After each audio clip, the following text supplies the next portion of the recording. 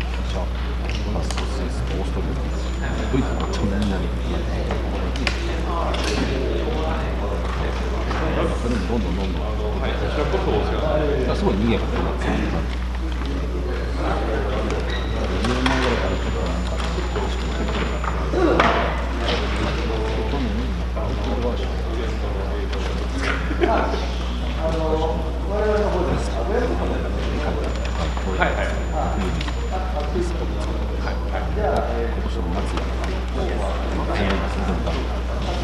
場所もいい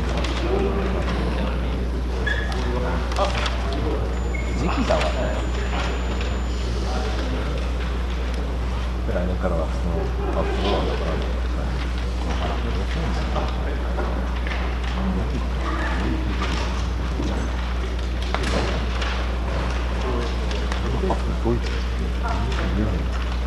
皆様こんにちは。本日はお忙しい中お越しいただきましてありがとうございます。ただいまよりスポアカデミージャパン&スポーツハブ関西のセミナーを開始いたしたいと思います。私は前半の進行を務めさせていただきますISPO日本事務局の事務局長を務めます三好孝也と申します。よろしくお願いします。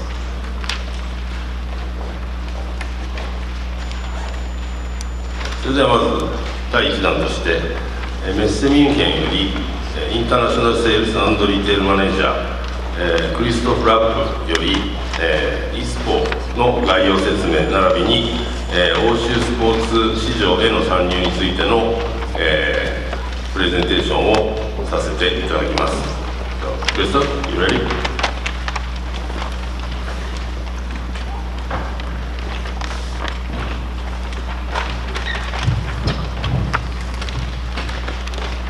Thank you, Takaya. Konnichiwa and good morning. My name, as Takaya already said, is Christoph Rapp. I'm based in the Munich headquarters of ISPO and I'm responsible for all our global conference formats. First of all, it's a great and huge honor for me to be here, to be invited to this great event, such a great location. So really happy to be here. On the other side, I would like to share today some insights on ISPO. So what is the strategic approach of ISPO and how can you all use our ISPO platform to do your business even more successful in the future? Let me start with a brief introduction. What is our vision as ISPO? This is what we, when defining new projects and new businesses, ask ourselves each day. Our visionary goal is to make sports the central driver in all of us. How can we do that? So we see ourselves as a unifying force, bringing the big groups, brands, retailers and consumers together, because only those three parts can really shape the future of sports. I would like to show you a short video that shows quite nicely on what ISPO is all about.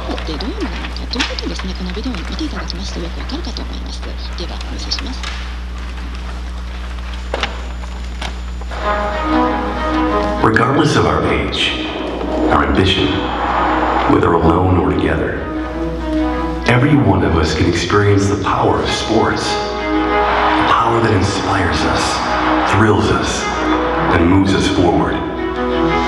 But what exactly makes sports so powerful?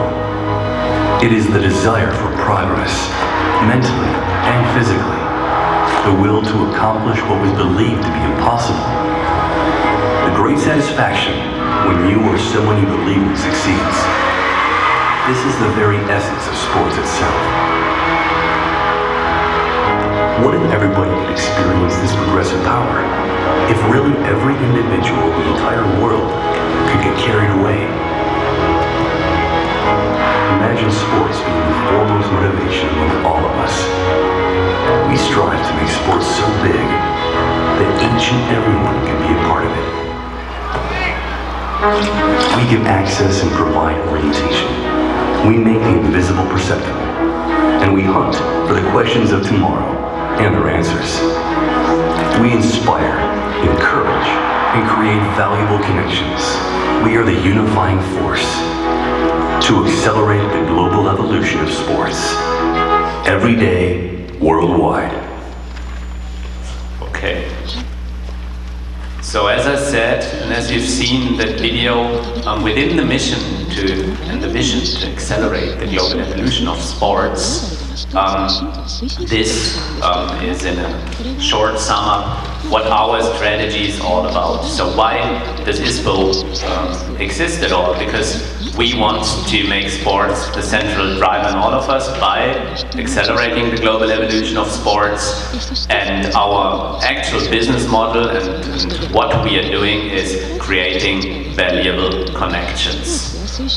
Valuable connections within sports experts, and sports experts being formally the business professionals, so everybody who's working within the sports industry, retailers, brands, agencies, but becoming more and more important is the consumer.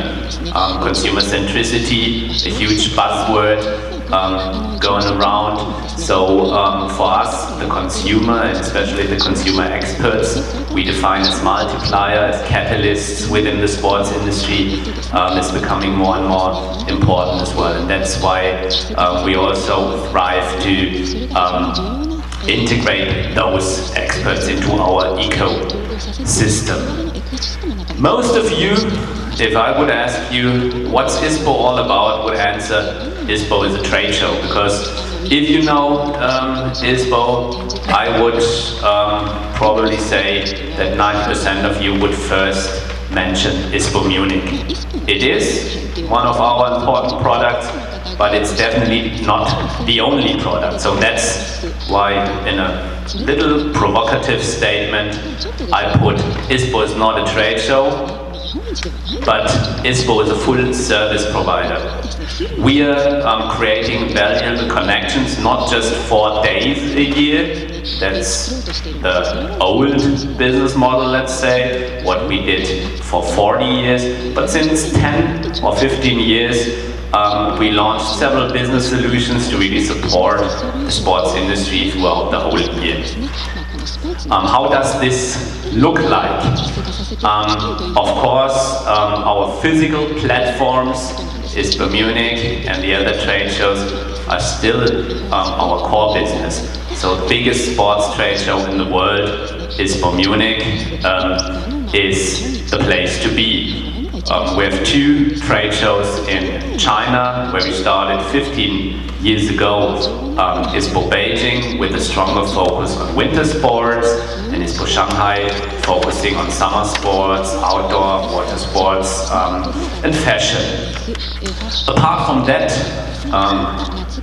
we developed a bunch of business solutions supporting the sports industry 365 days. The level we call Access and Accelerate includes business solutions like ISPO Brand New. So if you're a startup really new to the sports market, you can use our platform ISPO Brand New, which is a startup competition, to get awareness, to be part of the sports industry, reach out to the sports industry, and gain a certain outreach. Brands like GoPro, Nilson, and also On Running are one of the most well-known examples, starting with that startup competition. Then we have ISPO Open Innovation, which is our crowdsourcing platform, becoming more and more important as well, because it helps the brands, as I mentioned before, the brands really wanting to be consumer-centric, to involve the consumer into the creation process. So it's some sort of co-creation you can do using that platform. You can involve consumer experts in the creation, in the prototyping of your product, but you can also use it for or before market launches to reduce your risk. So let consumer test your product before you launch it.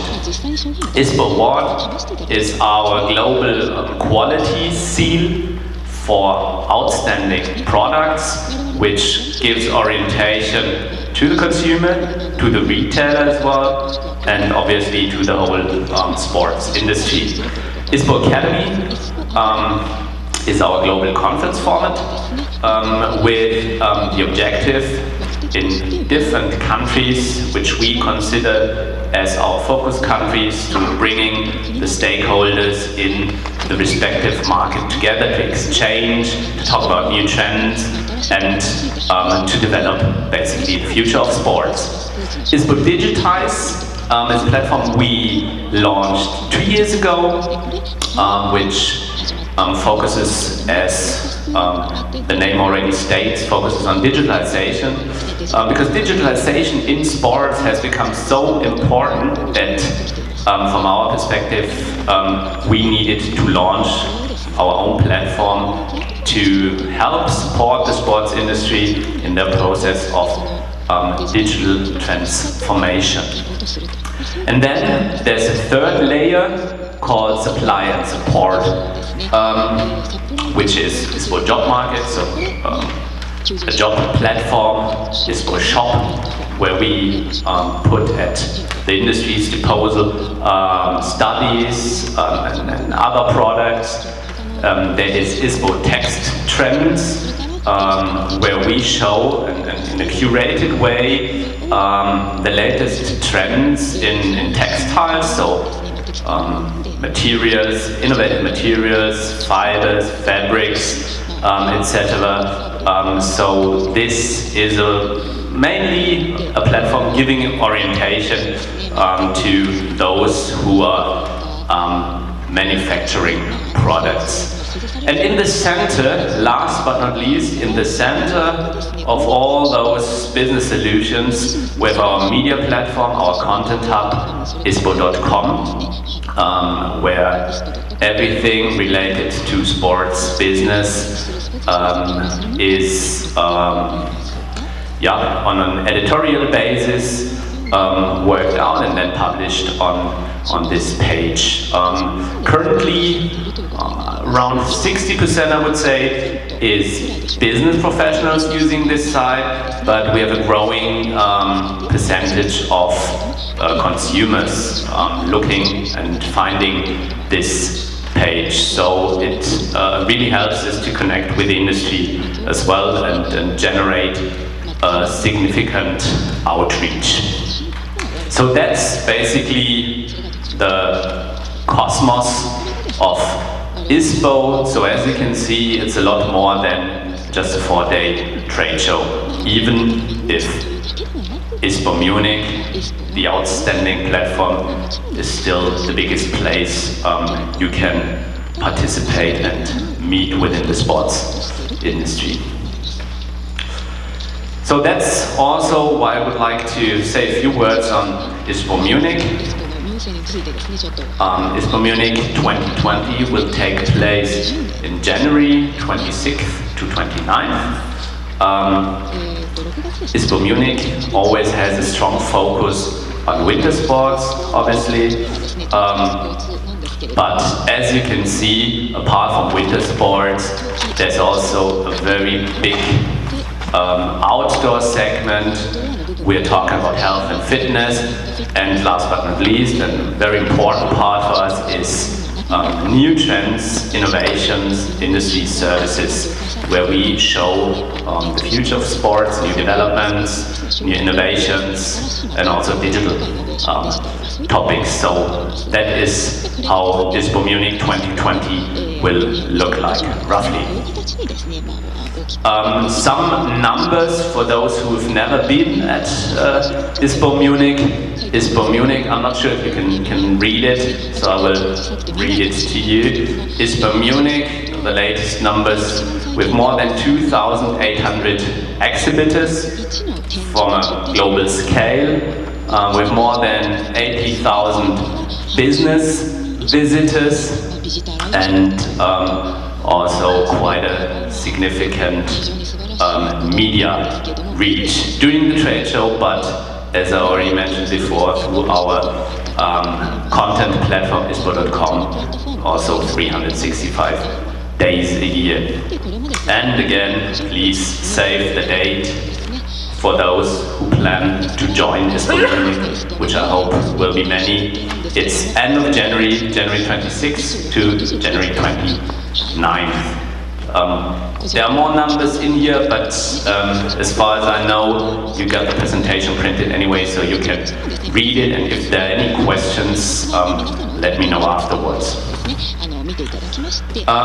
This is a little bit what ISPO stands for today, so our current status quo, looking into the future. Obviously, we're always thinking, where is the industry going, where is ISPO going, because the market is changing rapidly, as we all know, and this means for ISPO Group as well that we need to take into account those developments. So how does the strategic approach for ISPO look like? There are 4 strategic drivers we're looking at currently.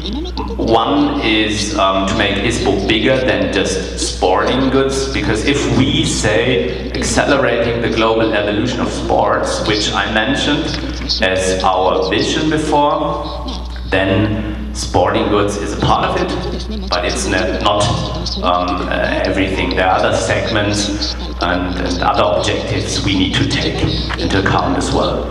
On the next side, or the next strategic driver, get the consumer involved. I talked about it already before. The consumer is getting more and more relevant, especially for the brands, talking about direct to consumer, but also talking about co-creation with the consumer. So the consumer will become the center of all activities within the sports industry. So for us, this means we need to get the consumer involved as well.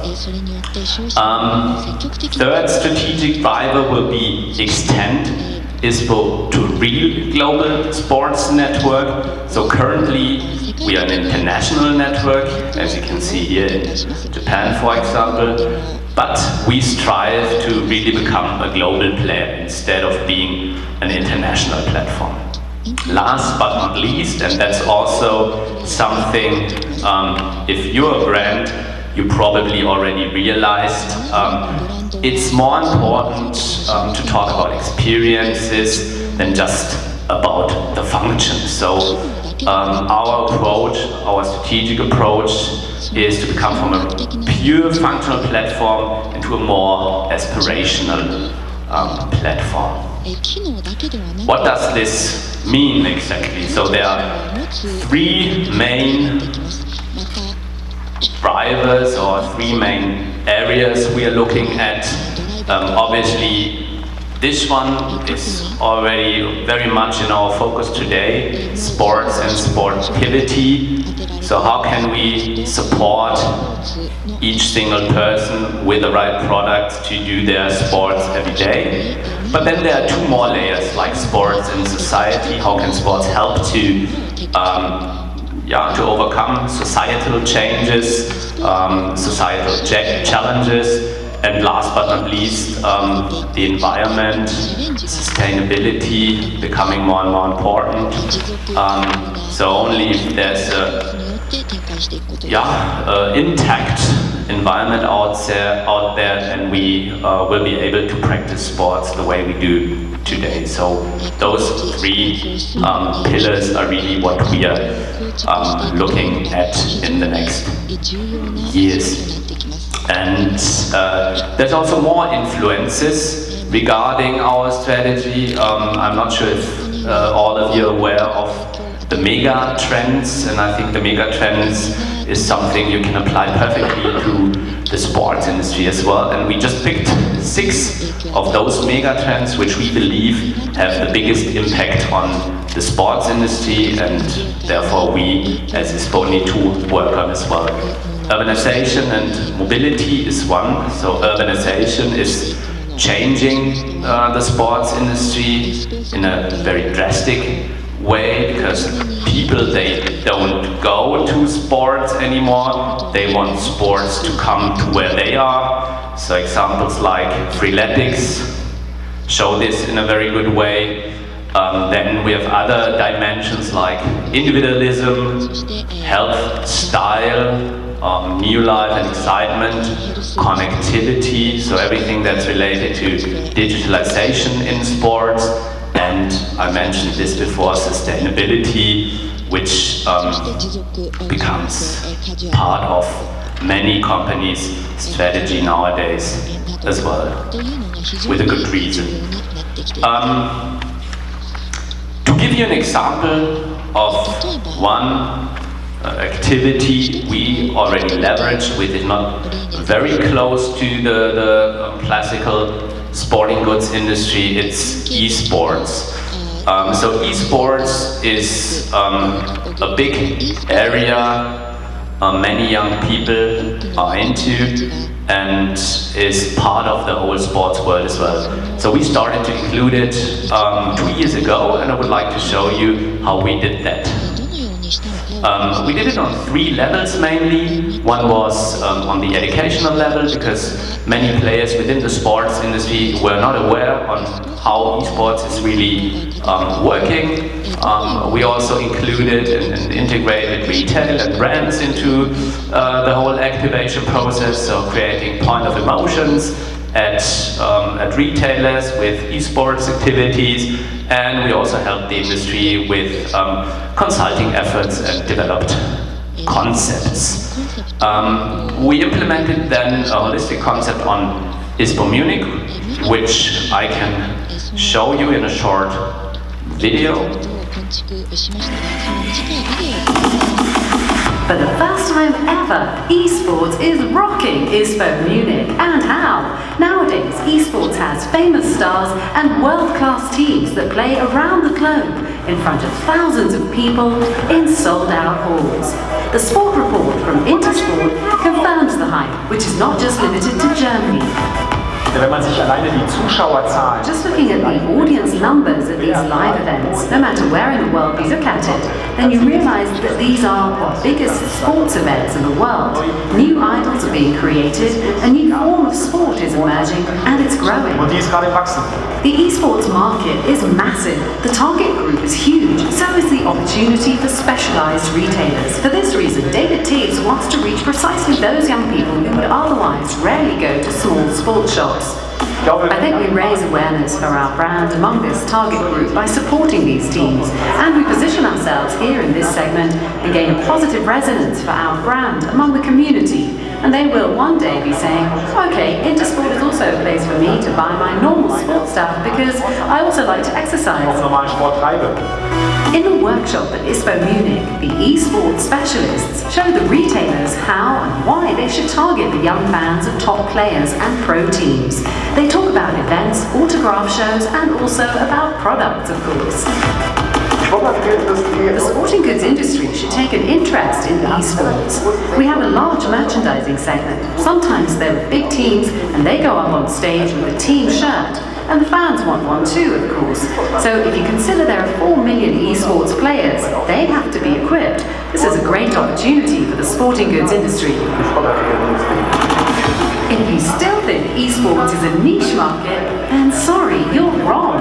Even the biggest clubs have realized this long ago. Schalke, Wolfsburg and FC Bayern have their own division. Okay, I'll stop the video at that point. I just wanted to show you that this is one way of including new activities which help us to reach out to target groups that cannot be reached through the classical channels anymore, the young target group. And on the other side, there's a huge business potential for the sporting goods industry out there. And there are many more segments, and that's what I meant when I talked about where we would like to go as ISPO. So I would like to end with a statement most of you may know, but I think it's still one of the most important statements related to sports you can do. Sport has the power to change the world. It has the power to inspire. It has the power to unite people in a way that little else does. So I think we're all lucky to be able to work in the sports industry because we can, apart from doing business, inspire other people and help to make the world a better place. So I think that's a good statement to end with. Thank you very much. Thank you, Christoph. さて、昨今アパレルの世界ではファッションアパレルとスポーツアパレル20年ぐらい前まではっきり分かれてましたけどもだいぶマージしてきていることは皆さんよくご承知のことだと思います。ファッション業界では、アスレジャーという言葉で表現されたりしているようですけども、我々スポーツの世界でアスレジャーという言葉はあんまり使わないで、スポーツスタイルと言ったりします。そういった製品を、プロデュースしている一つの代表格として、ベルリン発のエリスというブランドがありまして、要はランニングにも使えるし山歩きにも使えるけどそのままオフィスまで来ていっても全然おかしくないというような、ブランドです。そのエリスの CEO のフレデリック・スタームと、そのそういう妹である、株式会社 RCT ジャパンの、ブランド統括マネージャーである加山祐介さんによる、プレゼンテーションを次にお願いしたいと思います。ISPO のサービスの活用方法、国際的活用方法と、国内のディストリビューター視点から見た欧州ブランドとの、事業展開によるメリットというタイトルをいただいております。ちなみに彼らの製品は表に、展示もされておりますので後でご覧になってください。それではフレッツ加山さんお願いします。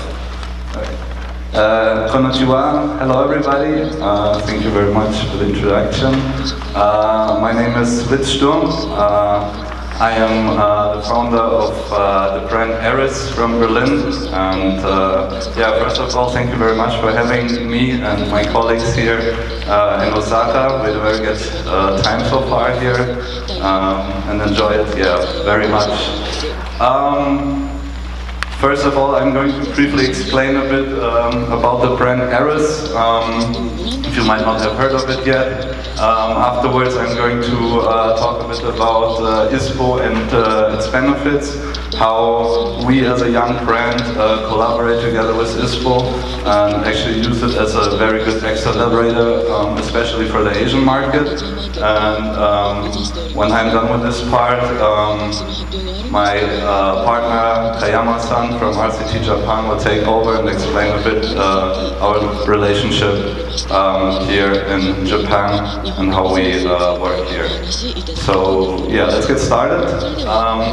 Eris was founded in 2014 with a clear goal to create something against fast fashion, to make a brand that truly complements the lifestyle of people by fusing function and fashion. So we want to basically build a bridge between different categories, as I said, sport, fashion, outdoor, to create unique pieces that basically cover an entire lifestyle, so that people start to think more about what they buy, that they really care more about their buying decision when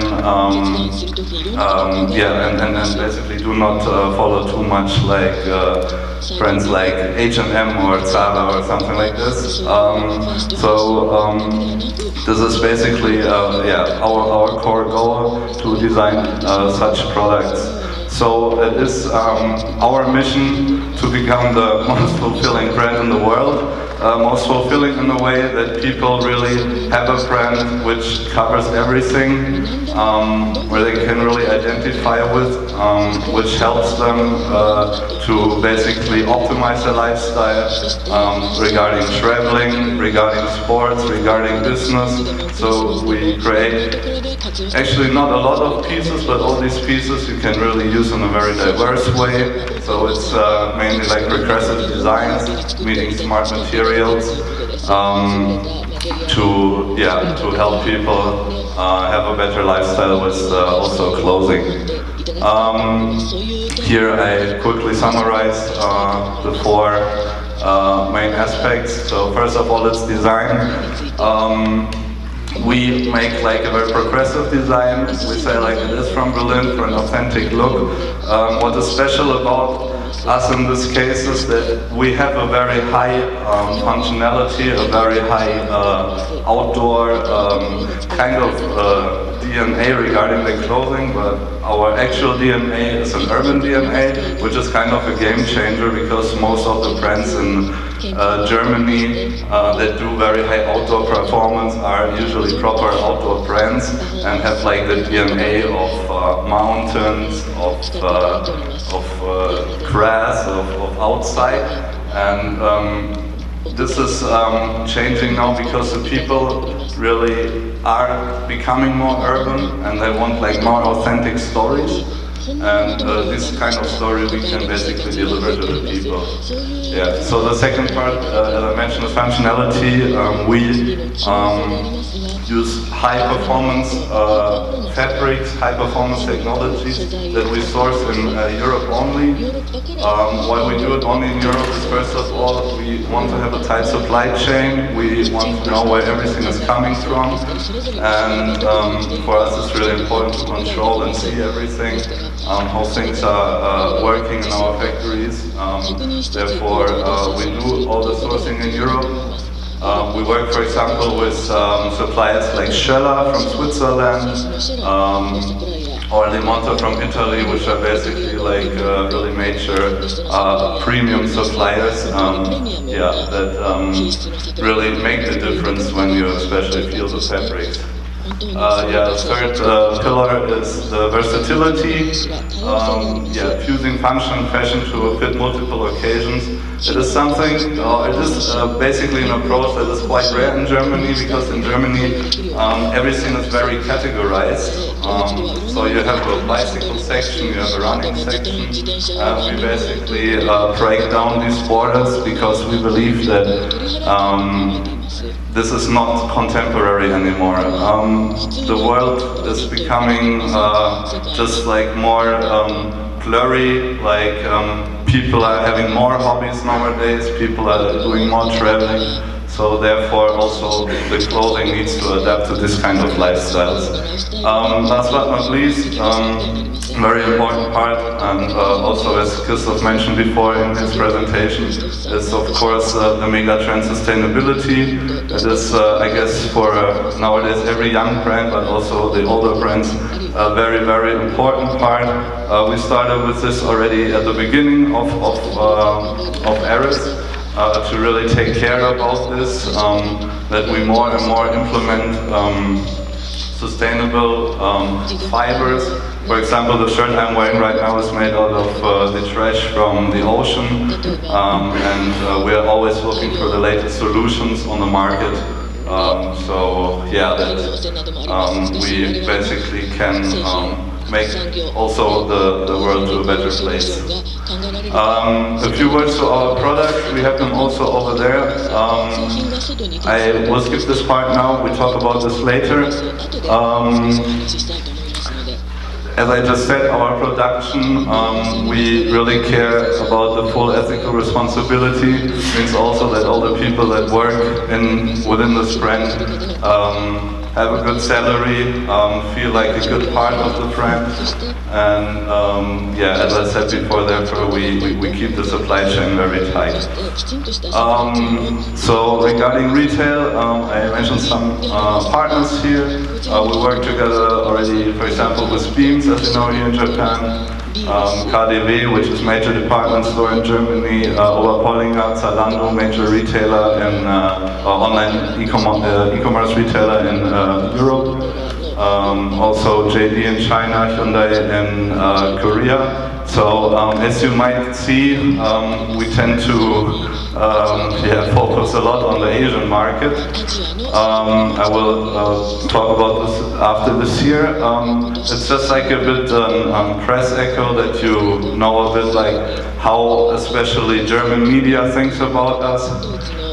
For them, we're basically a very new and different approach how to do fashion, how to integrate outdoor fabrics and basically outdoor DNAs into a new DNA which comes from urban parts. So it is a unique and special experience for customers.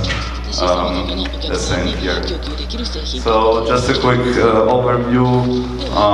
We have our own stores in Berlin. We're in already many stores in Germany and then mainly in Japan, Korea and China.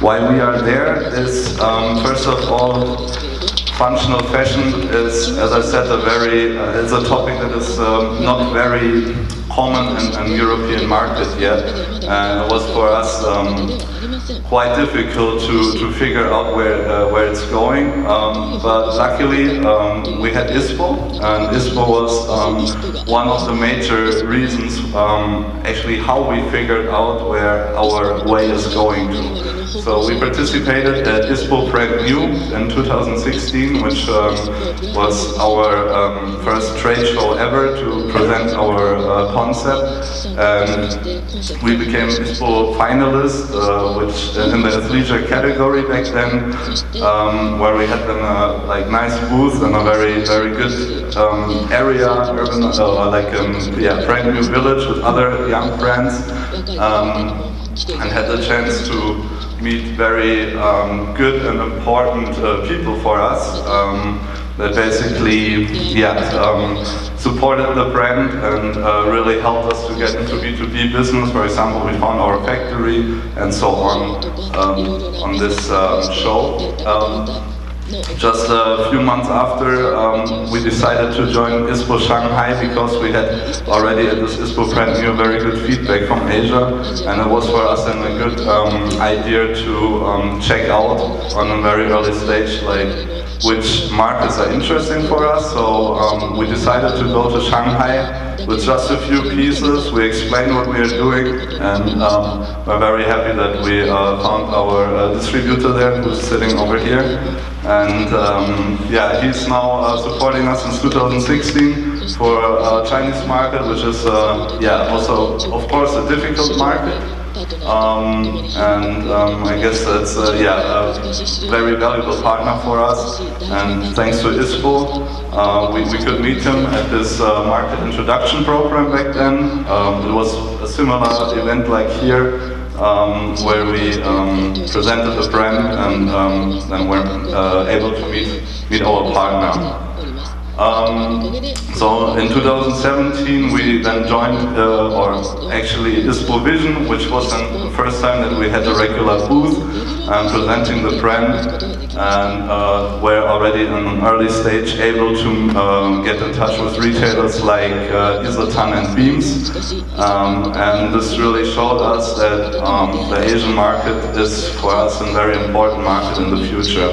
So therefore we focus more and more on this market here, and we're very happy at the ISPO Academy 2 years ago that Kayama-san with his company RCT Systems found us and was interested in becoming our distributor.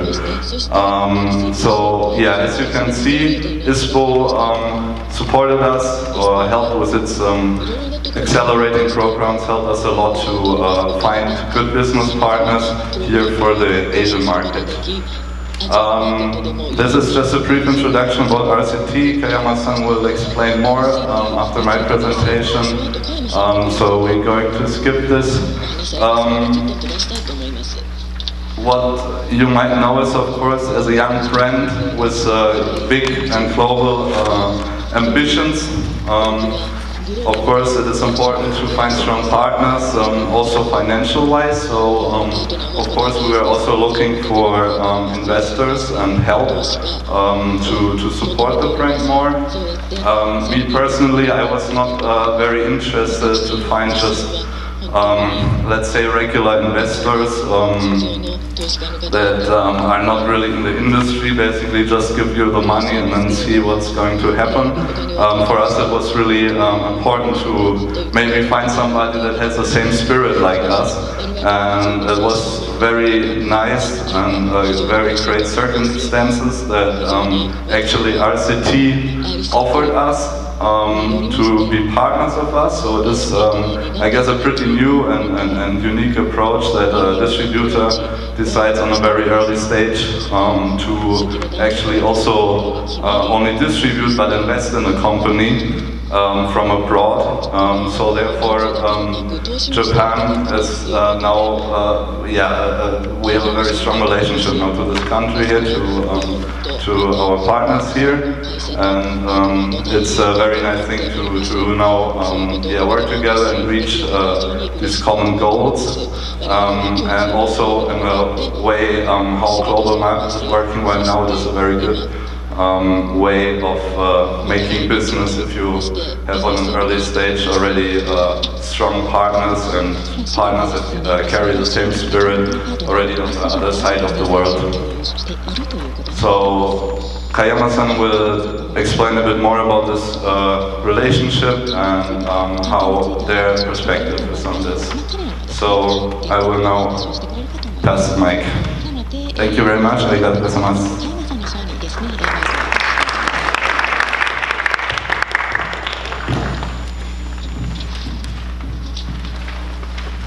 今フレデリックさんから、紹介をされました RCT ジャパンの加山と申します。弊社では約25年前にピープルカウンターという入店客数を測るカメラをアメリカから輸入し、そしてそのシステムを日本の商業施設やブランドに販売するというビジネスで創業しました。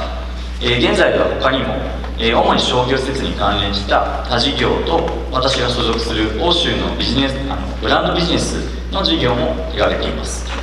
弊社の取り扱いブランドとしましては、ここに出ていますスウェーデンのスキーウェアがルーツのスポーツファッションブランドのピーパフォーマンス、ノルウェーのバッグブランドのデューシュバックス、スウェーデンのアウトドアキッズウェアブランドのイスビョン、そしてドイツのナダレ用のエアバッグの ABS、 この4つのディストリビューションをしております。そしてこの春から、このフレデリックさんが手掛けているドイツ・ベルリンのファッションブランドのエリスのディストリビューターもすることになりました。フレデリック氏が説明があったように、弊社はディストリビューターと同時にエリス本体、ブランド本体に出資をすることで、ブランドの内側から日本だけではなくグローバルの成長に向けて一緒に取り組むという形になりました。本日はなぜエリスと知り合ったのか、そして弊社がディストリビューターだけではなくて出資をすることになったのかという背景を、説明させていただきます。先ほど説明があったように、ブランドを知るきっかけはまさにこのイスポアカデミーでした。弊社はその北欧ブランドを展開していますので、イスポ、ミュンヘンで行われているイスポを毎年のように、言っていたんですが、このアカデミー自体の存在は正直知らなく、2年前に初めてご案内をいただいたので、六本木で行われていたセミナーに初参加させていただきました。その時に、今日のようにブランドのプレゼンテーションをしてくれていたのがこの、エリスというブランドでした。我々の強みとしては正直スキーマーケットになりますので、そのエリスのブランド説明をしている時は、個人的な趣味といいますか興味という形で、聞いていて、ビームスさんが扱ってすごいなとか、シンプルでかっこいいブランドだなという、正直そういう印象をその時は持っていました。ただそれから1年、昨年の5月ミュンヘンとスウェーデンの出張の際にこのエリスというブランドをふとまた思い出しまして、本国のオンラインサイトから、ミュンヘンのどこかのショップで商品が見れないかと、問い合わせをしました。まだミュンヘンでの卸先はないけどベルリンに会社があるからそこでなら見れるよという返事が来ましたので、1泊だけベルリンに飛んでエリスの会社に行って、訪問をさせていただいたという、これが初顔合わせの、経緯になります。正直この出張は既存のブランド、それこそピークパフォーマンスと ABS の、定例ミーティングのために、行っていたんですけれども、最初からそれ以外にもその出資ができる規模感のブランドをリサーチするという目的を持って、行っていた出張でした。ではなぜ、我々は、私どもはそのディストリビューションというのをメインでやっているビジネスなんですが、この出資ができるかどうかというところを、興味を持ったのか、それをちょっと説明させていただきます。3つキーワードがあります。外的要因と、ブランドの戦略変更、今後のビジネスモデル。1つ目がこの外的要因です。ここ数年、弊社と同じように輸入代理店ビジネスをしている会社がブランド本国が買収されたことによって、日本での代理店権を突然失ってしまったりという事例を正直いくつも、目の当たりにしてきました。なのでただ代理店というビジネスをしているだけでは同じようなことが起こるかもしれないという危機感をすごく強く、持つようにここ数年になりました。皆さんご存知の通り、日本という国は世界各国の魅力あるものが輸入されていたりとか、消費者にとってたくさんの選択肢があるマーケットだと思います。なのでそういったところで、物を売る商売というのはすごく難しいといいますか、時間がかかるというふうに、私は思っています。ましてや今では海外オンラインサイトから直接、海外から物を買えてしまう時代になっています。実際に先ほど申し上げたピークパフォーマンスというスウェーデンのスキーウェアブランドの良さを、日本のスキーヤーの方々に知っていただくには正直10年、今かかっています。それでもまだコアなスキーヤーにとの一部にしか浸透していないのかなと思っております。これだけ長く時間を使って、正直愛情を込めて育てたブランドとの代理店契約が、こちらとしてはどうにもできない外的要因によって打ち切られてしまう。正直申し上げて売り上げを失うことというダメージよりもやっぱり作り上げてきた本国との関係性であったりとか、お客様との関係性であったりとか、費やしてきた時間とか、そういったものを失ったり無駄になってしまうという方が損失が大きいのではというふうに、感じております。2つ目がブランドの戦略変更です。弊社も実は代理店契約に関しては苦い経験がありまして、10年前ぐらいに SOS というまた違うスウェーデンのスキーウェアのブランドを輸入代理店をしていました。コアなスキーヤーに受け入れられてビジネスも安定してきたかなというところで、本当に突然本国の親会社が変わりまして、それに伴って今まで機能的なものが前提にあったブランディングが、かなりファッションの方に寄ってしまったということがあり、我々としては、日本のお客様にやっぱり機能的でかっこいいスキーウェアというところを提案していたので、ちょっとテイストが異なってしまったことで、自ら日本の代理店契約というのを辞退させていただいたという経緯があります。今回の事例はその弊社から、自ら辞めてしまったということなんですけれども、その先ほどの一番で申し上げた外的要因と同じの結果と同じようにやっぱりかなり失うものは正直、ありました。そして3つ目が今後のビジネスモデル。最近知り合ったスイスの新しいスポーツブランドとちょっといろいろ話をしている中で、彼らは日本のマーケットに進出する際にもディストリビューターというのを置かないというふうに決めて、今進出を狙っていると言っています。で、日本で探しているのはヘルプしてくれる、要はエージェントをしてくれるという役割の会社を探している。卸先さん、小売店さんからオーダーをそのエージェントが取ってきたら、その売り上げの数%をコミッションとして、そのエージェントに支払うというような、仕組みです。ブランディング、プロモーション、物流、小売店さんからの、売上金の回収であったり、そういったところ全てを本国がコントロールするという、やり方です。正直小売店様からのその卸の売上がメインではなくて、本国が日本語のオンラインサイトを作り、そこで日本の売上を作ることに重きを置いていくという流れを見据えているそうです。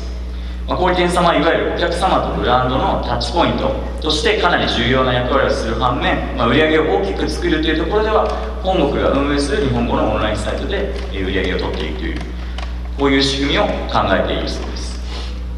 正直この話を聞いた時に、こういうふうに日本に展開してくる海外ブランドは、規模が小さいブランドがどんどん増えてくるんだなというふうに感じたところでございます。そういう今申し上げた3つのポイントがありまして、ただディストリビューションというビジネスをやっているだけではなかなかうまくいかないんじゃないかというところもあり、出資をして、本国と一緒に世界での成長にチャレンジする、そういったブランドをリサーチしようというふうに思った次第でございます。ただ我々もいわゆる中小企業なので、出資できる規模というのはかなり限られています。また限られているので、正直小さいブランド、規模の小さいブランドであったりとか、スタートアップのブランド、そういったところにターゲットを絞っていろいろ見るようになっていました。あとやっぱりスタートアップだったりとか、規模が小さいブランドっていうのは働いている人が面白いっていうふうに、私としては思っていたので、そういったところも理由の一つになっています。実際にこのエリス、昨年のその出張の際にベルリンで会った時に、その会社でブランドの説明をしてくれた後に、その CFO のマティス君がそこにいるんですけれども、マティスさんがそのままハンドボールの観戦に誘ってくれました。しかもそれはもともと彼が彼女とデートに行くっていうハンドボールの観戦だったんですが、わけのわからないこの私のような初対面の日本人を、一緒に誘ってくれて、ハンドボールの観戦に行かせてくれました。なかなかない経験なのかなというふうに思って、そこでかなり印象が良くなったっていうのが本音です。ブランドもエリスというブランドは物もいいし、働いている、CEO だったり CFO だったりとかがすごく面白いし、あとはそのマティス君がスキーヤーっていうところもあって、私としてはかなりすぐ、信用しました。そこでもう出資をするというふうに決断をしました。なので正直エリスに関してなぜ出資を決めたのかっていうのと、もう直感ですね。このブランドと一緒にやると多分面白いことができる、そう思って、エリスと一緒にやろうと思いました。では今後出資をして、何を日本でやっていくかっていうところなんですけれども、最近やはり最近ずっと海外のブランドとやはり話をしていると、日本に対しての売り上げイメージっていうのはやはり売り上げがすぐ作れるマーケットだというふうに思っているブランドが多いなというのが私の印象です。やはり日本は人口も多いですし、ファッションに興味がある人も多いですし、スキーに関して言えば、例えば公表されているスキー人口は、今約600万人弱というふうに言われているんですけれども、ピークパフォーマンス発祥のスウェーデンの国では人口自体が1000万人ぐらいしかいない、関東近郊の人口と同じぐらいで、その規模感であったりとかイメージっていうところで日本に輸出すれば、簡単に売れるだろうというふうな印象を持っている、ブランドが多いのかなというふうに感じています。ただ、これからは、むしろもう今そうなんですが、中国のマーケットであったりとか他のアジアの国のマーケットというのはかなり大きくなると、いうふうに思っていますので、日本での役目としては、私が考えるにはやはりアジアに対してのブランドイメージの発信源、発信の場だというふうに思っております。日本はやはり近年インバウンドの方々がかなり多く来日していますけれども、そういった方々にブランドを知ってもらう場として、ブランドを知っていただく場になり、日本でブランドに興味を持ってもらい、今後そのアジアの国々での売り上げにつながるというふうに考えております。エリス自体も中国マーケットに進出しており、来年からかなり本格的に展開をしていくんですけれども、そういった時に、日本でしっかりとブランドイメージを確立できていれば、今後アジアでのマーケットというところにもうまく売り上げを伸ばしていけるんではないかなというふうに考えております。はい、最後になりますが、ブランドの中に入ることで、日本だけではなく、グローバルでの成長を、対等に話し合えるというのがやはりこの出資をする一つの、醍醐味といいますか目的の一つになります。またやっぱりブランドの背景には、もちろん人が、います。ブランドを創業した人、あとはプロモーションしている人だったり、営業している人だったり、お店で販売している人だったり、います。で、僕らが付き合っているピークパフォーマンスという代店契約ですが、本国スタッフとはかなり良好な関係を築いていまして、一緒にして仕事をしていると、純粋に普通に楽しいなというふうに感じることがあります。ただ、やっぱり先ほど申し上げたように、突然何が起こるのかがわからないというのが、今の時代かなと思っています。こういう楽しいことを一緒に企む人たちと、なるべく長く一緒に仕事をしていきたい、ビジネスをしていきたい、そういうふうに思っていますので、やはり代店契約だけではなくて、ブランドの中に入り込み、ファミリーの一員として、一緒にビジネスをしていくというのが、これからのブランドビジネスの重要なポイントの一つなんじゃないかなというふうに、考えております。はい、以上が、エースとして出身に至った経緯ということを説明させていただきました。ご清聴ありがとうございました。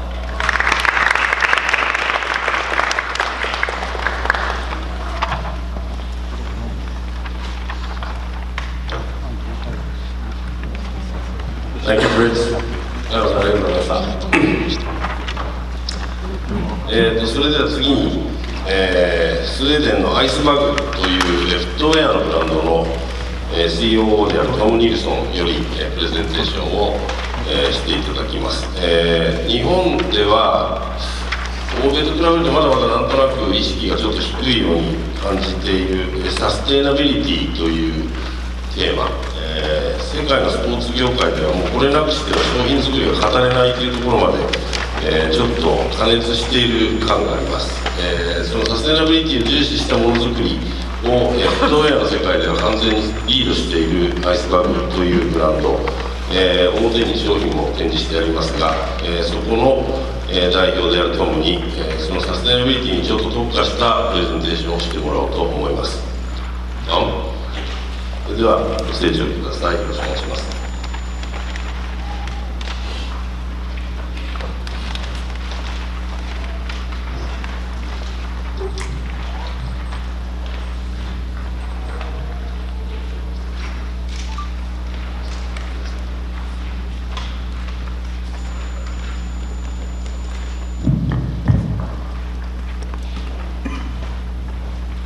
Konnichiwa. Thank you for the introduction. こんにちは。ご紹介ありがとうございます。Scandinavia gets cold in the winter time. 冬は非 It 常に gets dark, really dark too. 暗く寒いです。 You say there is snow, it should provide you with some light. 雪が降って Well, if the sun sets at 3:45 in the afternoon, そして3時か4時 it's still an hour left until you pick up your kids from school. It's very dark. 午後子供 When you drop them off 行くときにもうす in ぐ the morning, it's going to be just as dark 朝 again. も So basically, if you live where I'm from, you see your family and your kids in daylight only during the weekends. 週末しか明るい時 I have a daughter. She just turned 13 years old. She loves this time of the season. 13歳 Her favorite school その activity, ような after school activity, is to take part in a sport where you run around in the forest looking for checkpoints. The only equipment you're allowed to use is a map, a compass, and a small digital device that you put on one of your fingers. This digital device, you then put in the checkpoint once you find the checkpoint. 探してそれにつけるというスポーツ You have to go full speed, and time, because time is calculated, and you have to pick up all the checkpoints, otherwise you get disqualified. を測ります。 This is hard. This is hard in the summertime when it's daylight, and in wintertime it gets even harder in the darkness. So you get to use a headlamp, 大変な and the headlamp is a good thing, because then you can find the checkpoints. チェックポイントを A headlamp is also 出 good さないからです。 because it makes it easier to find your way through the forest and the rocks 森や and the creeks. の中あるいは A headlamp is also 川 good を探すというのが because if you're looking to find a 9 to 12-year-old in minus 2 degrees in the forest, it's much easier when you see the headlamp on them. 0か4度 You see them moving through the forest. But if the battery go out, を探す it gets harder. ということです。そして電池 Then you が have to look for them really carefully, and you have to stop from time to time to pick them up on sound. Sometimes you hear them moving, and sometimes you just hear them crying. They cry because it's cold, they cry because they got lost, and they cry because they're getting cold, because the forest is super big. 中ですので大問題になってしまいます。 This is my daughter's favorite part of the season. She loves this. When they get back, they're always a bit bruised up, sometimes they're a bit scratched, and they're always muddy. She loves this. I love that too. I love the fact that she likes this, and I also love the fact that she gets to do such a close encounter with nature on a regular basis. 頻繁 that makes her happy. 触れることによって幸せを感じ Every time I see her come back from one of these runs, she's always doing it with a smile on her face. いつも And this is one reason for why I love the outdoors. 私がアウトドアが好きな一つの And this is also one of the reasons for why I'm working with sustainability these そ days. してそれが私が持 This has not always been the fact. サステナビリティに関わった一つの理由です。 When I got into the business, it was not to work with ビジ sustainability. ネス I got into the business to build a company, to make money, 使って to have some fun, and to have some excitement. やはり資金 Totally different objectives. But this has changed over the past couple of years. 楽しむことというのも重要になります。 And luckily, this is not only a change in me. I think this is a change in the 変 industry. えたのではなく When you start working with sustainability on a deliberate manner, it's like you get a new pair of glasses to put on. And through that lens, you view everything that you see, even things that in the past 全て軽くなり used to interest you. Take a thing like innovation. Two matters. 2点 One of them was digitalization. 一つはデジタル化 The second one was sustainability. サステナビリティ持続可能性です。 During their 15 years of existence, I never heard them talk about sustainability. Not in products, not in writing, not in words of any sort. いや言葉でも表してきませんでした。 Thank you.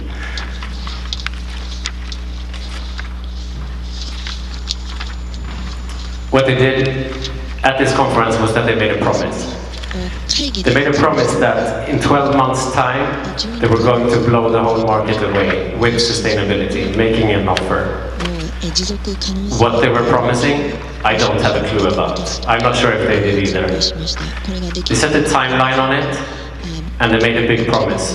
To me, that was a clear sign that things were changing, not only with suppliers and brands, but also at the retail level, だけではなく at a pace where we had not seen it happen before. で今までかつてないほどの変化をもたらすと思います。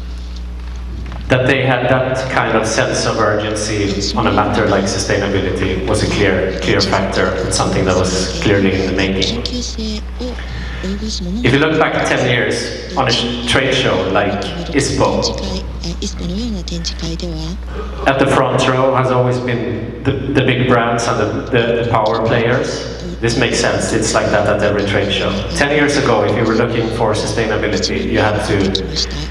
look quite closely. You had to look at the mini booths that were scattered in the hallways.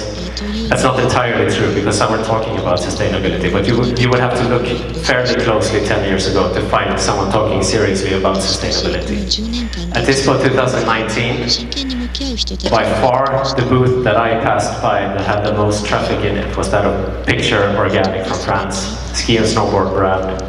フランスの Born sustainable. メーカー I'm pretty sure that at ISPO in 2020 we will see more deliberate action and more deliberate presentation in more profound ways on sustainability. 持続可能性を深く I know also for a fact that if you're presenting new materials at the performance forum, I think is the correct word, you have to be sustainable. You're not even allowed admission to present the news if you don't prove that these materials are actually sustainable. 望めなければその素材 In this room, 十分なものではありません。 we all serve the same idea. 役割を果たす And that's the idea of people wanting to be active. It can be for health, it can be for beauty, it can be for fun, it can be for a number of reasons. But we all serve that same idea. And that's a reason for us to be deliberate about our sustainability work. Because to do this, we also need an arena to be able to have a job to go to actually manage to stay in business in the future. I think that's the level of this paradigm shift. 可能性を In Scandinavia, where I come from, we have a very strong bond to nature. 背景には This is also legislated. We have a rites of passage, which is really strong. It allows me to 強力な do basically what I want in nature. I can 自然 camp out and set up my tent for 2 nights in a row practically where I want to. I can pick the fruits and the nuts and whatever nature gives me wherever I want to. I cannot go to your balcony to do that, but that's kind of the limit of where this law stretches.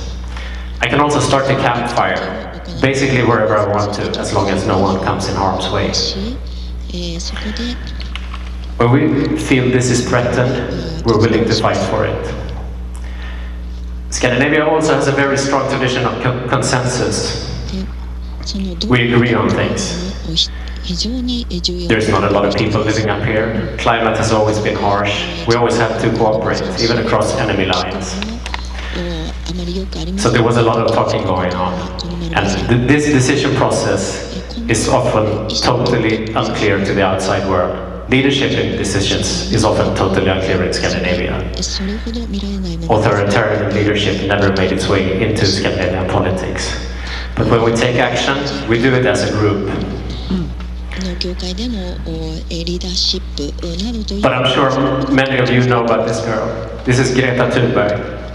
She's 16 years old. She alone had the power to unite the whole generation in Sweden and across the world on that one topic of the climate.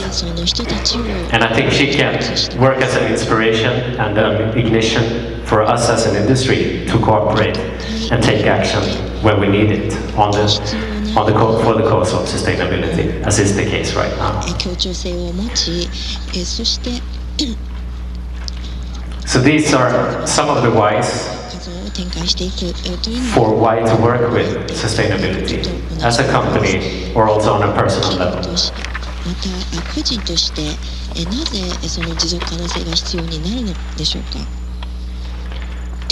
Sustainability is a complex matter. There is no factual blueprint of how to go about.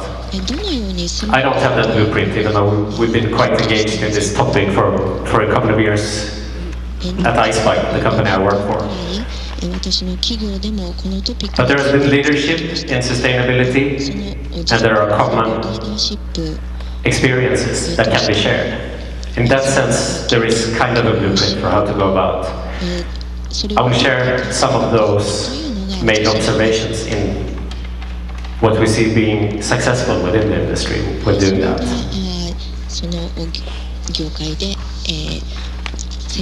The right side of my neck, in the middle, right in between the bottom of my ear and where my shoulder starts. It's always the same point. It gets really tight. Sometimes it gets so tight so I cannot turn my head around like this. And it always happens when I get anxious, nervous about something, nervous about us maybe not making the right decision on some big topic. Exactly 1 year ago today, this was just the case. My neck was super tight. It was killing me. Why? Because we were just about to put the whole company on the line. We're about to risk every dollar that we made in profit for the cause of sustainability. I asked myself, was this really why I got into the business? Clearly my answer was no. What we were about to do was to make the company climate neutral, risking all the profit. We didn't even have a clue how much this would cost at the time, but we said we're a really small brand. We've been working with it for 4 years, spending hundreds of hours, a lot of our resources, many hours discussing with suppliers, etc., in order to get things going. We felt we needed to do more in order to create an impression as a company. It was a hard decision. We were nervous. The neck was tight. In the end, we made the decision. What happened was that, well, first of all, my neck pain released. But not only that did release, we also released a lot of energy within the company. Because we set it out in slightly different direction, where the objectives for what we were doing became more ingrained in ourselves. And we also got a deeper sense of the purpose, why we were working. So we did release a lot of that energy. And that's really one of the keys for making it matter. And I think that goes for all the companies that have been approaching a serious sustainability agenda. And that one takeaway would be to make it a top management question and make it matter, because otherwise there will be no effect from it. そして、社長にとっても You can also compare working with sustainability to digitalization. 実施させていくのかということは重要になります。 With digitalization, デジタル化 there is really no one というのも asking the question of, is it relevant for us? Why should we do it? Because with digitalization you can see numerous benefits in terms of saving costs, making processes smoother, getting yourself connected with suppliers or customers or whatever. There's a ton of things where you actually see the benefits of doing it, and you can count the benefits in numbers. That makes it a whole lot easier. With sustainability, it's a different matter. It's a trickier task, and it's also a wider task. And with digitalization, it felt like the expertise was always in abundance. This is not the case with sustainability. Because here, no one really knows everything about everything, as was the case with sustainability. There are no such experts. And this is really one of the keys to the second takeaway. Since there is no 100% direction of where we know we have to start moving, we have to be brave and have to be bold and basically start moving, because if we cannot wait for perfect, because there is no perfect in this arena. And those who did start moving a number of years ago or even decades ago, or those that are born sustainable today, have a huge benefit here, because with them they already have the position. For the rest of us, we have to start moving without really exactly knowing where we are to move. So basically, we're like the kids in the forest. We cannot wait to find the next checkpoint. It will not find us. We have to start moving in some level of a direction, and then we have to adjust along the way.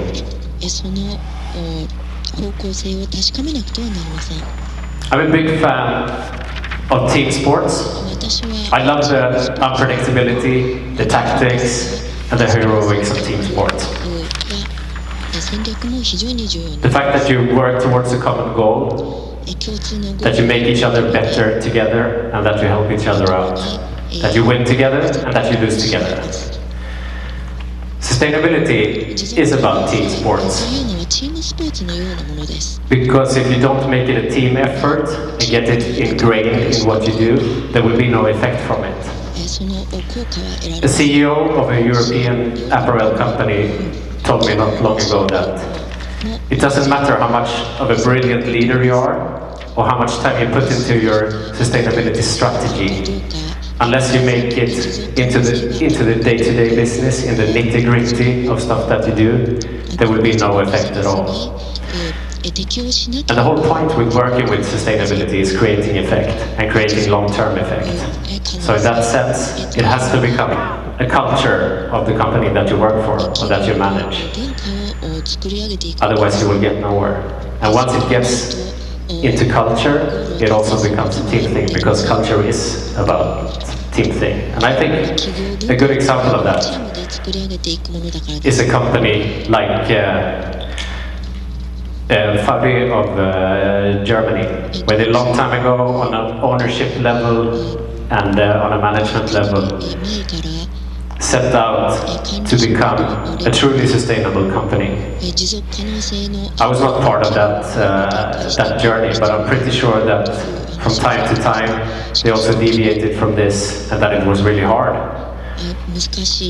In the end, with the claim they made, which is to be Europe's most sustainable outfitter, I think it's pretty clear if you're on that team, not only what you're doing today, but also what you're doing tomorrow.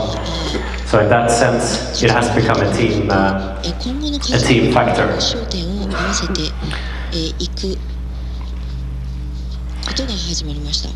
And on that note of team play, for us it started with the product.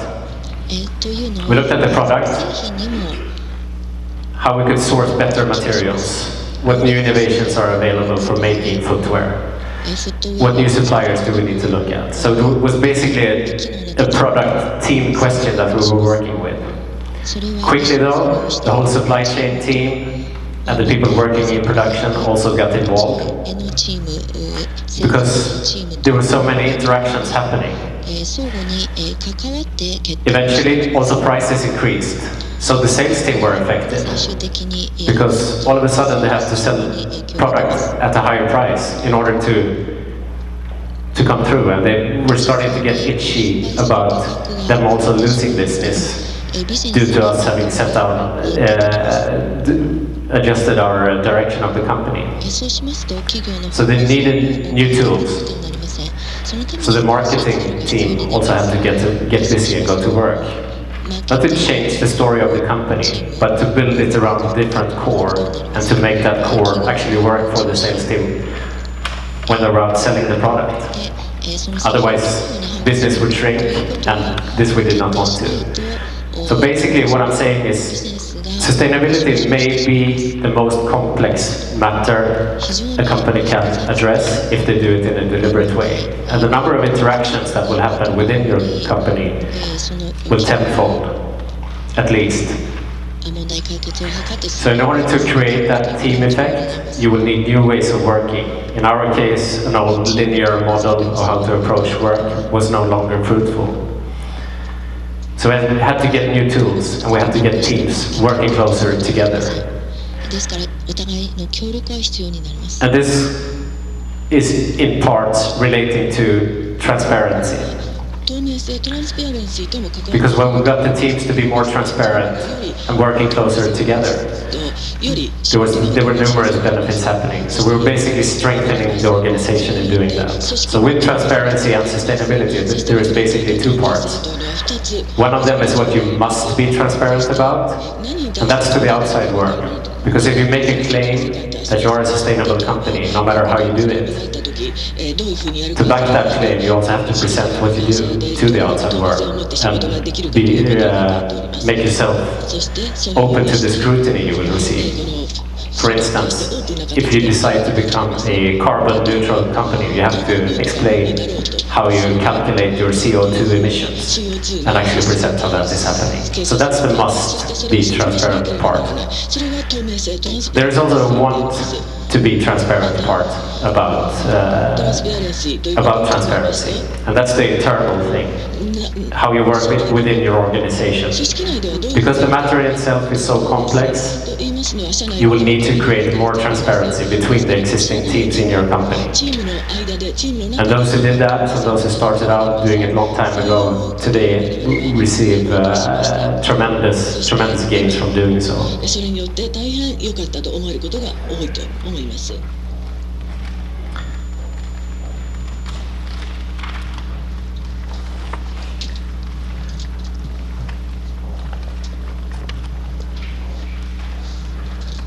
So to summarize how to enter sustainability and what we've seen so far in the companies doing this well, you have to make it important, you have to be brave, and you have to make it a top management question to make it matter. You also have to start moving, because we're like the kids in the forest. We don't know where the checkpoints are, and we have to learn and readjust. And it's also a teamwork and transparency factor to this, where you can actually put a lot of, you can receive a lot more back than what you actually put into it.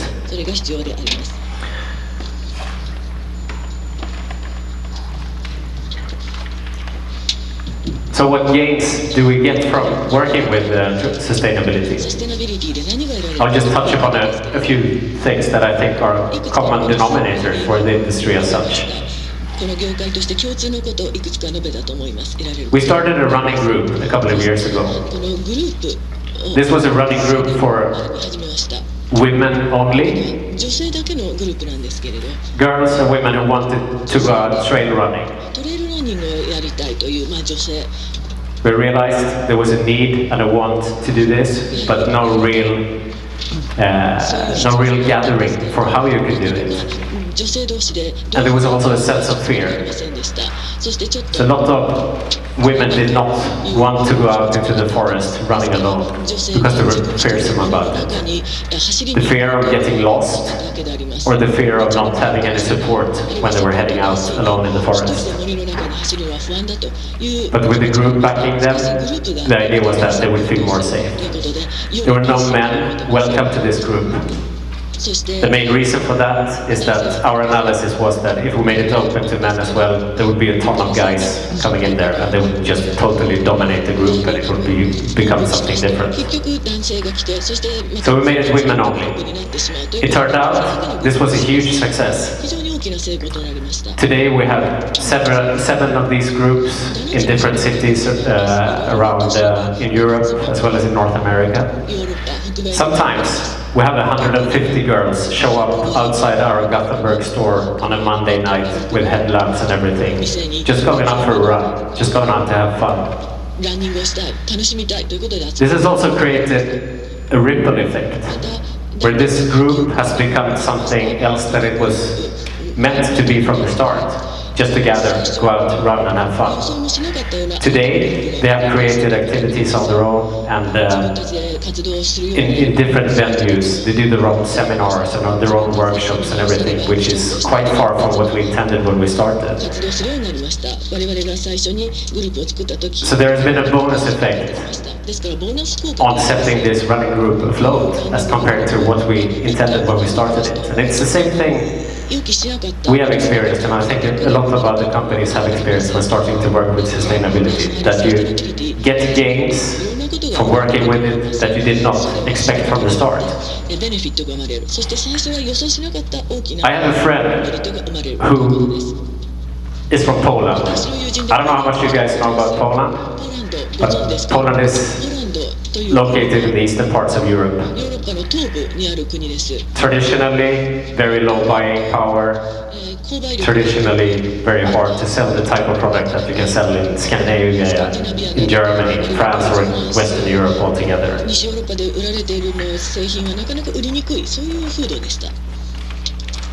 This is what Poland looks like in many people's mind, where I'm from. My friend works in the industry. When I met him a year ago, we're talking about sustainability and what he could do with it, how he could sell the products that he had on offer. His claim was that this is impossible, it doesn't work. I argued with him and said it cannot be impossible. Even though you have a hard time with the retailers today, there must be consumers out there looking for it. Because that's always at the end it starts, right? With the consumers actually creating a pull from the market.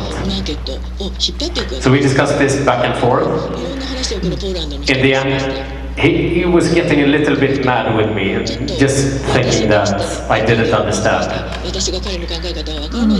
So we Googled the word sustainability. It turned out that in 2018, the word sustainability did not exist in Polish. So if there was no word for it, there couldn't really be a market for it. It was not anything you could use in selling. There would be no retailers looking for it, or even understand it, and there would be no consumer forums or whatever who could actually ask someone about the product. When he Googled it, the only thing we got on the screen was actually a link to a fast food chain. That was it. It was not even Polish, actually. Sorry. I met him again a couple of weeks ago on a different note.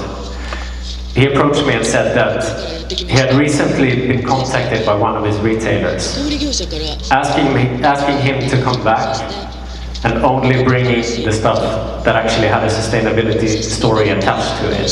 He was super happy, he could see something start to move, and he could also feel the sense that there was a business to be made with it.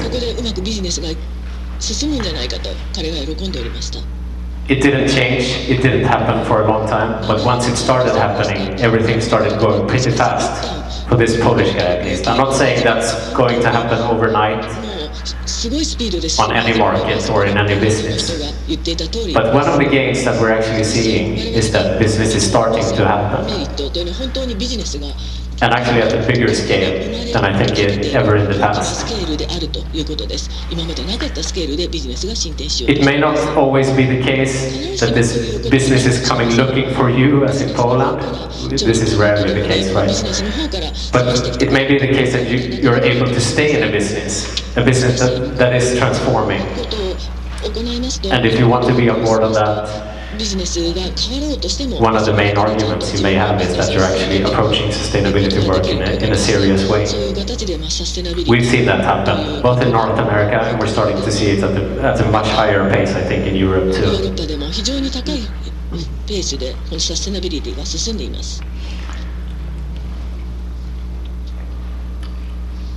One of the other games that we also have seen, and this is also fairly recent, we were not the first ones on board in working with sustainability, obviously. We were decades after a lot of the big companies. But in a very short time, we have noted a big change in how communication happens. So only throughout the past year, we've been approached a number of times by people wanting to talk to us, wanting to learn from us, or simply wanting to listen to us about sustainability work. Because what happens when you approach a question like sustainability in a deliberate manner is that you become more trustworthy, and people want to listen to people that are trustworthy. Sustainability builds trustworthiness. So no matter if it's influencers, industry people, buyers, media, or whatever, they're now much more willing to listen to what we have to say. And this is actually even with a pull effect from their side to us. So in essence, that has created a lot more bandwidth for a very small brand such as ourselves. And if you look at it from a traditional marketing theory perspective, it's always the race of becoming first, or at least the race of becoming well positioned. So those that have been doing this for a long time are very well positioned in a shift of a paradigm, such as now, such as we're seeing happening on a bigger scale.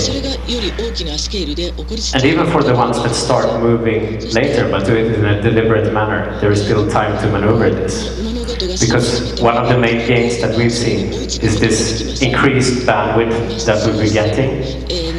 And increased bandwidth from a company perspective can obviously easily be translated into PR, marketing, working with influencers, etc., etc.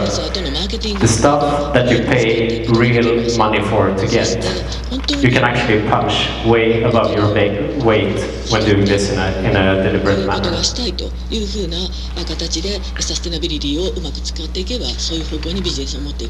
Roughly 1 year ago, there were 25,000 French students from the elite universities signing up. They were angry, they wanted change, and they wanted to know stuff about their own future. They signed up to a pledge and took to the streets demonstrating. The pledge they signed up to was that they wanted guarantees from their future employers that these future employers should be deeply invested in every activity the company do. They should be deeply invested in sustainability. Otherwise, these elite students would not take an interest in these companies. That happened in a very, very short time. And this is the talent that you want to your company. This is the talent of tomorrow. This is the talent pool where you're looking to recruit. You want these people with you, you don't want them against you. We've seen this happen in the past year, and I'm pretty sure that a lot of the companies that have been working with a serious sustainability agenda over the past couple of decades have seen this happen at the scale. where they actually attract this type of talent, which is the type of talent that you want to attract, because this is what you build your company on for tomorrow. And this is the company, or this is the talent that is going to build that team that is going to create your company and increase revenues, profits, or whatever your mission is. So, in that sense, and as a third gain, just simply working with sustainability puts you in a different position, not only communication-wise and business-wise, but also talent-wise. It transforms the position of your brand.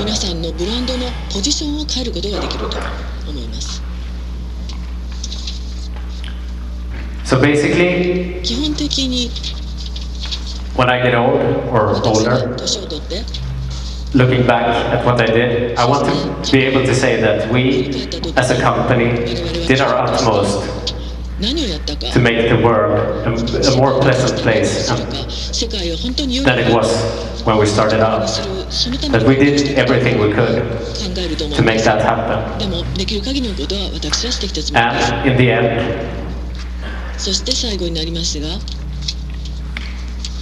I also want to be able to stand at the edge of the forest. I want my daughter to be able to stand at the edge of the forest, seeing her own child or grandchild coming out of there, dirty, a bit muddy, maybe wet, but also with a happy smile on her face. Thank you for listening.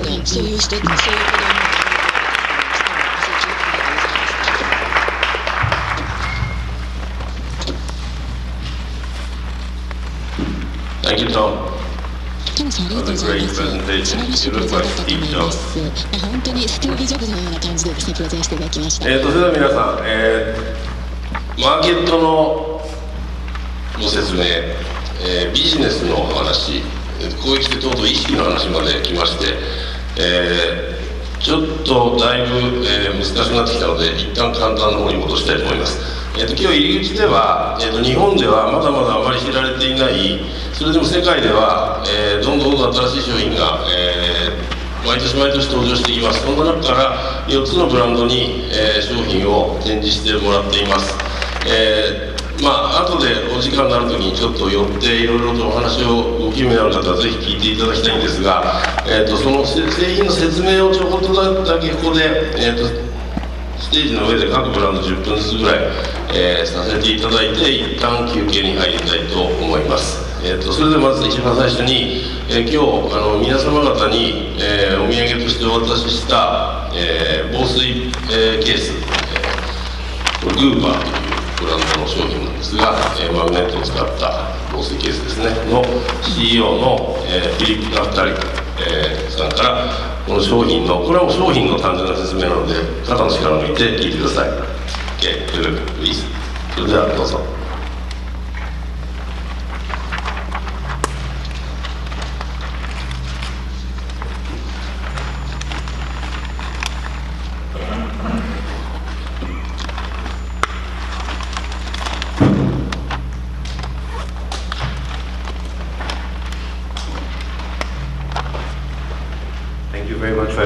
皆さんこんにちは。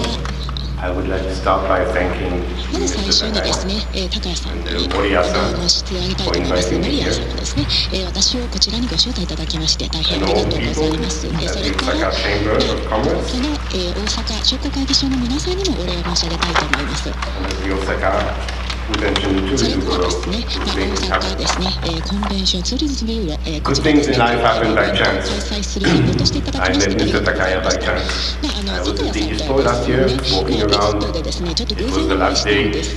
最終日だったんですけれども、ちょっと大変疲れていて、で、日本語を聞こえてきてたんですね。で、日本語がすごい好きなので、ちょっと振り返ったんですね。で、こんにちはって言いました。ということで、その後にですね、6ヶ月後にここに来たということになります。なのでですね、偶然っていろんないいことが起こるなというふうに思います。これもですね、偶然ですね、私とビジネスだけではなくて、みんなにとってもですね、このチャンスでいいかなというふうに思います。次はですね、スライドのことでいきますけれども、お見せしたいと思います。どういうふうに使うかですかね。シンプリシティという観点から考えてですね、こういうふうにして、開 put け your て phone で inside, 電話を入れて and you let パチン go. ということですね。 So there were no これがで moving きる parts, 形になり there ま were す。 no は actions, い、 there こ was こ no にです fault. ね、動く Nothing 部 will 品 ever とか fall そんなも apart. のはないですね。 And it で will 何 always も落 protect ちるもの everything はない that で you す put ね。 inside ですね。 or you put 無 outside. 水なんですね。 So all these words are really important で words. すね、非常にこの言葉はですね、 Not the first and only, that's not so important, but it's packaged. It's flexible, so we can use it in フレキシブル、柔軟 any kind of an application that you want to. It's not just a phone case or 電話 scenery. のケースだけではない。 It's magnetic. それからまあ時 The wonderful thing about magnets is it's magic. Everyone loves これで magnets. すね、 So マグネット皆さん when we're talking about consumer and about the feeling of what the people who touch the product, if you give them magnets, they'll never stop playing with it. So when I go into a meeting, when I sit in a meeting with anyone, I take one of these, I put it down on the table, and when I find that the guy sitting in front of me or the lady sitting in front of me never stops playing with it, I know that I've got a captured audience. So magnetic is very important. Waterproof, of course. It's way more than waterproof, and we'll see this in just a bit. But yeah, the basics, and this is where we start from, is waterproofness. Self-sealing, going back to magnets, it's automatic. There is nothing you need to do. You don't need to turn anything or twist anything or fold anything. It will always seal itself. And it's a full protection. So no matter what we do, no matter what you use with it, it will always protect itself. So all these words are kind of what describes the product, not the brand, but the product. Yeah, so these are important words.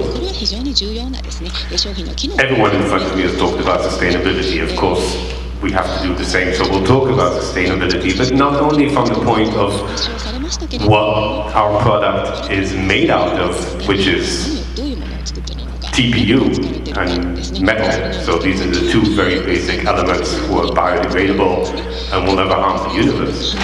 But it's not only that, it's it's what we replace. So the one way that people put things in bags today is using a standard Ziploc. Use it once, use it twice, and throw it away. Our product is, we used to give lifetime warranty. When I started out this business, we gave a lifetime warranty. We promised people that they could use it again and again and again, and it will never fail. We stopped doing that because I don't think it makes a lot of business sense to give a lifetime warranty. It's kind of stupid on the business side, so we're only giving 5 years now, but it will last for life. So we're not only using biodegradable materials, but we're replacing a lot of the plastics and giving people the option to use products that will be used again and again and again. The second thing, of course, there's only two things that you need to protect really in the world today. It's the world and your cell phone. I mean, there's a lot of nice things. There's families, there's kids, there's a lot of things that you want to protect. A lot of things are important. But how many of you can do without your cell phone today? So we're protecting the world, that's the top of the line, but we're also protecting your phone. No matter what you do with it, your phone will always be protected. It's not only waterproof, it's sandproof, it's dustproof, it's air, it's gas, it's snow, it's odor, it's everything. It will be a total protection, and we will see in a few slides in a minute what other things we can do with this versatile product. 本当にですね、多機能多用途の製品というふうになっています。後ほどですね、この例についてはお見せします。 Moya-san, how do I play this video? ビデオをどうやって流したらいいですかね。今からちょっとビデオを流します。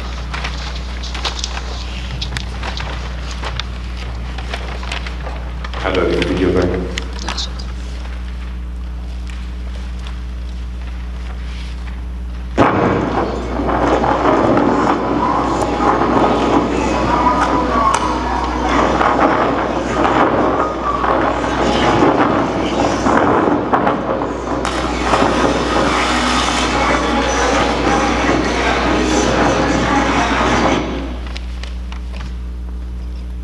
So this is nice and cool when you go to the beach, when you want to do some stuff, when you want to take pictures, that's very nice. But one of our customers is a brain surgeon out of Israel who was doing some windsurfing, and the wind turned really bad that day and the mask broke, and he found himself in the middle of the ocean with just a Gooper bag. And he managed to call the police and have him come and save his life. So it's really nice to take photos, but it's also much nicer to be able to help people and save their lives. So yeah, some good things that can come out of this. Testing, we've tested almost everything we can. We've done 500 meters underwater in a pressure chamber. The next slide you'll see we did a project for NASA, so we've tested everything from the bottom of the ocean until pretty much the highest place that human beings can go. So IPX rated at any level, it will never fail. No matter what you do, this product will never fail. Some areas of activities that we're doing now, B2C, not so important I think for this audience, but one of the things which is very important for me, or for us, for our company, and this is one of the reasons for me coming to Japan, is to build the B2B business here in Japan. We don't have a distributor here in Japan. We're actively searching for people. We don't yet have any business, in fact, in Japan. So, any one of you who wants to be a part of that business, I'd be very honored. That's what I'm here for. So, B2B, OEM. OEM is one of the bigger things that we're doing right now. So, and you will see this outside when you stop by. We're doing a pocket that can be fitted into any garment, any apparel. You can sew in any one of our pockets to a ski jacket, to swimwear, to outdoor work, to anything you want. We can design any pocket for you, and we can make it, you know, fit within your product line. So OEM is something we're doing. Private label, of course, and development and special projects. I'll touch on that in just one bit. The product families that we have currently available are anything to do with the outdoor. So backpacks, we can design this pocket to be any size, inside, outside. Waist bags, again, design any size, any shape. Handbags, dry bags, which of course is the basic thing which you've all just seen. Armbands for running, swimwear. This is what I talked about, and we'll touch about this in just one more thing. Bike is a new field that we're beginning to open up just because we have no limit to shape, and remember the word flexible. So no matter what length we do our closure, we can make it fit to any shape and any frame, and everything is 100% customable. So these are the swimwear pockets. If you have a close look at it, and you can see afterwards, on the outside, it's basically the same thing that we're seeing here, but it's got an extra trim around it. And that trim allows you to sew the pockets into whatever you want. So no high frequency is needed, no welding is needed, there is no high-tech needed in order to convert any garment into a waterproof garment. All you need to do is use a needle and a thread and sew it in. It's as simple as it comes. The Gooper strips, we can make them at any length, which is what takes us to the next project that we did for NASA, which is a 4-meter closure. What you're looking at is an airlock of a spacecraft that was designed by engineers in Canada for NASA. It is inflated with an incredible pressure because this is supposed to be the last and final frontier for human beings before they take a spacewalk into space. So yeah, we want to be able to protect them. So Gooper products can protect astronauts. We can do it at any size. This is a project we did for 4 meters. We gave sponsorship to the IFL, which is the Israeli NFL. I'm from Israel, by the way. So we can do those kind of things. What else? Larger applications, tents, outdoors, apparel. We can retrofit anything which is an existing line, so you don't need to create a new line of products. We can, of course, help create new lines, but if you have an existing line that you want to upgrade, we can help you do that. And everything is fully customized, shape, color, size, the whole 9 yards. This is a project that this is actually the first thing that we were supposed to do. When we started out Gooper, it came from this idea of making a pocket inside a swimwear that you can put your phone and go to swim with. Took us some years to get to that, but we're now doing it, and we're doing it in 2 different there's two different aspects or two different ways to look at it. The one of it is having the pocket sewn on the outside. So in fact, you've now got a waterproof pocket that is sewn here, and everyone can see it. Everyone can see your phone. Some people like it, some people don't, but some people look at it as fashion. We're looking at it as fashion. The younger generation, which I don't belong to, but along the younger kids, they want the phone accessible all the time, no matter where they are. If they're on the beach, they can use the phone. They can take pictures, they can call the friends. So it's a fashion question. Do you want it exposed, or do you want it not exposed? Do you want it inside? Moria-san, one more time, would you mind just playing this short video here? I'm sorry if I'm bothering you. There'll be one more to go. Just this one.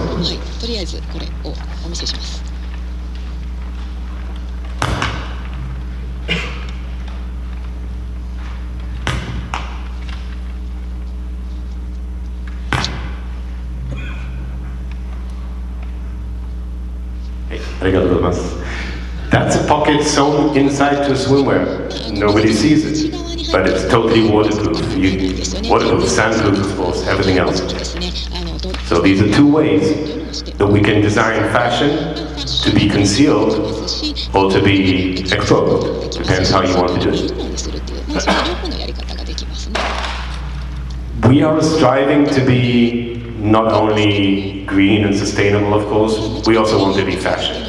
And fashion means color, and color means we need to give the full range. So we can do, and we're doing a full line of different colors, different prints. We're using 3D print because it looks nice.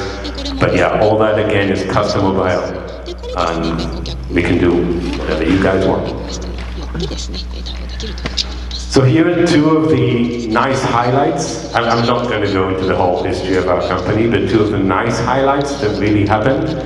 One of them was about a year ago, which was this project I told you about before that we did for NASA, which was, it was actually interesting. I'll go into a little bit about that because there is no way to do 4 meter with magnets that are placed about 3 millimeters next to each other and keep both sides being totally aligned. It's almost impossible.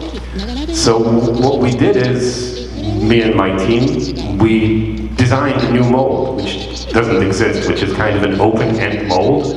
We took an old mold, we cut down the bottom, and we re-injected one time after the other onto the same TPU strip. Now, I'm not an engineer, I'm an inventor, and doing a lot of other things, but I'm not an engineer. But we found out that by chance, again, same chance of me meeting Mr. Takaya at the ISPO, by chance, the good things in life come in chance. By chance, TPU is one of the only materials that I know of that can be re-injected and connected even when it cools down. So we were able to destroy a good mold to make the same continuous thing for 4 meters, which allowed us to build a project for NASA, which I think is an amazing thing. The second nice thing that happened is we merged about a month ago. While we were discussing, a beautiful merger happened between Cooper and Fidlock. Fidlock might be a name that you know, or some of you know. They do magnetic buckles. They're a world leader for magnetic buckles. And we have now joined forces, which gives us the ability to offer you a much fuller line of products, because we can tackle now anything to do with magnets, either being buckles or being waterproof. So it's a nice merge. And it also gives us money, which is also good. Well, yes, sir. One more time, sorry. It's going to be the last time. Well, if you teach me how to do it, I'll just do it. Yeah, it's the last time. No more videos. 3つ目のビデオ、これで最後ですね。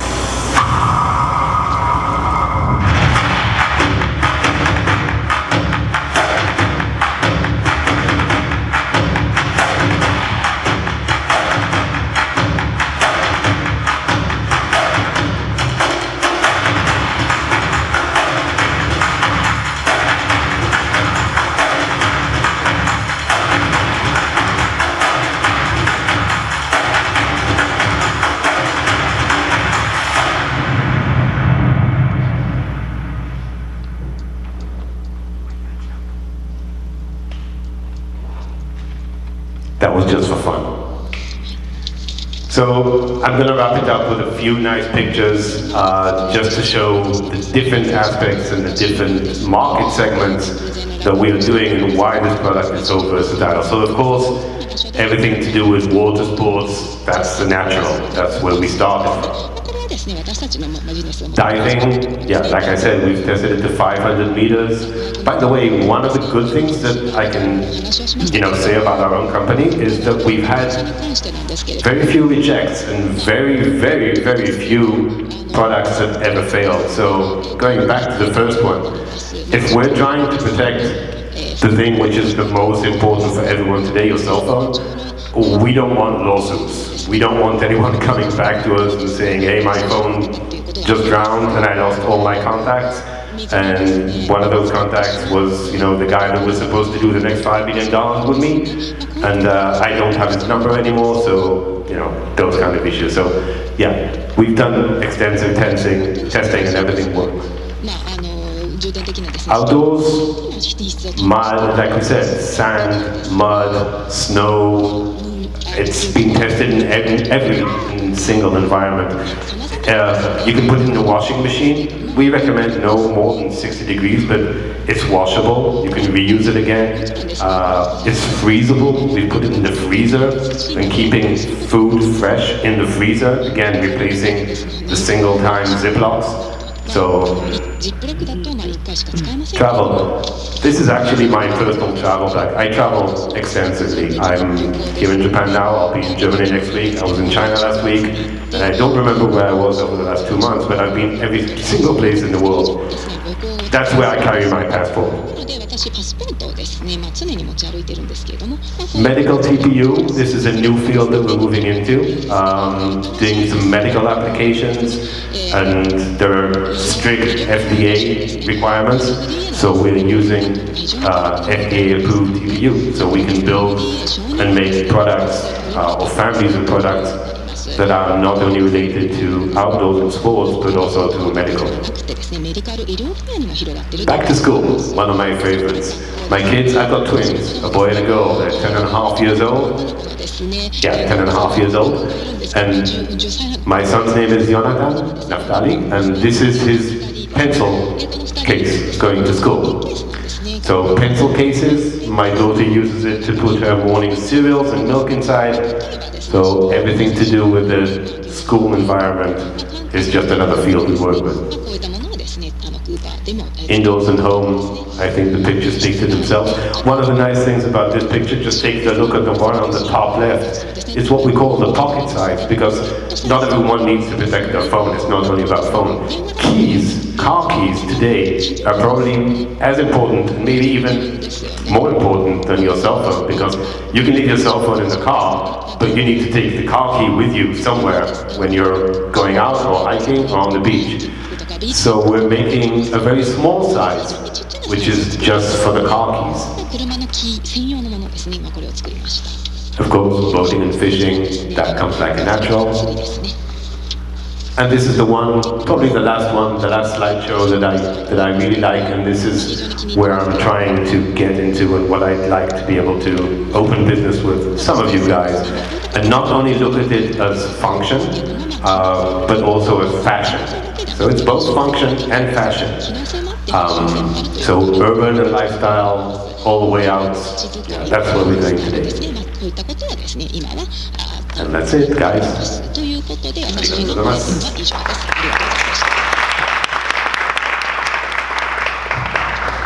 Nice, Bella.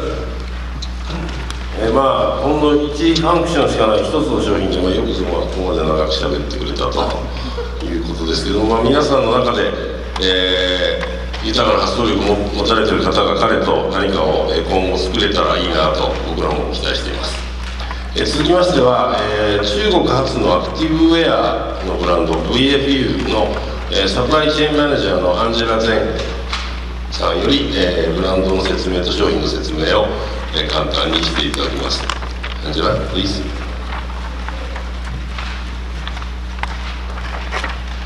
彼女の製品も入り口に展示してあります。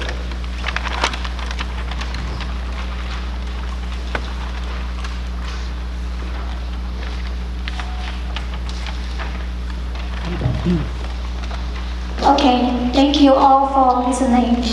I'm Angela from China. I think I'm the only one come from China for this time, right? And then, so I'm come from China, Guangzhou. Today I will give you a brief introduction of our brand. And my company is BFU and it's an e-commerce company, a China local brand. So as you may know, China is have a lot of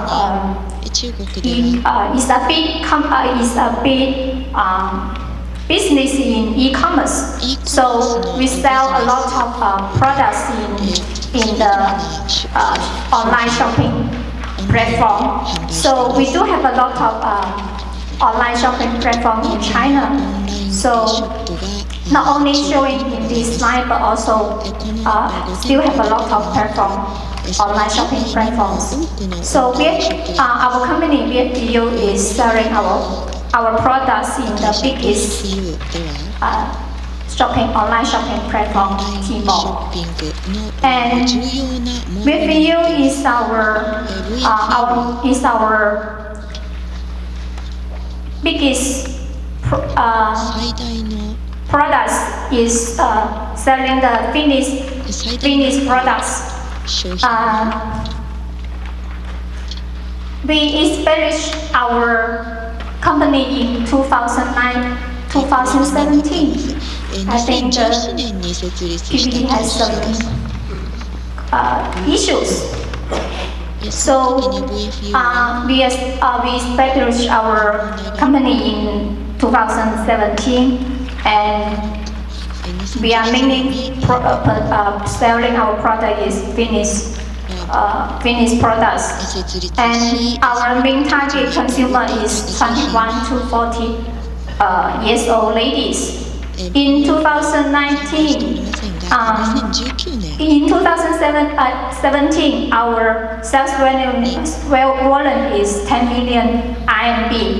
After 1 year, our sales volume is up by 150%. So this year, we become the key area store of our finished product in the Tmall. And also, in Q1 and Q2, our sales volume is now already over 30 million RMB. So 2019 is also our milestone for my company this year.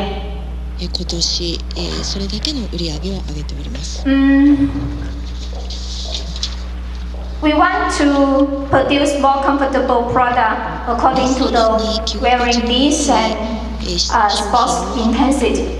So we are committed to making the brand a part of modern women's lifestyle and wearing the right fitness clothes and maintaining the healthy exercise habits.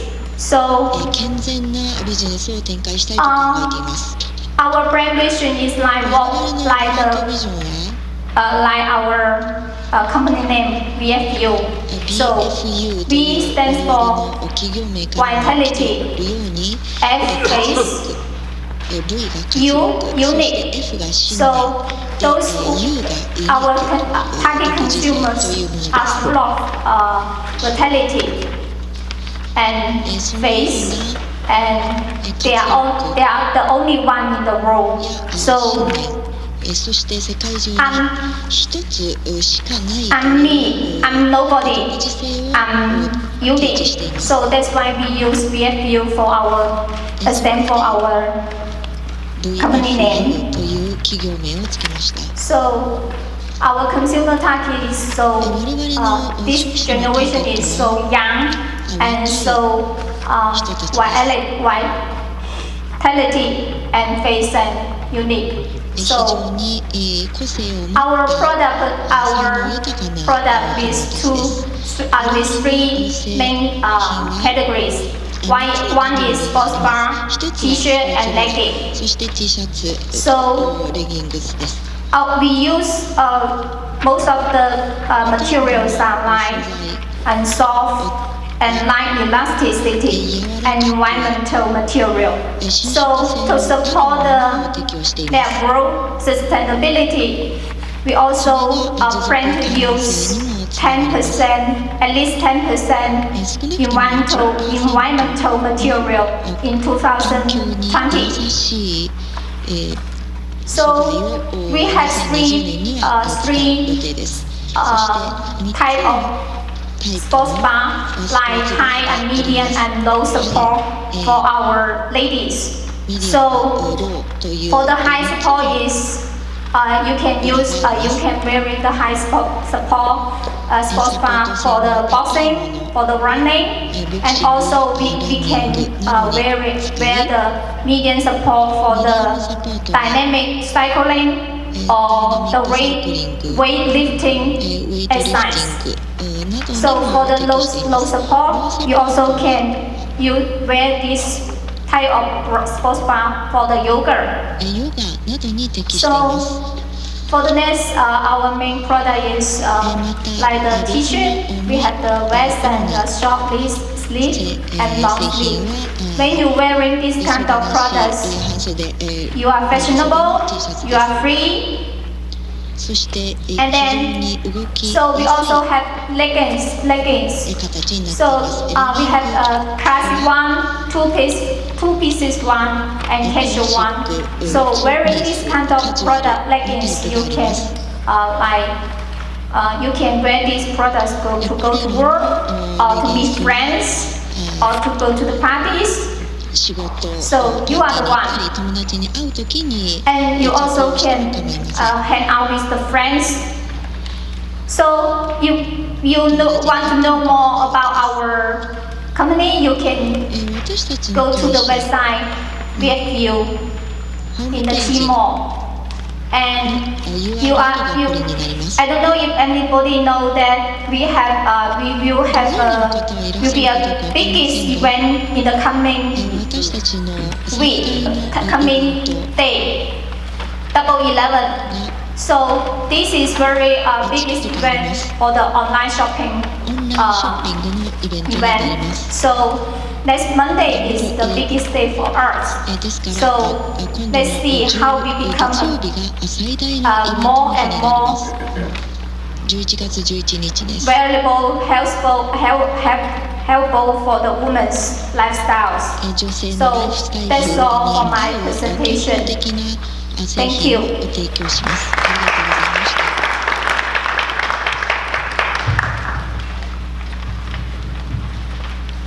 Thank you, Angela.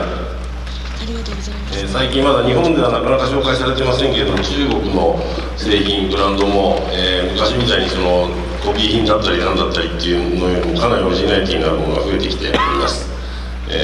皆さんもちょっと研究していただけると思いま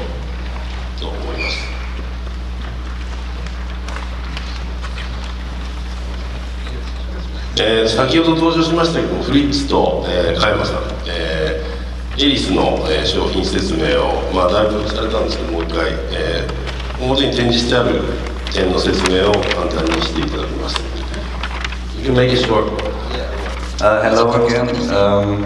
So yeah, I will just briefly get a bit closer to the products, as I said already earlier in the presentation before, because as you might notice, we have a couple products up there, and I just want to quickly explain what is the philosophy about this product, what you can do about it. So we brought for our current winter collection, which is currently in the stores, also here soon, and in Europe, and we have there a couple signature products, especially like the signature composition that we use for our winter products, which you can see on the top. It's women's coat that we do have also for men in different sizes, and also like this vest here.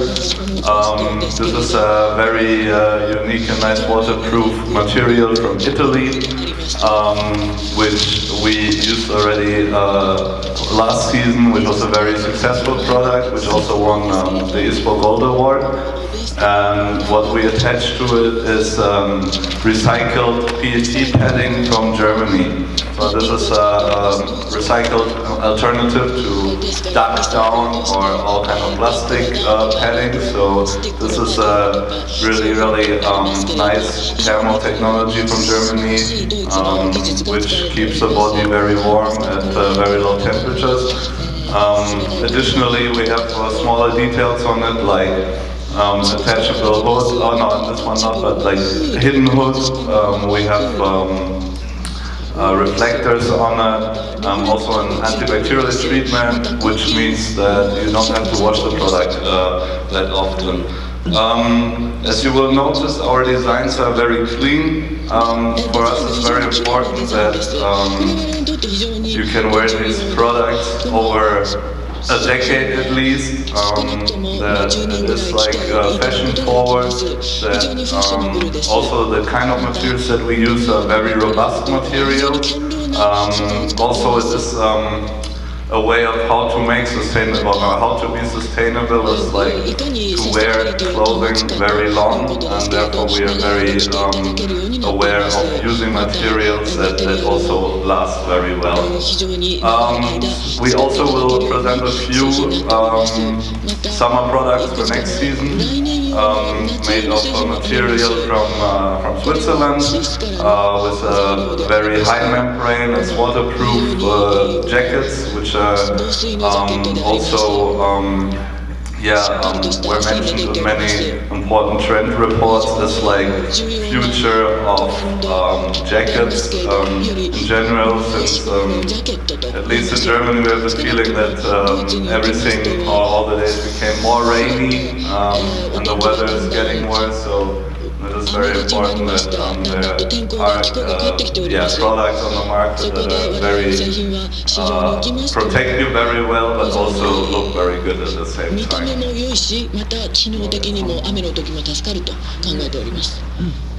はい、今フレデリックさんから説明があった商品サンプルはエントランスのところにございますので、ぜひ興味がある方はお声掛けください。あと今取り扱いの店舗は先ほどのプレゼンの中でちょっと申し上げたリームさんが、あとは目白、東京の目白にあるセメントさんと、あとは博多にあるセッションさんというセレクトショップさんでの展開と、弊社で運営している直営が、自由北区玉川と大阪で今エリスを取り扱っております。関西地域全然、取り扱いの店舗がありませんので、もしご興味がある方はエントランス部分でお声掛けいただければと思います。あと小売店さんだけではなくて、小さいブランドならではなくていろいろスピード感が速く特注別注であったりとかも作れますので、その企業さんであったり商業施設さん、ホテルさんであったり、そういったところでもし、こういう高機能な、素材を使った何か新しいものを作りたいという場合はまたその時もお声掛けいただければと思います。以上です。ありがとうございました。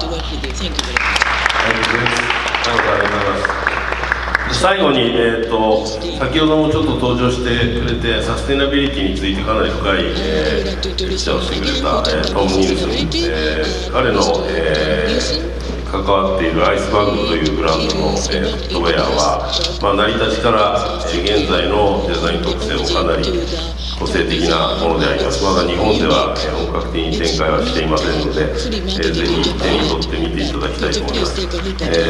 アイスバッグのブランドと商品の簡単な説明をトム You ready? Yeah.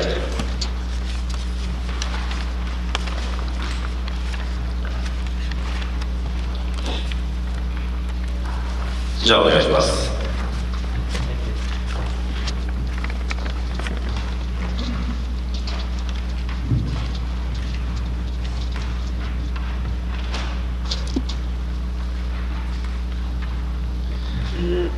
Thank you.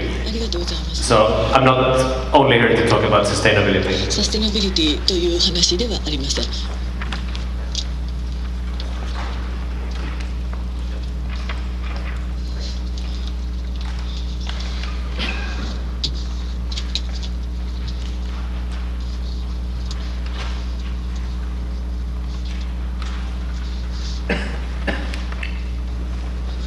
Many years ago, 何年も前のことですが、 I was out running with a couple of friends. 友人と走っておりました。 It was March. 3月のことで This す。 was at home in Scandinavia. So March means that winter is kind of ending, but there's still some winter left. It could look like this. こういう感じですね。 So me and my friends were doing hill sprints. So basically that means you run up the hill, and then you go back down, and you run up the hill, and you go back down, and you keep going like そ this. れを行ったり来たり丘まで It's the kind of activity that when you do it, you lose your breath, and the only thing you can think of is that the thing should actually end. 本当にもう It's terrible. 疲れてしまいます。もうダメだと思うぐらい疲れたりします。 We had been out running for a while, doing a couple of ups and downs on the hill. ヒルランニングを上下して When I lost my footing going uphill, ところが so I slipped. 転んでしま And い in the snow on the ground, there was this size hard lump of snow that had frozen, がありました。これが and it hit me right in the back. そして私の腰に当たりました。 I fell down. It hurt. It was not the first time during this run that I fell down, but this time was different. 初めてのことではありませんでしたが、 It hit me pretty hard, かなり痛かったんです。 and I couldn't get up. 起きることができま So せ I んでした。 lay down on the ground and realized that I could not use my legs to get up. I was numb from my waist down. ウエストから下がちょっともう麻痺しており So ました。 things started ticking in my head. I got really afraid. どうしようと思いました。 I was thinking, am I paralyzed? For how long is this going to last? And it felt like forever. I don't know how long time it was. It was maybe 45 seconds, maybe it was a couple of minutes. But I got really か afraid. もしれません。大変怖かったです。 And I also got cold. また寒くなりました。 And I was also after a couple of minutes, I also ended up being in a bit of a shock. So I started trembling. そこで震え始めました。 My friends came to my rescue and helped me get up on my feet again. そして起こそうとしてくれました。 They put me on the ground and got all the jackets we could find and some blankets. So I was laying on the ground and they put like a big pile of jackets and blankets on me just to keep me warm. Someone gave me a cup of tea and I lay there for a while. なるようになりました。お茶を Eventually, I got help to get up on my feet. Got into someone's car. They managed to get me home. I got in bed でもらって and fell asleep. そしてベッドで寝ることができました。 It took a couple of days. 1、2日 And after a week or two, with the skilled help of a super good chiropractor, I was back walking normally again. 大変優秀でしたのでまた The back pain left me, and I don't have any means from it whatsoever today. ですからそこのところ I don't do that much hill sprints, but that's another story. でもだから And I'm sure all of you in this room have your own experience from slipping. This was my worst slipping accident. But I'm sure you all have your own experience from slipping. That split second when you lose your footing and you realize that you're out of control, you cannot do anything. 何もできなくなってしまう。 That split second when you become a little bit afraid that you may hit the ground really hard or maybe even hurt yourself. 落ちる、そして怪我をするかもしれません。 At ISPO, that's our business, the slipping business. That's what we do. ことに対して我々が対応する。それが我々のビジネス。 It started out 20 years ago. 20年前 We were doing footwear and had been looking at 作っておりました。 finding better ways of doing footwear for slippery conditions. We couldn't really find anything on the market. 市場にはいいものがまだなかったんです。 We come from a small town on the west coast of Sweden, which is ideal conditions because we have every kind of slippery you can imagine. We get snow in the winter time, it gets icy, there are a lot of rocks, they get wet. We have like British climate, so it rains a lot where we're at. And wet rocks is one of the most slippery things you can imagine. だったりするといういろんなその滑りの要素があると。 This is a picture from a couple of hundred meters from our office. This is what the forest looks like there. So we have wet roots and a lot of mud and stuff that provides you with a different kind of い slippery. ろんな形の滑り要素がある。 So we have perfect testing grounds for developing slippery footwear. 滑らない。 And this is what we set about doing 20 years ago, and this is what we still do today. 今もこういうことをやっております。 So we have kind of a passion for the stuff that other people hate. Slippery conditions. We get this kind of rain when the ground is really cold, like sub-zero, but the air is still kind of warm. You get the rain dripping. But when it hits the ground, it immediately turns into ice. So there is no real freezing process because it happens before. So everything goes black, but it's ice on it. It looks like asphalt or concrete, but it's sheer ice. We get that too. And we're probably the only people in the world who loves when that happens, because that's when we can really get out to test our products, because this is what we strive for doing. Providing the market with the best footwear for slippery conditions for outdoor use. It's what we started out doing 20 years ago, and it's still what we do.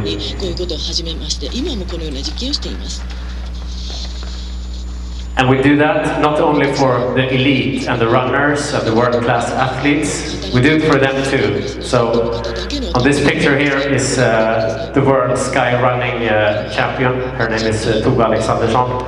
She goes fast, she's super fast. I tried to run with her once. It worked for her, but it didn't work for me. She knows everything about slippery conditions. So we do products for the fastest runners, but it's not only for them. Because slippery conditions is something that we all get in touch with, not so much when we're out doing the extreme sports, but most of all in our daily life or on the weekend when we go for a family hike. And we target that customer too. So ISPO is for the fastest runners, but it's also for the people who need a different kind of slippery protection, which may not even be attached to ice or the wintry season or when it's snowing. Because this person could also end up on a really slippery wooden trail. Or this person sitting here by the lakeside on a rock that is wet, is super slippery. So without the proper pair of traction shoes, you would not want to sit where she's sitting right there. So traction for the outdoors, slippery, no matter if you're going fast or going slow. We have three main product categories. We do products for hiking, for walking, and for running.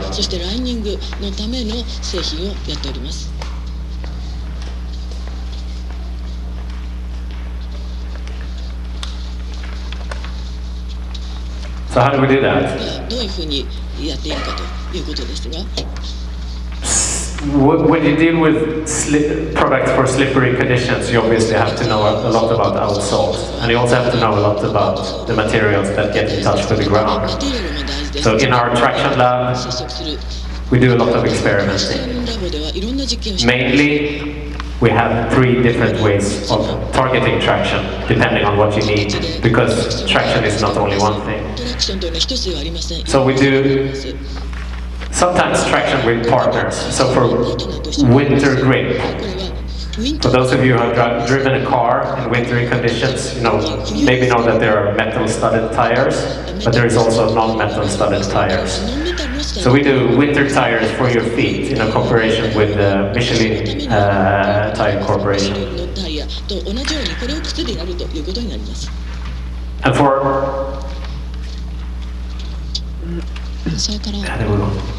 And for walking shoes or running shoes for summertime, we experiment a lot with rubber compounds. So we use our own rubber compounds and have a really close cooperation with our rubber manufacturer in order to provide the right level of traction, no matter if you're a runner or if you're a plain walker using a more urban type of product. And at the pinnacle of our traction technology is a dynamic metal stud technology. So it's actually metal that is vulcanized into the outsole. And it works with a dynamic function. So when you run or walk on something that is really hard, asphalt, rocks, concrete, the stud will press into the sole, looking just like this. But on a softer surface, such as ice or snow, it will protrude, looking like this. So this dynamic of the metal stud provides you with a traction that works on every surface. since you can actually have half of your foot put on something that is hard, pressing the stud into the sole, and the other half of the foot on something that is softer, like ice or snow, giving you all-round traction, no matter what. On a running shoe, using this technology, it could look something like this. So the black dots you see here are where the metal studs are placed, providing that function.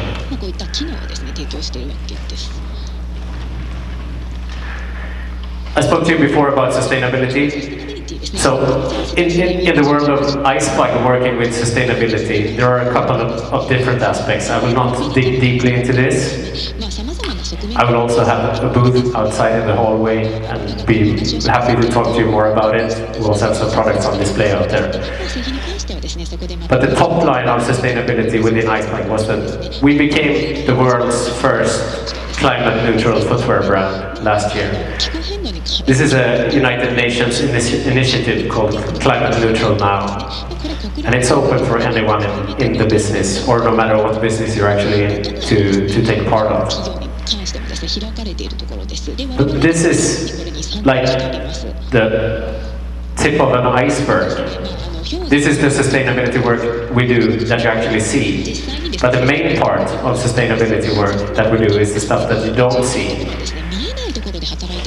The work on the product, the work with suppliers, etc., etc. And also in terms of how you actually design a product. And at the base, and being the most important part of sustainability work, as some of the colleagues here before also have addressed, is making stuff that people actually need. So addressing a proper need instead of doing gimmicks. So most of the effort in our sustainable work is below the surface, but the stuff you get recognition for is the stuff that's up on the top here. So ISPO is traction, it's sustainable, and it's Scandinavian. So what does that mean?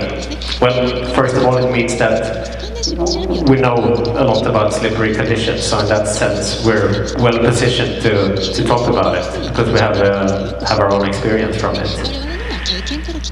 It also means a couple of other things. In terms of how there is a Scandinavian design tradition, it has always been known for being fairly simplistic in the way the product is designed, deliberate use of materials, and trying to make stuff look sleek and with a factor that stands with time, so that the product lasts with time. It doesn't have to change year out and year in.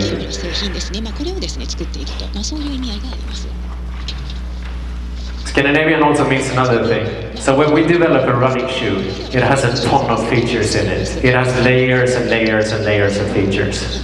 This is the same thing with any type of capable running shoe that's on the market today, no matter for what brand it is. But when you do that the Scandinavian way, the features will be there, but you don't necessarily show them. So on a running shoe from ISPO, the sole could look like this. These are the main components of the outsole and midsole combination.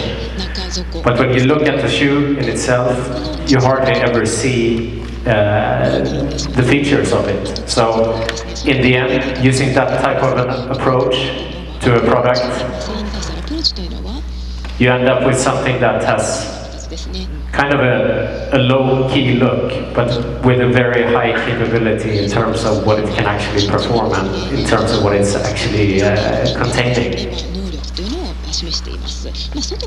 So this is a typical ISPO shoe from, or hiking shoe from ISPO with a Michelin outsole.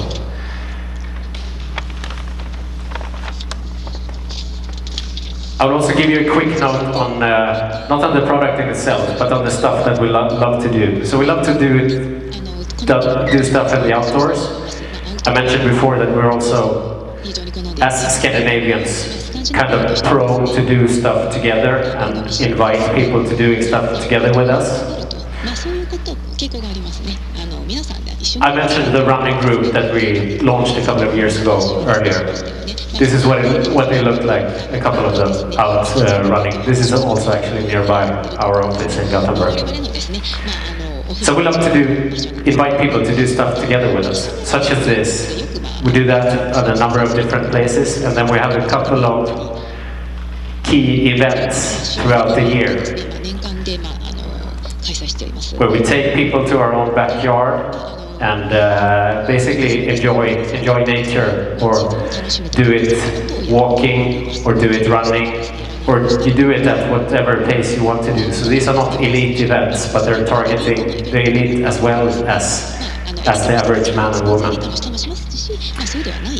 So every year we do, or this year, 2019, we do 9 of these events, and they gather around 1,000 people up to a couple of thousand people. Some of them are actually also a bit smaller and lasting over several days. I'm going to show you a short film from one of these events. So it's taking place next year, March 14th.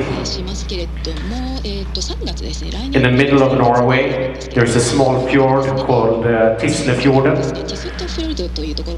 And on Tislefjorden, we actually plow up a racetrack where we run a marathon. So if you're a trail runner like we are, you usually go up and down the hills. But this, the Frozen Lake Marathon, is probably the flattest race on earth, because it's on the frozen lake, and I would love to see some or all of you come visit us there next year, and I'll just give you a brief introduction. I just press it once more.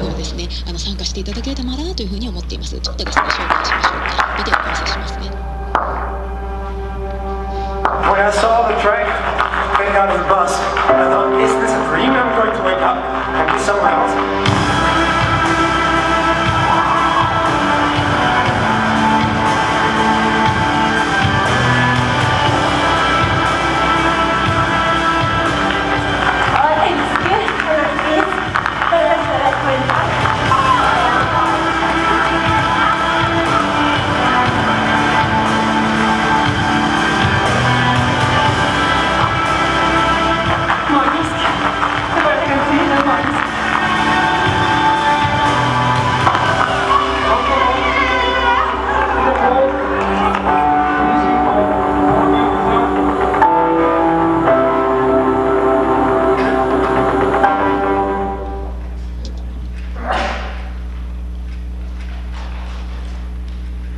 So I will have tickets for sale to this event today and tomorrow out there in the booth, and I would love to talk to you about footwear or how we can partner up in bringing ISPO into Japan.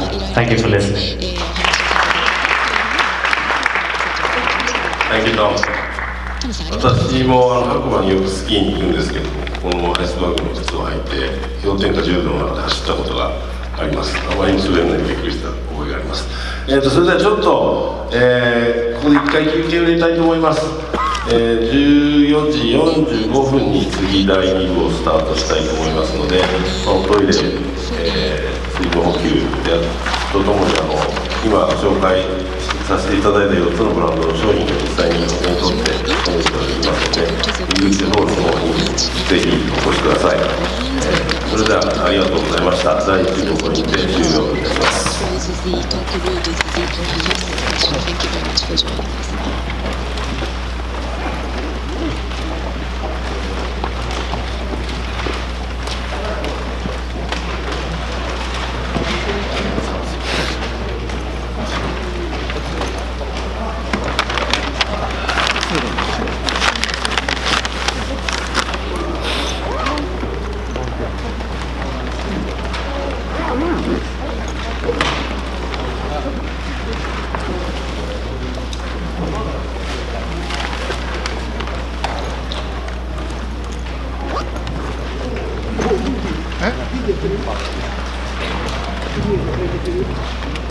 ちなみに、もし表に展示してある4つのブランドにご興味を持たれた方で、今日はあまり時間がないという方いらっしゃいましたら、明日までは彼らいますので、逆にこちらのホールは使いませんけれども、御社の方に、伺うこともできますし、どこかでお会いすることもできますので、その際は個別にお声掛けをください。別に商売云々を直接すぐにどうのこうのということではなくて、話をちょっと聞きたいというだけでもう全然構いませんので、気軽にお声掛けください。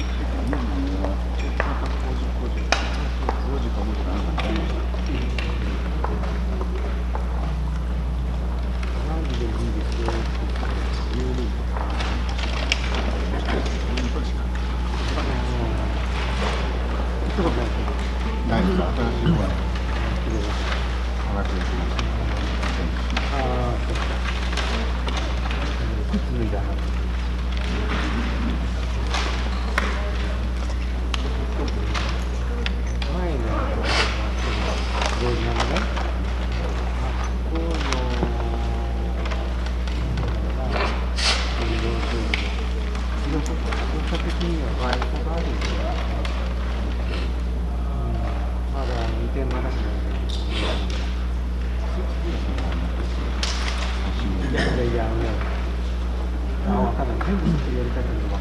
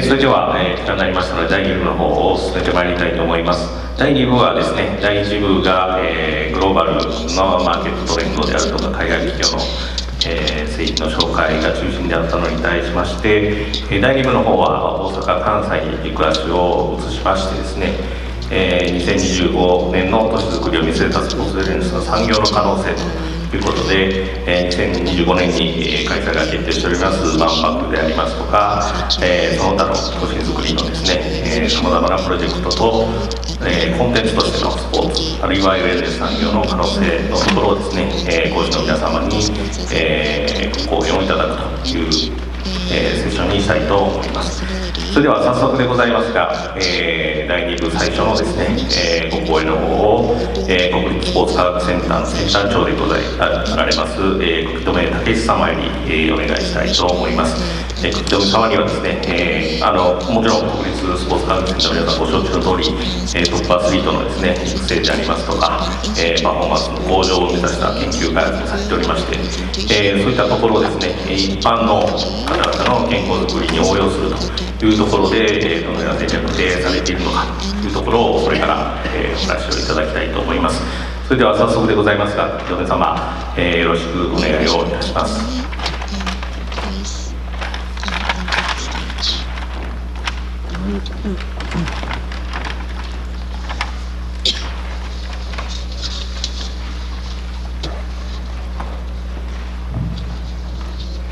皆さんこんにちは。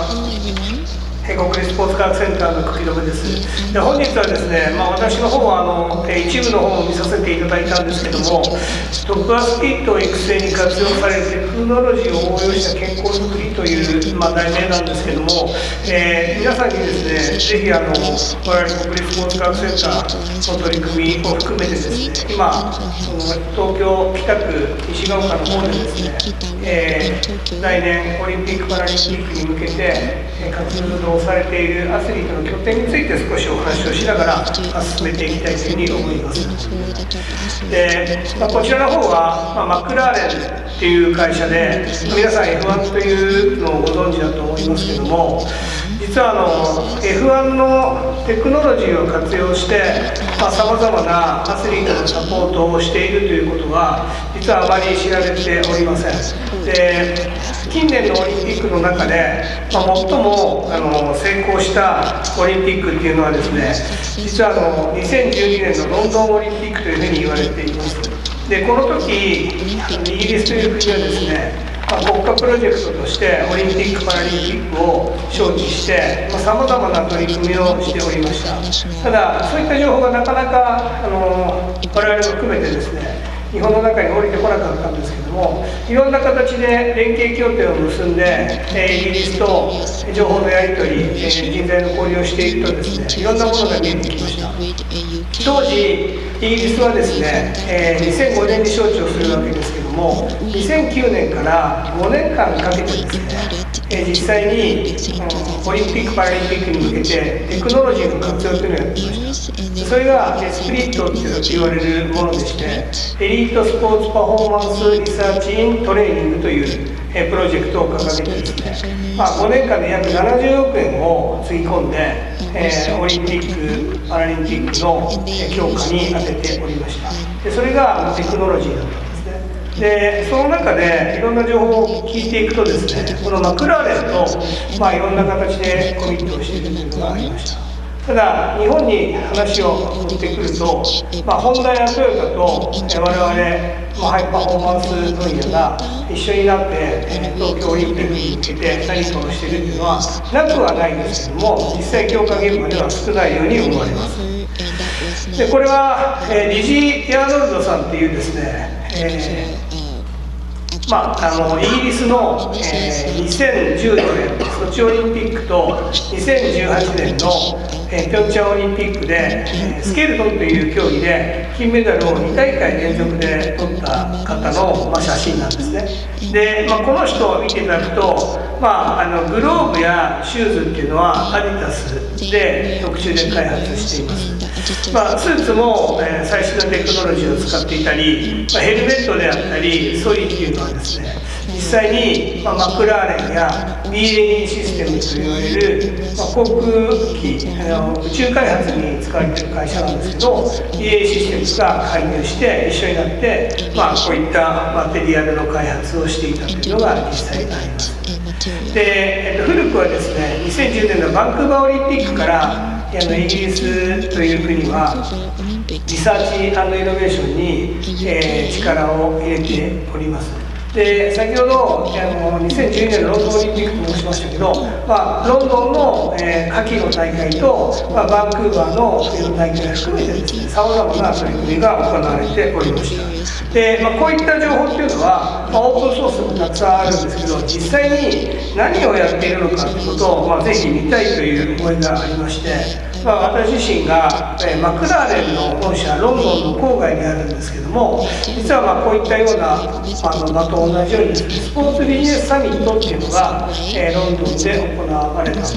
でそれ2016年の9月だったんです。でその時に実際に、コンタクトを取ってですね、でマクラーレンに行ってまいりました。で行ってですね、いろいろ気づいたのは、実際にアーノルド選手の、いろんなテクノロジーを活用した、マテリアルの開発にも携わっていたことがよく分かったんですけども、マクラーレンという会社は実は、データプラットフォームとかさまざまなテクノロジーの違った活用の仕方っていうのがあるんだなということがよく分かりました。でコンチネンタルサーカスと言われるようにF1 っていうのは、全世界を回っていくわけですよね。ただその土地土地で、例えばブラジルで、例えばシンガポールで、例えば日本で試合をしている時もデータを全てこのロンドンに集めて、でこの中で、いろんなミッションコントロールしながら進めているということもよく分かりました。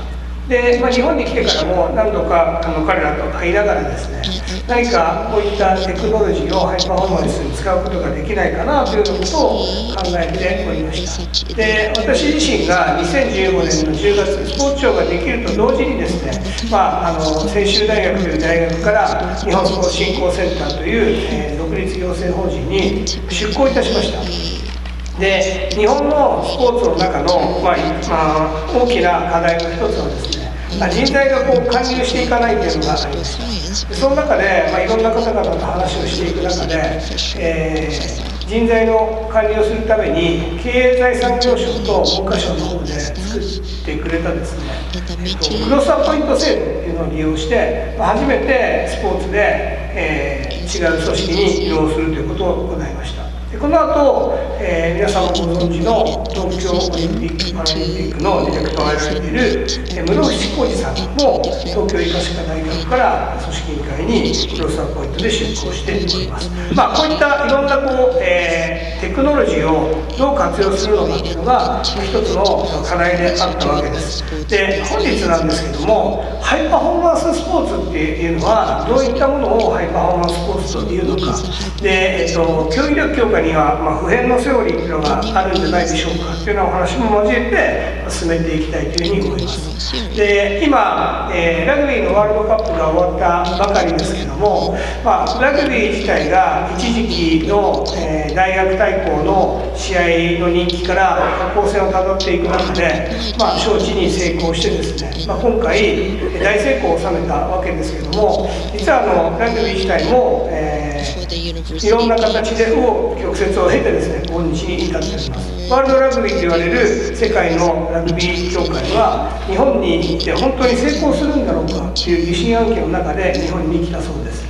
ただ実際にですね、それを生で見たり、いろんな形パブリックビューイングで見たり、いろんな形で見ていく中で、やっぱりラグビーっていうのはすごいなっていうのは多分ここにいらっしゃる皆さんも、私もそうですけども、実際に感じたんじゃないかなというふうに思います。でそういった中で、オリンピック・パラリンピックもそうですけども、今行われていたラグビーのワールドカップや FIFA サッカーのワールドカップも含めてですね、私たちは、ハイパフォーマンススポーツというふうに考えています。国際競技力強化において持続的な卓越性を追求する、スポーツをハイパフォーマンススポーツと定義していいんじゃないかというふうに考えています。で日々、努力をしながら持続的に向上していくスポーツで、それも高いレベルの中で競い合いをしているスポーツが多分ハイパフォーマンススポーツと呼ばれるべきだろうというふうに考えています。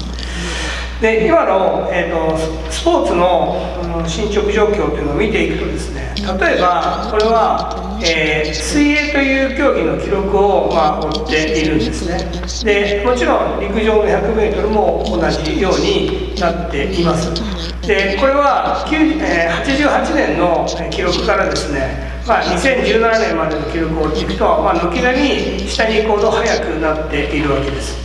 で実際上が女子下が男子なんですけど、両方ともやっぱ速くなっています。で1964年の東京オリンピックでは陸上では10秒0で走ったわけですけども、今の男子の記録というのは9秒58、ウサイン・ボルトさんですけど、軒並み速くなっている。で日本の中でも、サニー・ブラウンさんが9秒97で走り、で桐生さんも同じように9秒8で走ってるわけですね。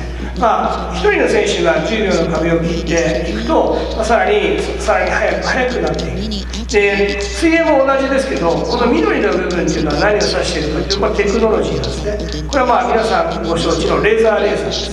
レーザーレーサーが出たことによって記録はまた速くなりました。ただし、記録はじゃあそこでストップしたのかというとそうではありません。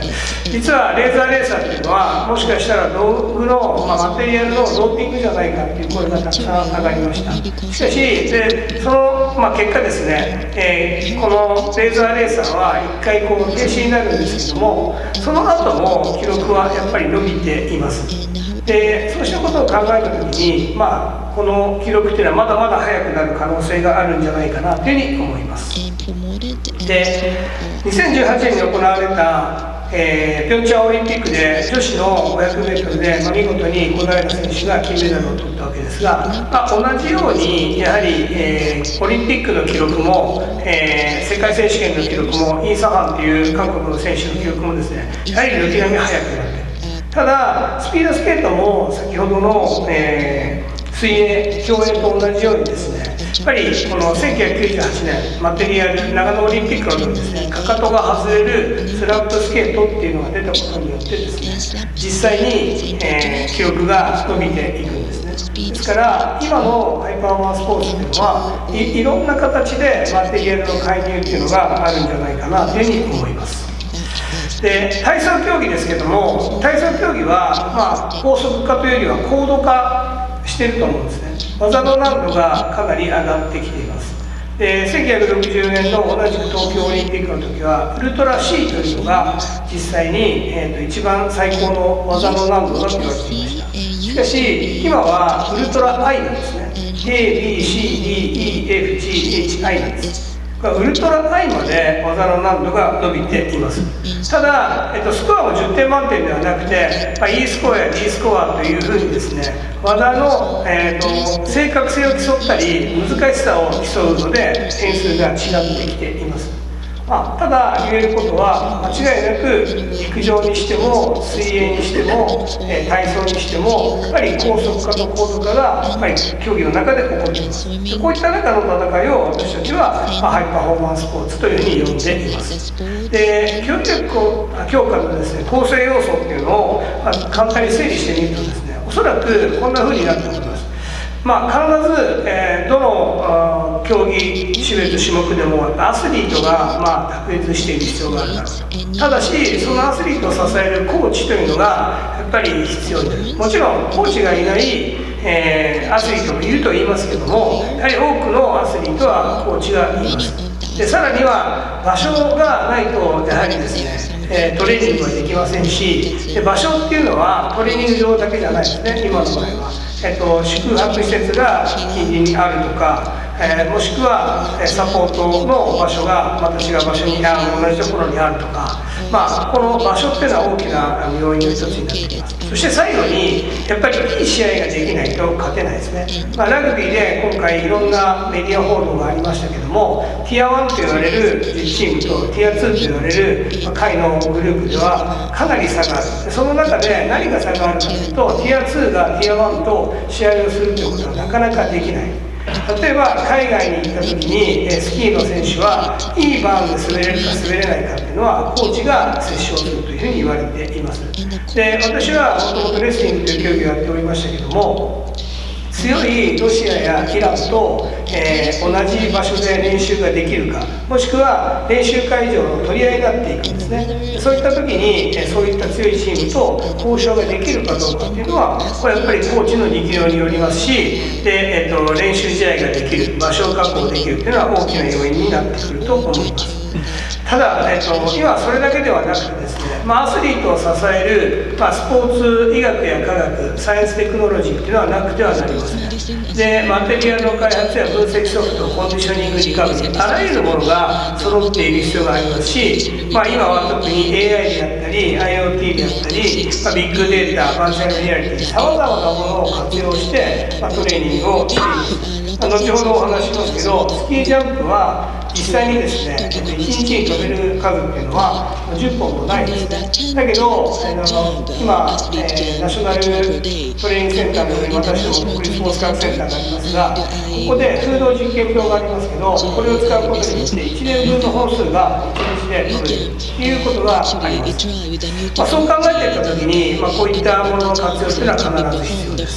でさらには今まではアスリートやコーチだけで済んでいたのがですね、今はもう医学スタッフ、科学スタッフ、情報戦略スタッフ、マネジメントスタッフ、さまざまなスタッフがないと、強化の現場が成り立たなくなってきているのも事実です。でさらにはシステムやプログラムと言われる、インプットすればアウトプットが出てくるというようなシステムでプログラムもアスリートだけではなくて、タレント発掘と言われる、子どもたちの発掘プログラムであったり、教育プログラム、さらにはコーチのプログラムであったり、審判のプログラムまでさまざまなプログラムがあります。で最後はこれ財源ですね。で財源は今いろんな風になってきていますけども、アスリートはフルタイムアスリートです。ただしコーチはフルタイムかと言われればなかなかフルタイムのコーチが少ないのが日本の現状なんですね。こういった時にじゃあ協会はどんなサポートをしていくのか。ただしサポートをするといってもですね、やはりお金がないとできませんので、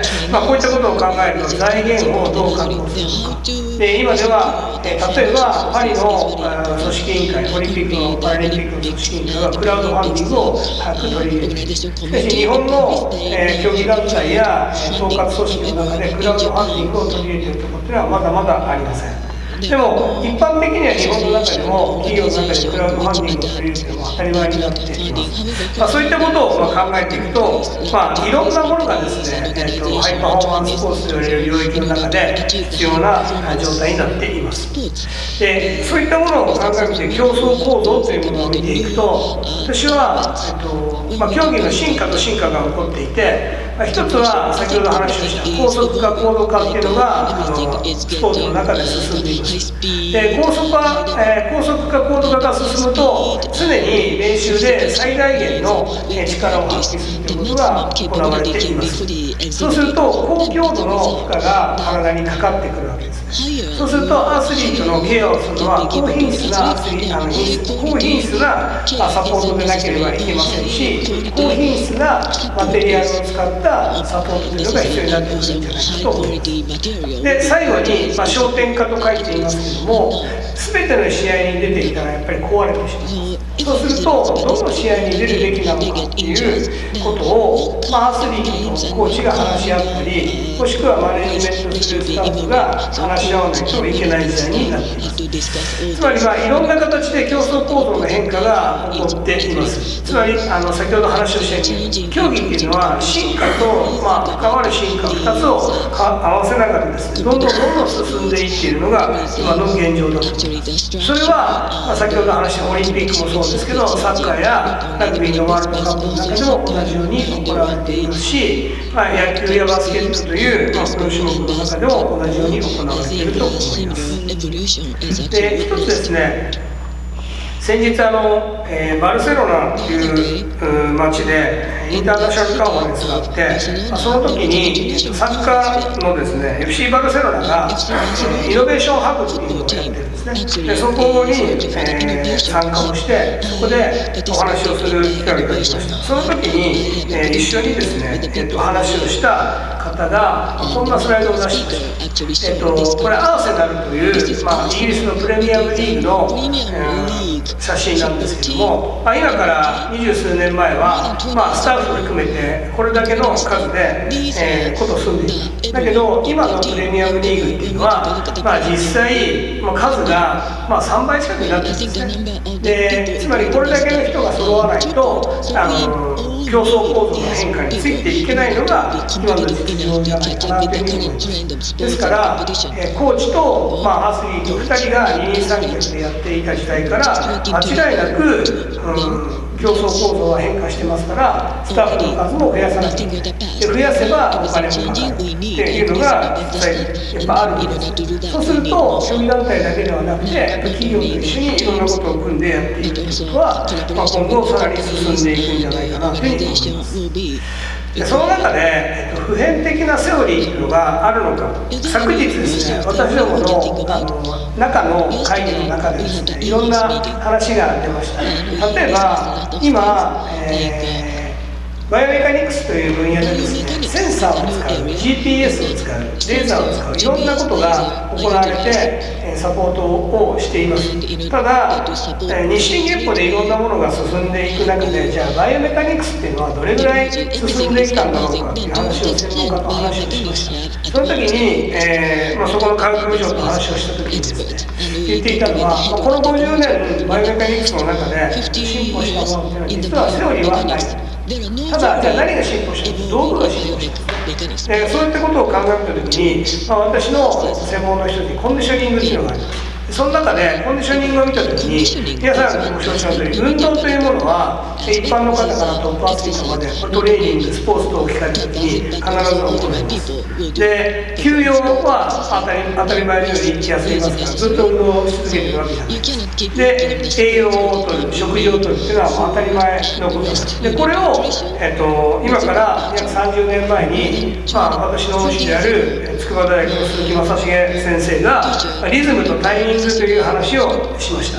で、これが一時期、一つのトレンドだったんですね。で、要は運動をして食事をとって休む、こういうリズムがあるわけですね。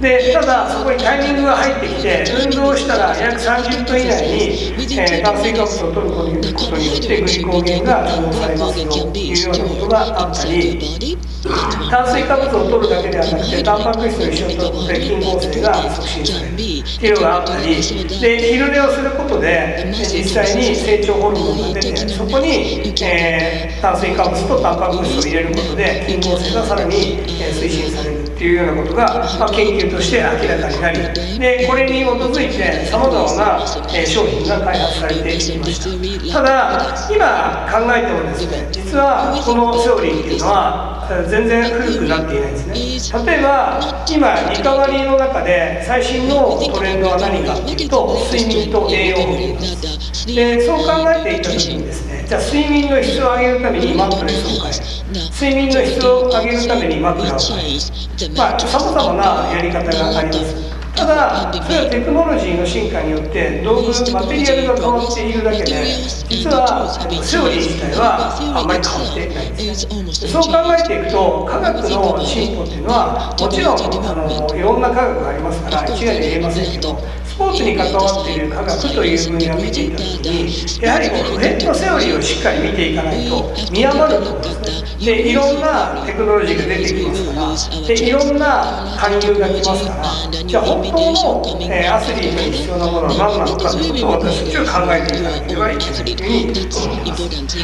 で、世界に目を向けると、1981年に AIS、オーストラリアインシュート・オブ・スポーツというオーストラリアスポーツ研究所というのが立ち上がりました。で、これが立ち上がった要因というのは、実は1976年のモントリオールでオーストラリアの大惨敗をする。で、これを受けてオーストラリア政府が何とかしなければいけないということで AIS を立ち上げました。で、AIS には何度か行きましたけど、面白いなと思ったのは、リカバリーセンターというのがあって、実際に、プールが、いろんな形のプールといろんな温度のプールがあります。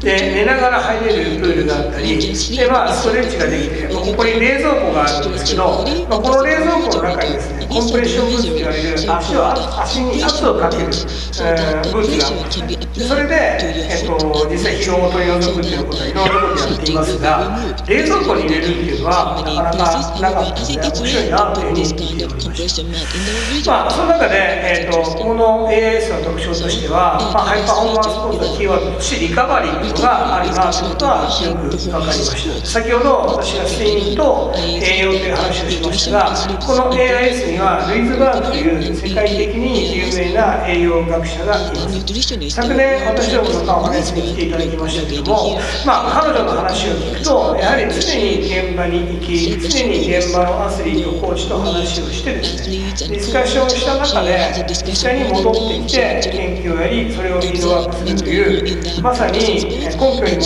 づいたサポート、エビデンスとベースというのをやっておりました。そういうのを考えたときに、我々もそういったところに着目していかなければいけないなというふうに思いました。で、こういったリカバリーセンターの機能が、じゃあオリンピックでどう使われているかというとですね、実はこれ、リオのオリンピックの選手村なんですが、ロンドンの時もそうですし、ソチもそうでしたし、もちろんリオもそうです、ピョンチャンもそうですけど、ずっとオリンピックっていうのは基本的にはですね、こういったマンション群の中を使っていくんですね。でこれ終わった後は、販売されていくわけです。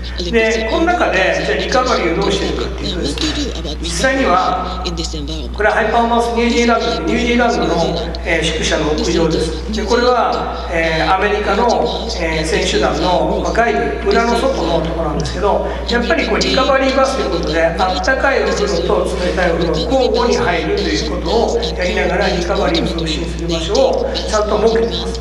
そういった意味では、他の国っていうのはこの村の機能っていうのをものすごく考えた中で、作っているということがよく理解できます。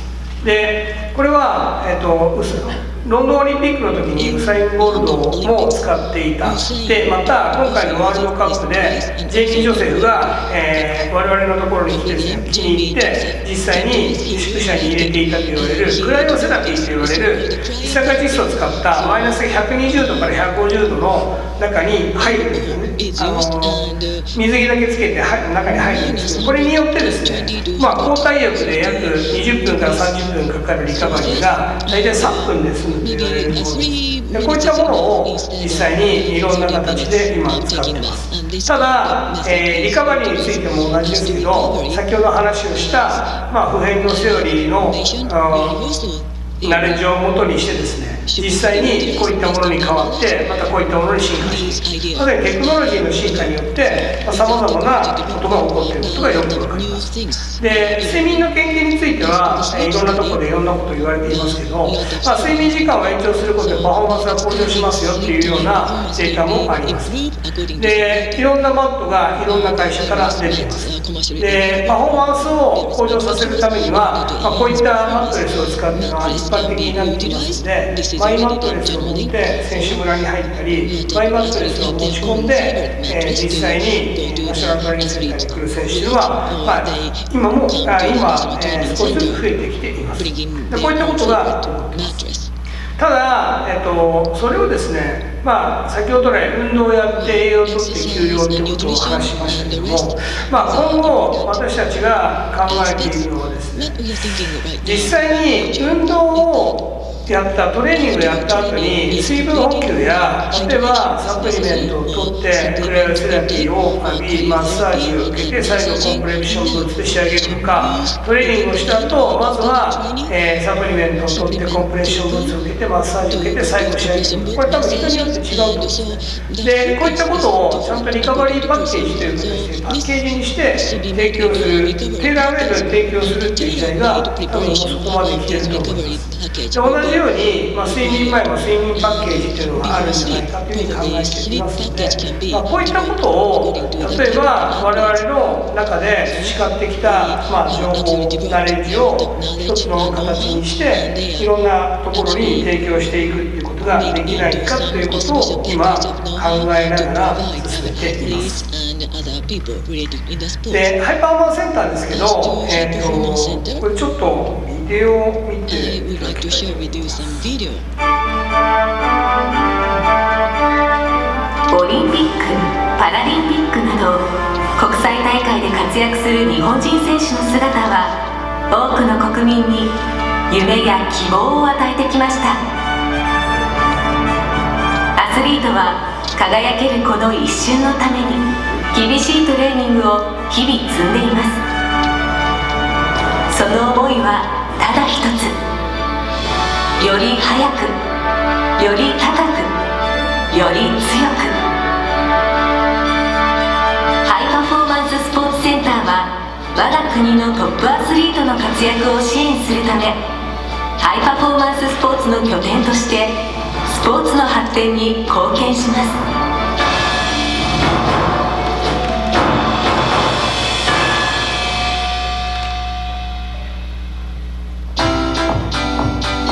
日本スポーツ振興センターは東京都北区西ヶ丘地区に2001年日本のハイパフォーマンススポーツの中核拠点として国立スポーツ科学センターを設置。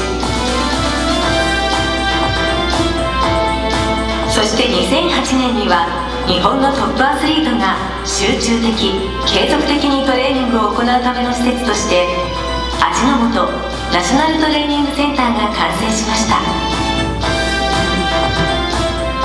現在はハイパフォーマンススポーツセンターとして国立スポーツ科学センターと味の素ナショナルトレーニングセンターが持つスポーツ・医・科学研究、スポーツ・医・科学情報サポート、トレーニング場などの機能をより高度で科学的なトレーニング環境を提供し、一層国際競技力強化に貢献しています。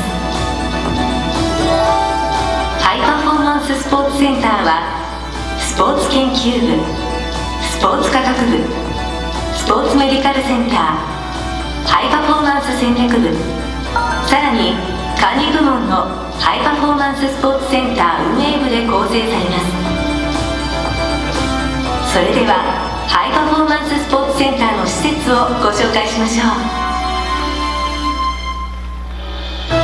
う。国立スポーツ科学センターはスポーツに関する支援と研究を行うため、バイオメカニクス実験室、陸上競技実験場、形態計測室、体力科学実験室などの施設があります。トレーニングと科学的測定を一体化し、リハビリテーションの機能も兼ね備えたハイパフォーマンスジムは、トレーニング動作計測システム、クライミングウォール、低酸素トレーニング室、超低温リカバリー室などを配備しています。このほか空気力学に関する研究施設として風洞実験棟があります。メディカルセンター施設では診察室、栄養相談室、リハビリテーション室、放射線検査室などがあり、アスリートのコンディション維持を支援しています。フィジカルトレーニングを行うための施設にはトレーニング体育館のほか、専用練習場として競泳、アーティスティックスイミング、新体操、トランポリンの各施設があります。その他サービス施設としてレストラン、宿泊室、スポーツ情報サービス室などがあります。味の素ナショナルトレーニングセンター、屋内トレーニングセンターウエストは国際規格に準じた練習場を備え、同一活動拠点で集中的継続的に強化活動を行うことができるトレーニング施設です。専用練習場ではボクシング、ウェイトリフティング、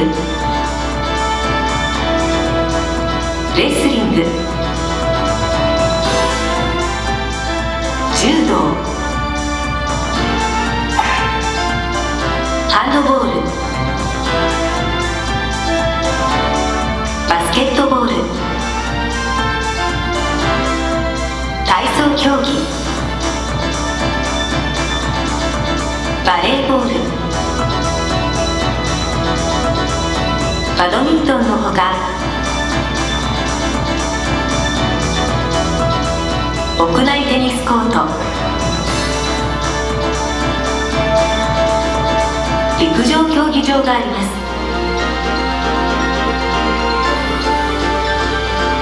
またアスリート、指導者が強化合宿などで宿泊できるアスリートビレッジや、子育て期のアスリートを支援するために託児室も備えています。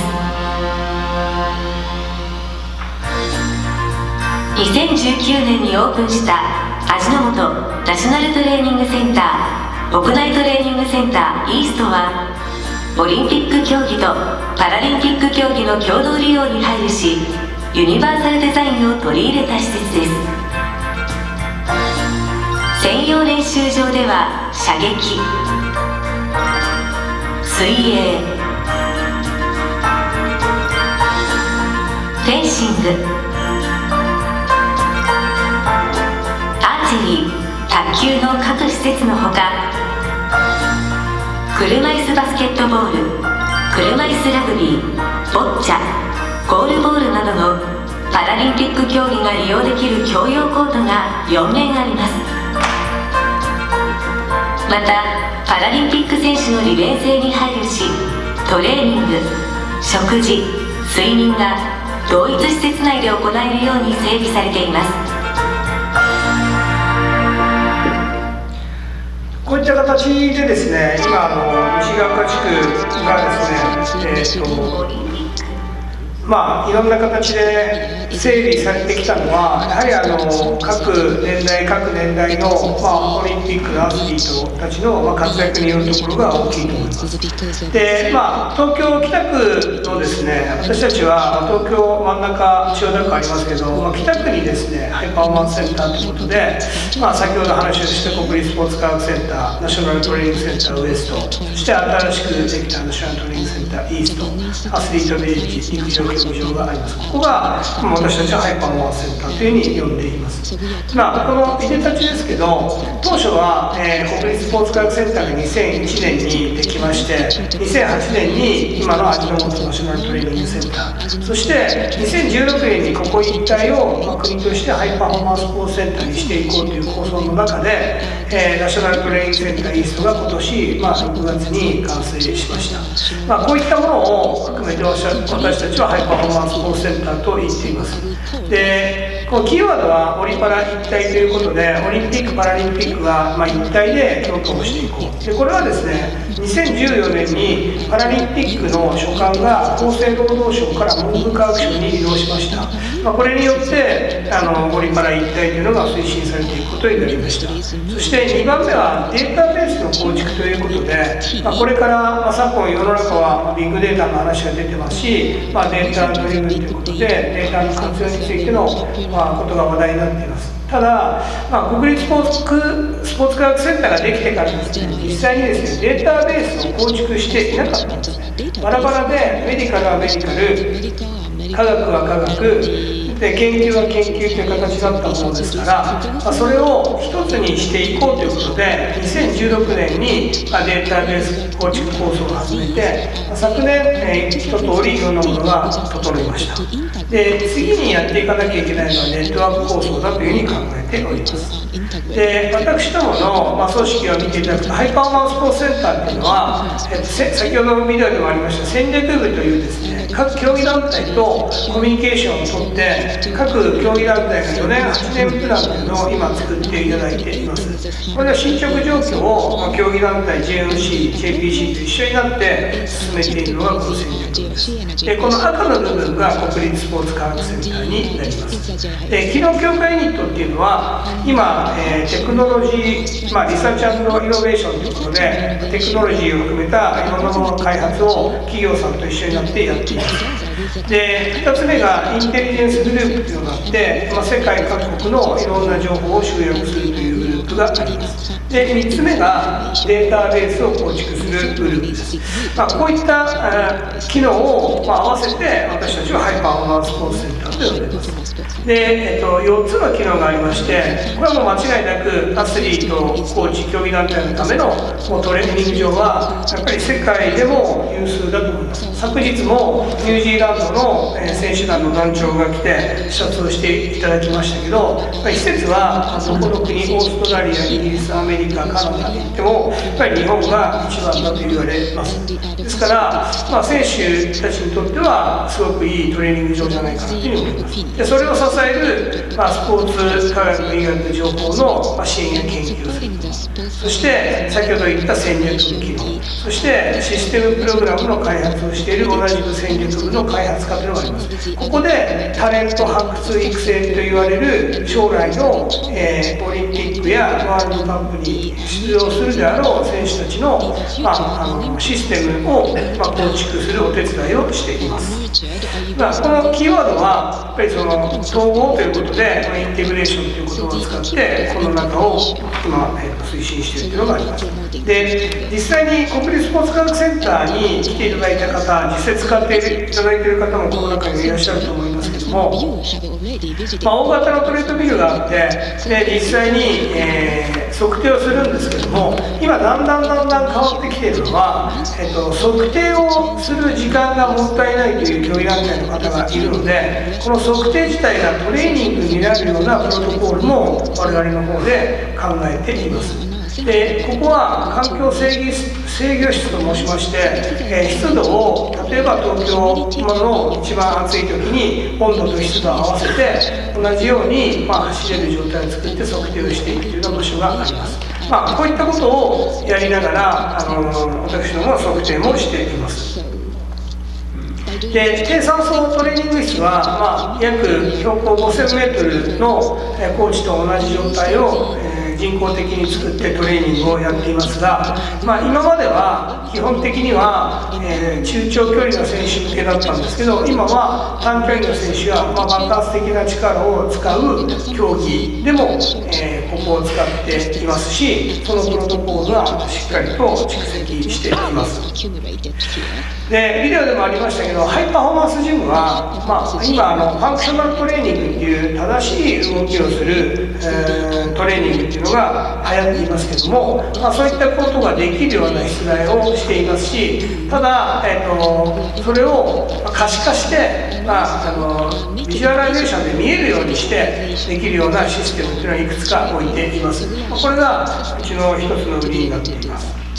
でその他ですね、先ほど風洞実験棟の話がありましたけども、ピョンチャンオリンピックで私どもがお手伝いしたのがですね、これスピードスケートなんですね。スピードスケートの、中で私たちはパシュートという競技で、彼女たちが金メダルを取ったんですけども、彼女たちの手伝いをしていく中で、どういった並び方で、後ろの人が、後ろの人は基本的にパシュートという競技休むことになってるんですね。じゃあどれぐらい頭を上げて、大体人気に負荷がかからないようにすることができるのかっていうのを風の抵抗を見ながらどこまで上げれるのかということを測りました。でワンラインというのが有名になりましたけど、強いオランダとかはこれがワンラインになってないって言われるんですね。ワンラインになることで風の抵抗を防ぐ。でそういった中で、選手たちがコーチたちと相談していろんな戦術を立てて、実際金メダルを取ったわけですが、そこで私たちがお手伝いしたのは空母実験ということです。で先ほど話をしましたように、ジャンプ競技という中で私どもは、トレーニングを、ここで夏場できるような室内というのを作っていますし、腕の向きがどっちの向きだったらいいのか、腕はどれぐらい広げればいいのかっていうのは瞬時でですね、ここにモニターがあって選手がその風の抵抗を見れるようになってるんですね。そういったことをやってますし、本来、ノーマンヒルっていう長い、距離を取るのは子どもたちはできないんですけど、それを疑似体験をさせることができます。で今、バイメカのメンバーと話をしている中では、それこそバーチャルリアリティをうまく活用したトレーニングっていうのはできるんじゃないかと。バーチャルリアリティを、利用しながら心理的な側面を測ったり、バーチャルリアリティを活用して実際にトレッドミルを走ってもらう。そこで水分補給をしたり栄養補給をしたりするっていうようなことも考えています。ですからテクノロジーとやっぱりハイパフォーマンススポーツっていうのは今の時代切っても切れないような関係にあるなというふうに思います。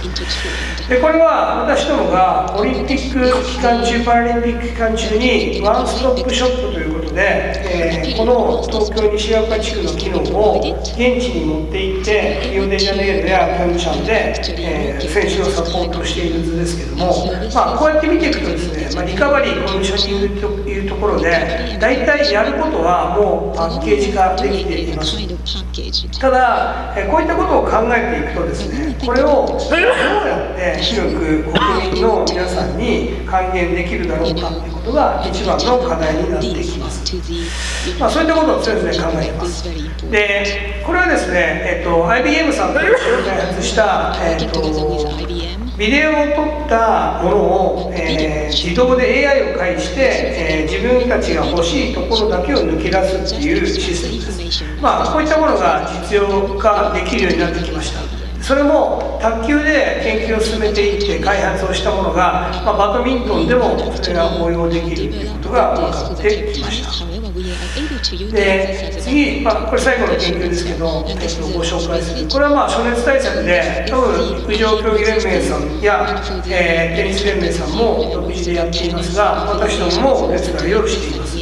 で暑熱対策には、暑熱順化と言われる、熱に慣れていくことで、身体冷却、水分補給等々がありますよね。でこういった中で私たちはいろんな研究をしながら、先ほど話をしたエビデンスベーストで暑さ対策ができないかということを考えていきます。でそれらを、研究の結果をまとめて、現場に返すということをやっています。でこれはアイススラリーと言われる、冷たいシャーベット状の飲み物なんですけど、脳を低下させるっていうことが実際にできるのかできないのかっていうことをやりまして、脳の測定部位を測ってみると、実際にこの部分が、冷えてアイススラリーっていうシャーベットを飲むことによって冷えてくるということが分かっています。もちろん市販のものでもたくさん出ていますので、ただそれをどれだけどのタイミングで飲むかっていうのが多分重要になってきます。こういったことをやりながらビーチバレーや自転車やウィンドサーフィン、サッカーの中でやっています。で今言われている身体冷却は手掌手の甲までをしっかり冷やすことが大事だというふうに言われています。でさっきの陸上の世界選手権でも鈴木先生が優勝しましたけども、その時も彼が持っていた氷で手掌を冷やしながら歩く。で場合によっては、マラソンの中で手掌を冷やしたりするということが、一般的になってきています。でこういったものを、どうやって、私たちは広く国民に還元できるかというのを常に考えています。でそういったデータの蓄積のためにはやっぱり先ほど話をしたデータベースっていうのがいります。でデータベースはできましたので、このデータベースにアスリートがたくさん情報を入れてくれるような出題っていうのが必要だろうというふうに考えています。アスリートは入れたデータを自分のタブレットやパソコン、携帯で見ることができます。でコーチに閲覧をしていただきたいというのがアスリートの中にあればですね、そのコーチはこのデータを見ることができますし、もちろん、なかなかセンシティブな問題ですけど、メディカルデータっていうのを見れるような出題を考えています。そう考えていったときに、やはりこの中にどういったデータを、アスリートに理解してもらって貯めていけるかっていうのが、一つのキーポイントになってくるのかなというふうに思います。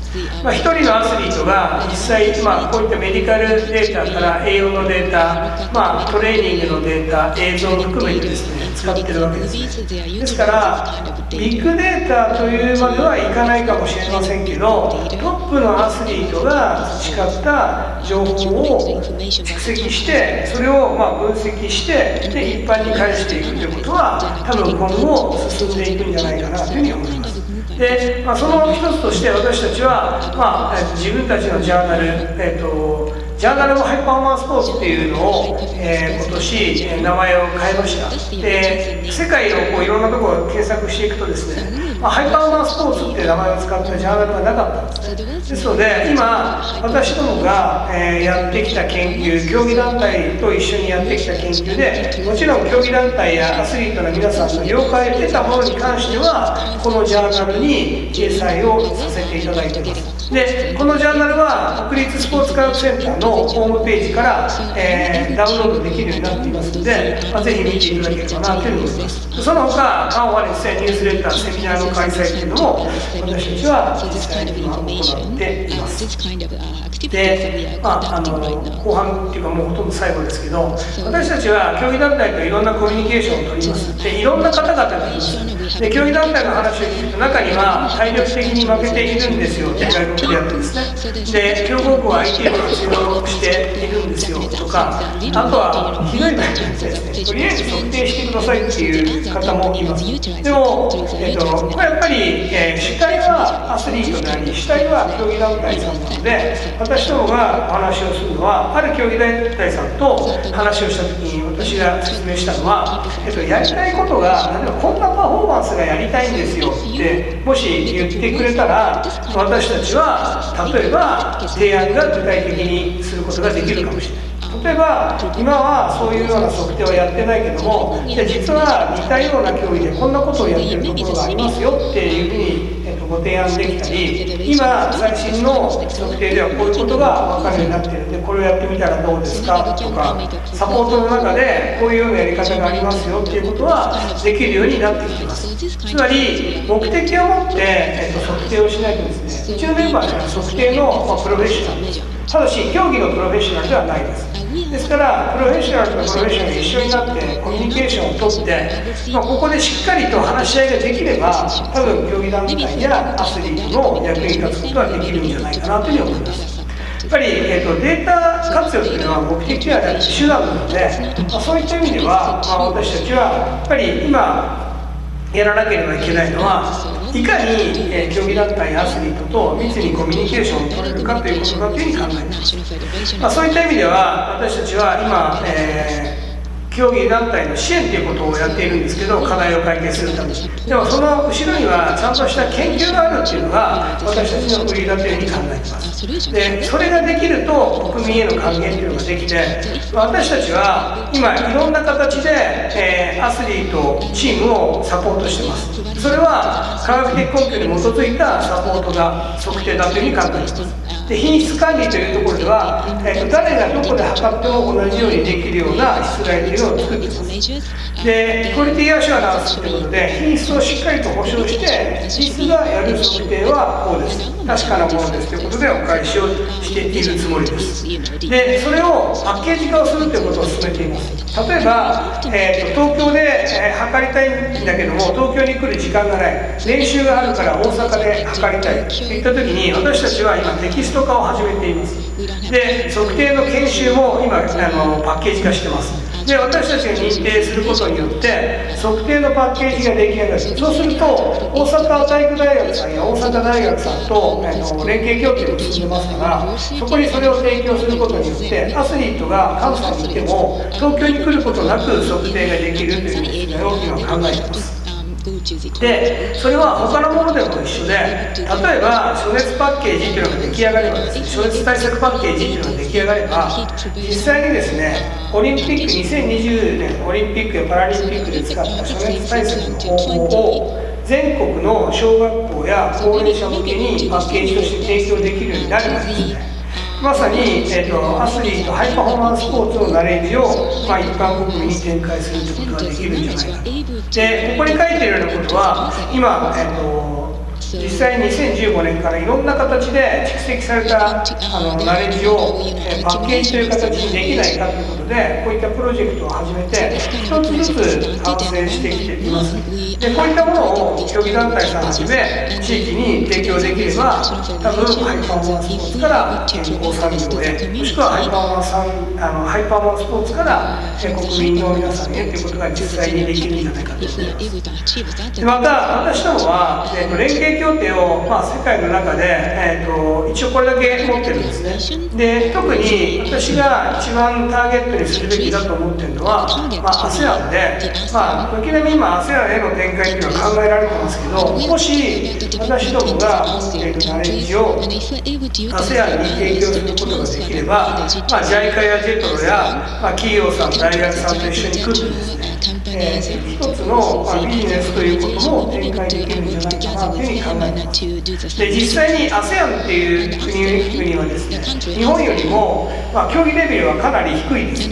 ただし、生産性年齢を考えたときに、ASEAN の平均年齢っていうのは20代ですけど、日本っていうのは約もう49から50にかかろうとしています。でそう考えていくと、これから伸びていくであろう ASEAN に対して競技力は低いけども、私どもが持ってるナレッジを国として提供することでビジネスに展開することができるんじゃないかなというふうに考えています。で最後ですけども、今までハイパフォーマンススポーツに多くのお金を費やしていたただきました。もちろんこれからも私どもは予算を要求していかなければいけませんが、そこで、帰結していったものをですね、私たちはやっぱり広く国内で国民に還元していく、で海外へ展開していくっていうことを考えていく時代になっていると思います。そうした中でも、ただ課題はいくつかあって、この知見のパッケージ化っていうのは少しずつ進めていますけども、やっぱり、民間の方々との連携っていうのは必要になってくると思っていますし、マーケティングと書いてますけども、このほか広報ブランディングということも考えていかなければいけないので、こういった課題があります。でそれをやっぱり解決するためには、連携共同の促進ということで枠組みの策定をして、民間を含めた地域の方々とも一緒になってやっていかなければいけないですし、今既存の組織だけではやっていけないです。そういったことを私たちは鑑みながら、3年前からハイパフォーマンススポーツカンファレンスっていうのを、立ち上げて、皆さんにいろんな情報を提供するような場を設けてきました。先月行われたんですけど、おかげさまで、盛況で有料にしたにもかかわらず、1日470人の方が2日間来ていただきましたので、そういった意味では、こういったところで情報を広く提供していきたいというふうに考えています。どうもご清聴ありがとうございました。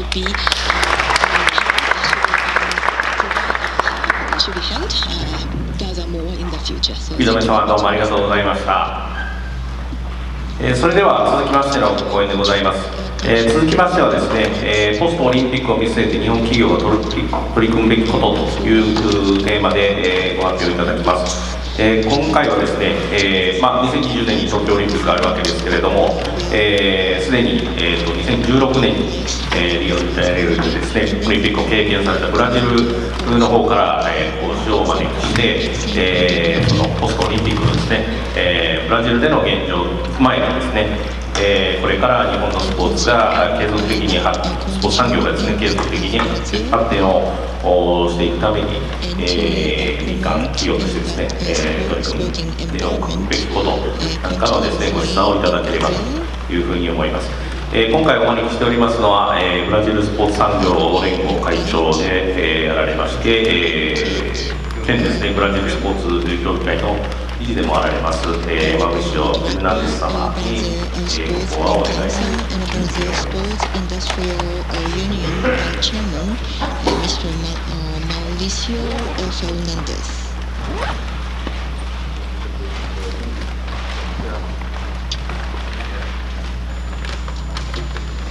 今回、ポストオリンピックということで、オリンピック自体は東京でありますと関東地域、最近ちょっと札幌が加わりますけれども、で開催されるんですけれども、今回ちょっとフェルナンデス様に、お願いしておりますところは、リオで開催されたオリンピックのその後の、サンパウロですね、ブラジル第2都市、我々大阪と似た観点かと思いますが、そういったところでどうスポーツ産業が広まっているかというところの観点も踏まえてですね、ご講話をいただきたいというふうに思います。Hello Japan, my name is Thiago Zanini. I'm the Chief Advisor of Brazilian Tourism Minister, and I'm here to greet you from Minister Marcelo Álvaro Antônio and President Jair Bolsonaro. It's a very pleasure to be here with you at this very important meeting. Unfortunately, I couldn't come to Osaka. I'd like to give you a few words from Brazilian government. First of all, Brazilian government has just settled a new visa system. Means that Japanese tourists are not longer obligated to demand a visa to go to Brazil. This increases the opportunity of Japanese citizens to visit our country as tourists of business, leisure, or sports. It's very important to stress also that Brazilian people have been the hosts of very important sports events. Pan American Games in 2007, Olympic Games just before Tokyo. And we'd like to share with you our views, opportunities, and experiences. Finally, I'd like to stress that São Paulo is a city that has been very, very close to Osaka from 50 years ago. So, I'd like to give you my warm regards and cheers from Brazil. Thank you very much and have a very, very important meeting at ISPO Academy meeting. Have a nice day. 行ったこと等に通っていますので、ありがとうございます。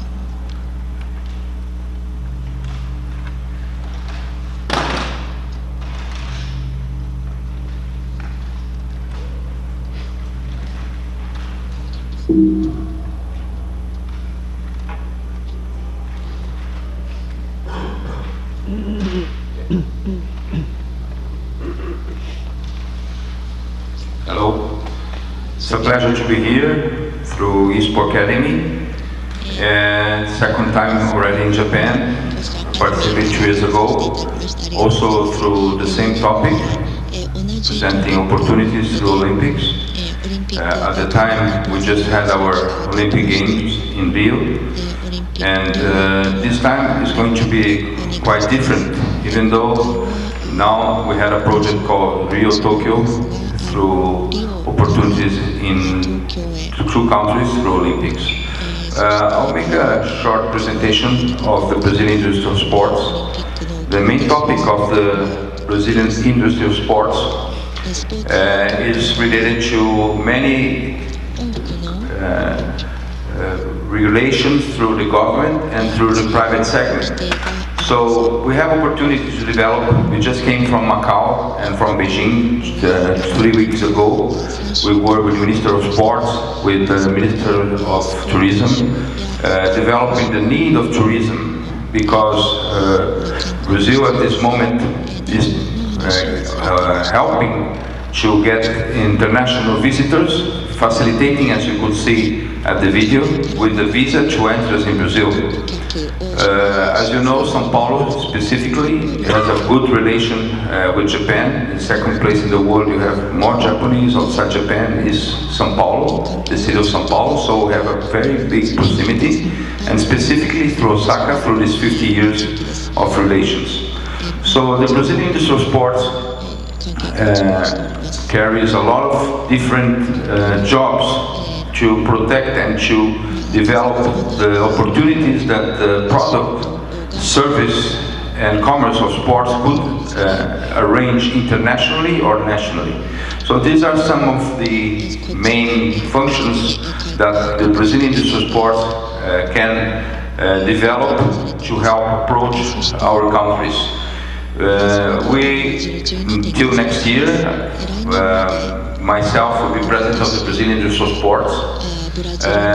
We are members of the National Council of Sports, and also the Service Federation that holds 40,000 companies in service, because 60% of the movement, the commercial movement, is through service. So we have an agreement through the National Service Federation to increase our opportunities through sports. This is a special agenda when we speak about sports tourism, or we speak about sports marketing, or physiotherapy, or sports medicine. There is a huge field of sports jobs that could be part of our protection or to our increase in business through the government. Also, the Federation of the Industry of Sports, this last 10 years, we have been protecting the industry of sports inside the Federation of the Industry of State of São Paulo, that's the biggest of the country. Brazil, as you know, has 24 states. São Paulo is the strongest commercial state in the whole country. So we are in FIESP, that is the Federation of the Industry, protecting the interests of the industry of sports. So we go through commerce, we go through industry, and we go through service. We also, in the state of São Paulo, we promote many different projects, and one of them regarding we were there 3 weeks ago. We put together all the secretaries of sports of the state of Brazil, and we invited them to come to São Paulo to discuss opportunities through the segment of sports and the government. So we have a good calendar for this year, for the last 2 months, very intensive. And this is the meeting we had at the Congress House in Brazil. We were discussing exporting. So from that opportunity, we took the Minister of Sports and the Minister of Tourism to Macau to discuss opportunities through tourism. The next meeting is going to be related to innovation. So last meeting was last month, and now on November 19th, we are going to have a meeting to discuss innovation. Another big opportunity that we are working is the prize related to brand new from ISPO. We are having a national contest, putting around 80 startups, and the winners will go to brand new in Germany during ISPO Munich, 26th to 29th January. So this context, this event has a lot of support from the government, from Ministry of Science and Technology, from the state of São Paulo, and from the city of São Paulo. So we are very well connected, and we will have the meeting we're going to have in Brasilia on 19th is just to make this sports event for startups be more known. Because as you know, sports is very transversal. You go for several segments, from health, from fitness, from wellness, and for high performance. And that's why we have a huge range of opportunities to develop and help the startups in such a prestigious prize, just like brand new. We are very happy to take the Brazilian winners to be part of ISPO in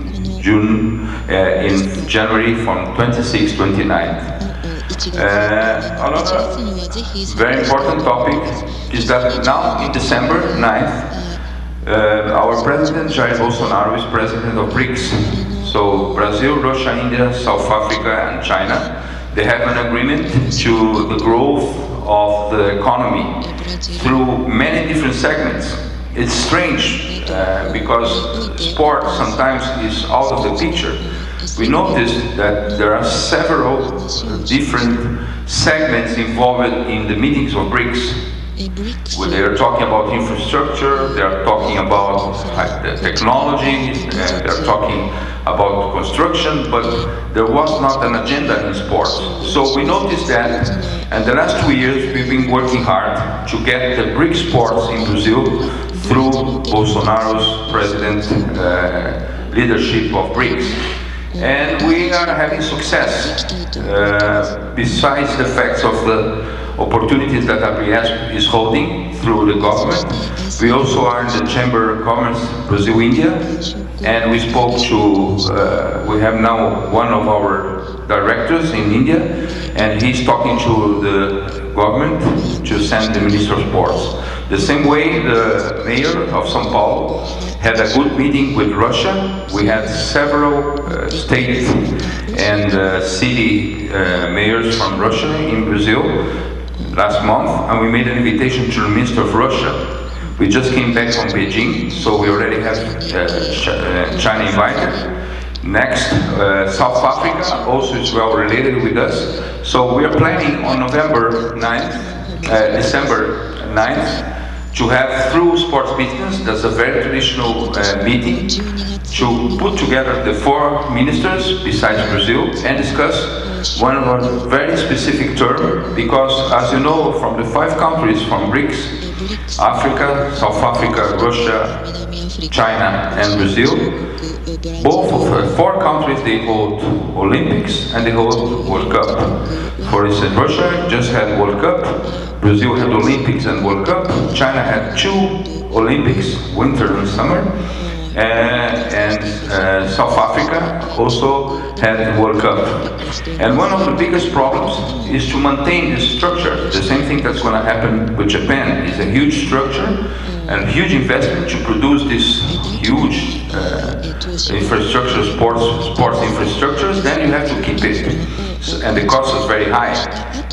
Cape Town just announced that they are going to destroy one of their own soccer fields to build houses. So this is a problem, and this is what we want to discuss, besides the fact that BRICS, through the financing bank, Brazil only uses 6%, and we want to present, inviting the state secretaries, the sports secretaries in general, and talking to the other countries to produce a common relation through the countries, to have competitions around the world through the BRICS countries, to decrease the cost of the infrastructure, preparing kinds of seminars of management of infrastructures.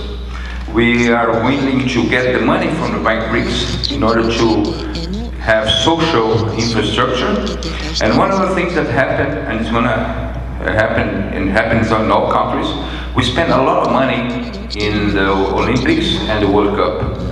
And now we're realizing that we have to go through wellness and fitness because of the obese problem of the population. So the main idea is to convert and to have people practicing more sports through our infrastructure. So we want to exchange this kind of experiences through the countries and to increase the opportunities in wellness and fitness. This also goes with in our agenda that we're planning to have with Japan as well. So there will be this BRICS sports meeting talking about funding investment, and we're going to talk about smart sports park technologies, how we can decrease the cost of the infrastructures through technology. Okay, so this will be December 9th in São Paulo. Well, let's go now for our topic. We are sister cities, São Paulo and Osaka. And there are a lot of commemorations about specifically to this year because we made 50 years of sister cities. We're related in this contract that made us smart sister cities 50 years ago.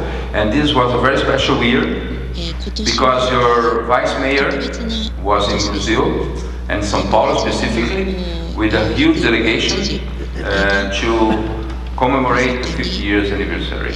Okay, so we were there and we were talking about Ispo Academy at the time. So we made an agenda with the city of Osaka, and many agreements were re-signed. So Mr. Junko Arimoto, Vice President of the Chamber of Osaka, and Mr. Hidetaka Yoshikawa, President of the Association of Sister Cities of Osaka. This happened on 20th, 21st, and 22nd August in São Paulo. And of course, Mr. Hiroshi Nakao, the vice-mayor of Osaka, was there too. So they spent around a week with meetings and talkings about getting our cities closer.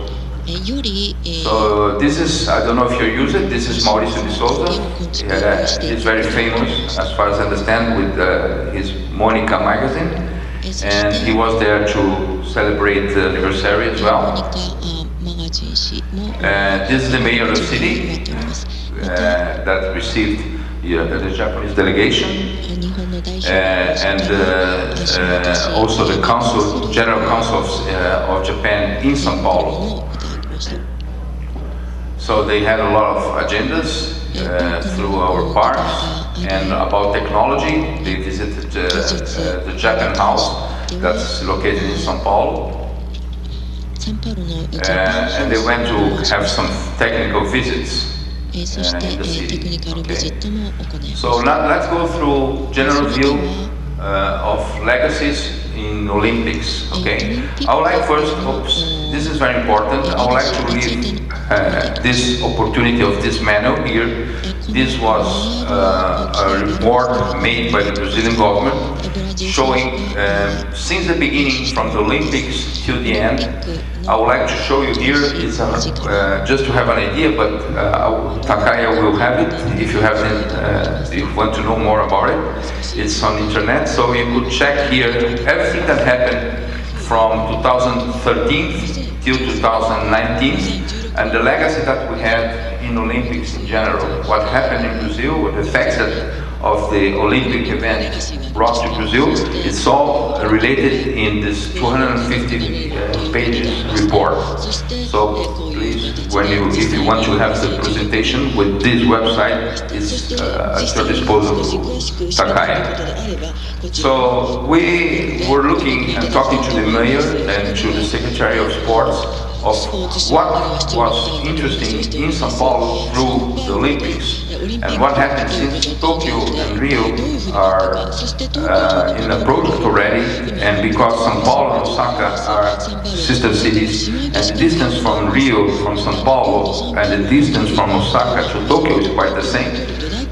We would like to show you a few things that we discussed with the Secretary of Sports and the Mayor that are kind of a legacy from the city of São Paulo. We have, of course, many acclimation countries that went to the city of São Paulo to prepare from Olympics. We received in the city of São Paulo and the state many different delegations from China, from Russia, from many other countries that went to São Paulo specifically to get ready to Olympics, okay? But São Paulo hosted 8 Olympic teams and 10 football matches during 2016 Olympic Games. So we had friendly Olympic football games. And the games were held at Corinthians Arena. So we received countries from all over the world to play football at one of our arenas. And then between a partnership between City Hall and State Government in 2006, São Paulo cooperated with public safety, healthy and urban mobility. So there was an increase in the mobility, urban mobility. The Olympic Games were held between August 5th and 21st, but the first football match in São Paulo was on August 3rd, before the official opening, and the last game in the capital, that was on August 19th. The city hosted 6 first-round games, 2 quarterfinals, 1 semi-final, and 1 bronze medal match. Even though all the main events were in Rio, São Paulo held quite important sports events. Other very important thing that we got as a legacy, we had the Brazilian Paralympic Training Center. This was a huge investment that we produced in May 2016, and we inaugurated the Brazilian Paralympic Training Center in the south of the capital. The complex is an international reference in training and evaluation of the athletes, located in an area of 140,000 square meters in the Piranga Park in São Paulo. It is a result of the partnership between the governments of the state of São Paulo through the State Secretary of Rights of Persons with Disabilities and the federal government through the Ministry of Sport. So this was a legacy that we are keeping very proudly in São Paulo. It's a huge structure with 95,000 square meters of built area. The center aims to foster Brazilian sport, creating conditions for its athletes to stand out in municipal, state, national, and international competitions, always emphasizing advanced techniques and new technologies. The event follows the concept of power countries in the adapted sports such as Ukraine, China, and South Korea, and is one of the 4 training centers, the biggest sport training centers in the world, with the largest number of modalities, 15 of the 22 modalities of Paralympic sport.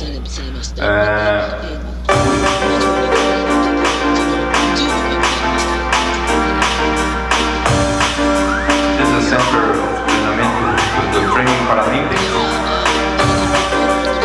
This is the residential area.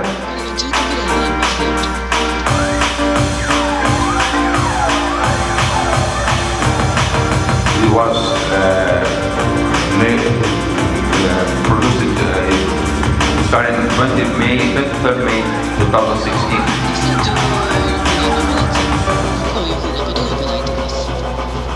Basketball for Afghan. This is a world champion.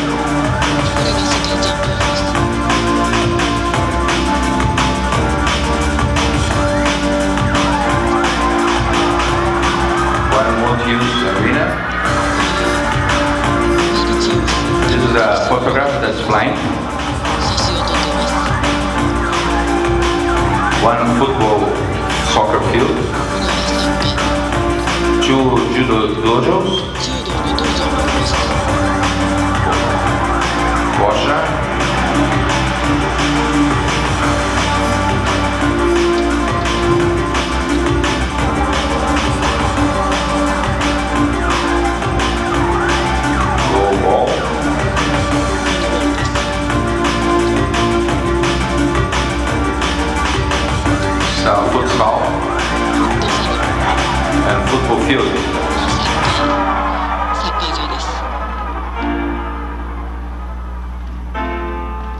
100,000 square meters track and field facility. 魅力的な施設とフィールドがあります。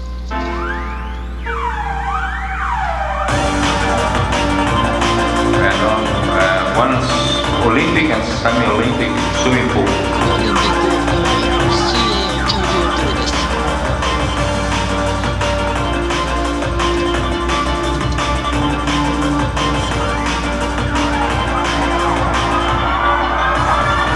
Choose for 2 tennis courts, one track and field outdoor,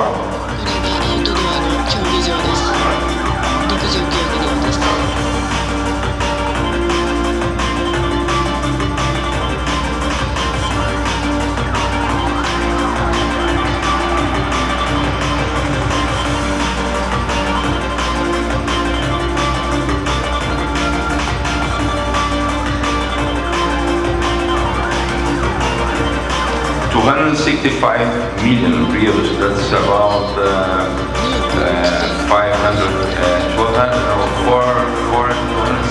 40 million dollars. $45 million.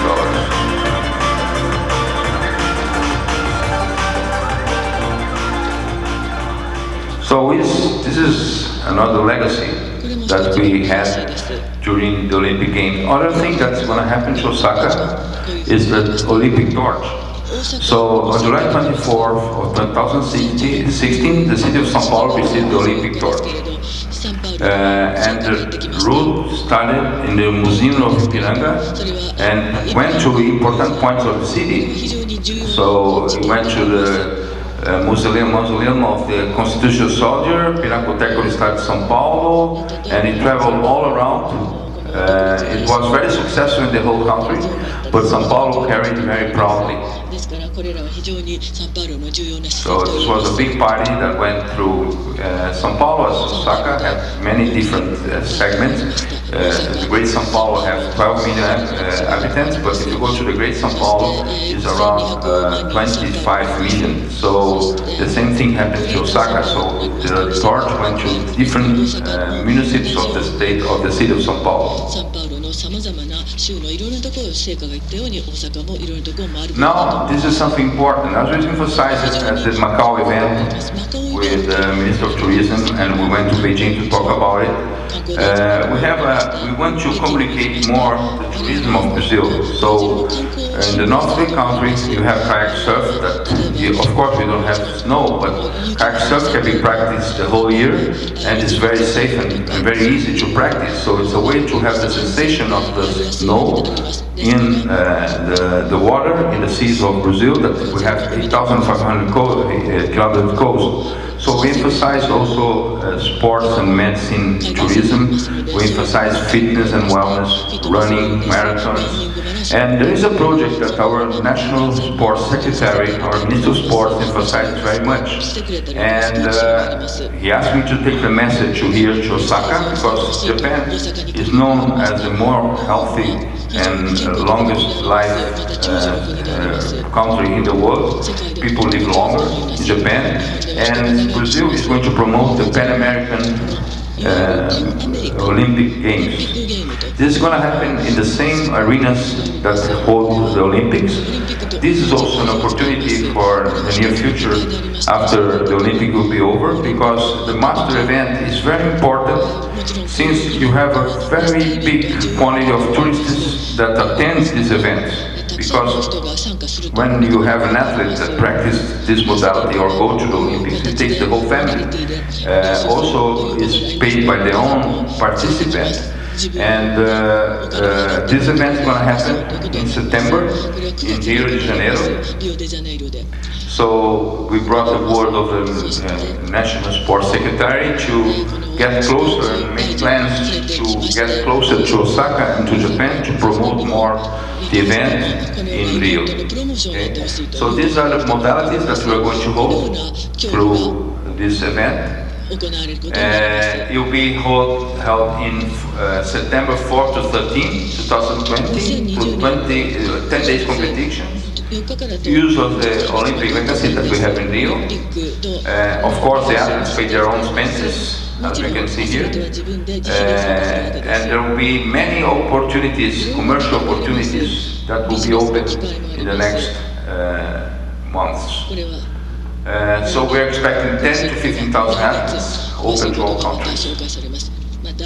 So these are the structures that we're going to use and the modalities that we're going to have: athletics, archery, basketball, canoeing, cycling, dance sport,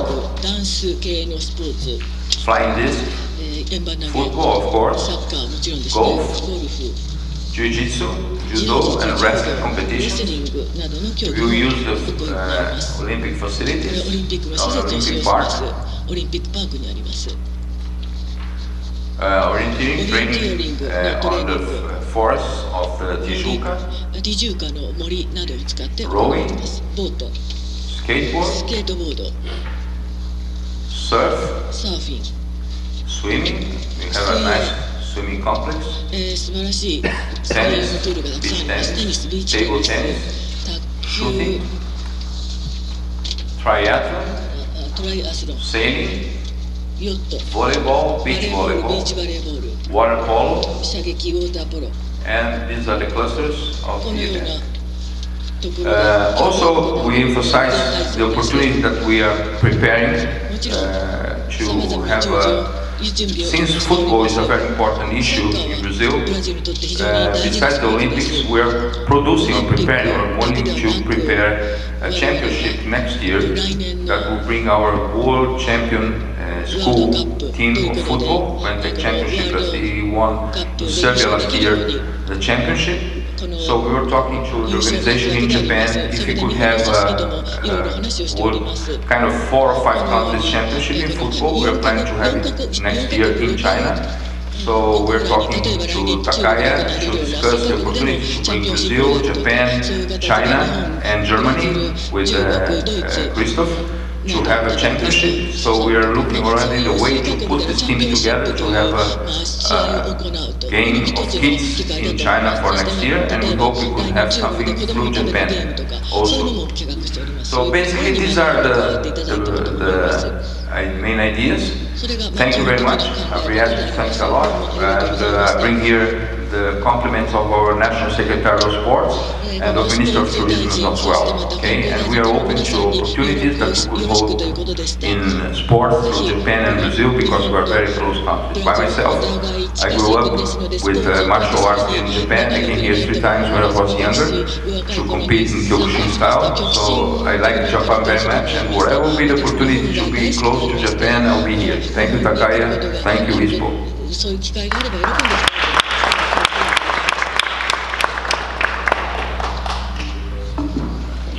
ありがとうございました、ベルナンデス様。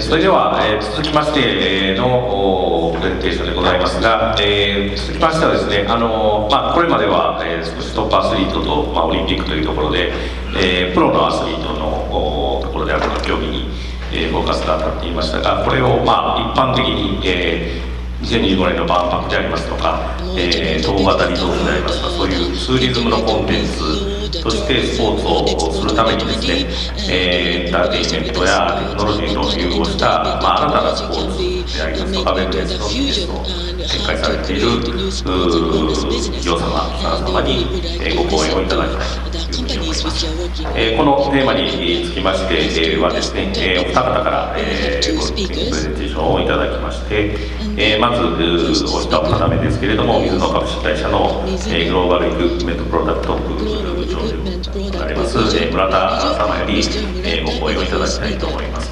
それでは村田様、どうぞよろしくお願いします。はい、こんにちは。水野株式会社の村田と申します。今日はですね、20分の時間の中で、我々のサービスについて簡単にご説明したいと思います。まずこのグローバルイクイプメントプロダクト部という下の紙の部門名なんですが、弊社物を作る販売する会社なんですが、フットウェア、アパレル、それとイクイプメント、今服以外の用具を企画開発をしております。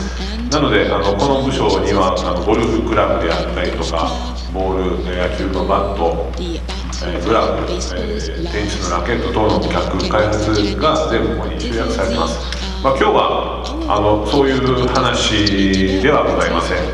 なのでちょっとですね、簡単に今更ですけどちょっとご紹介をこの映像でと言いながらこのインターネットに飛ぶんですけど、弊社のサイトに飛びます。これでご覧ください。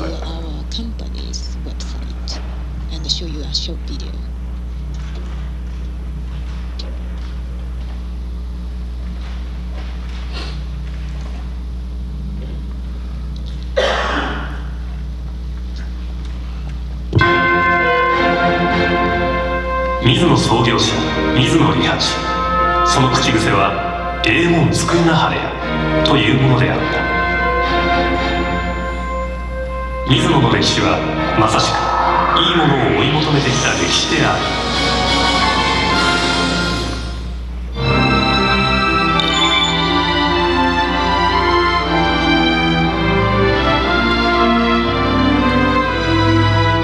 1906年、水野は水野兄弟商会として創業した。創業者水野利八は野球の魅力に惹かれ、洋品雑貨とともに野球ボールの販売を始めた。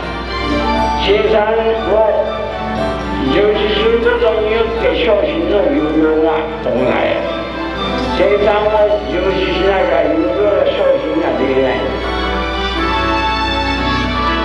職人気質であった利八は商品の品質と信用を何よりも重んじた。1913年には関西学生連合野球大会を主催。これが現在の高校野球の母体となる。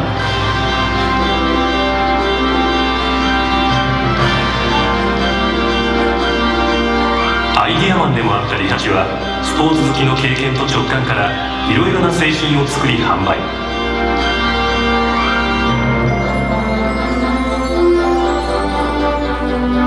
スポーツにおいてものづくりとともにその普及と発展にも力を尽くした。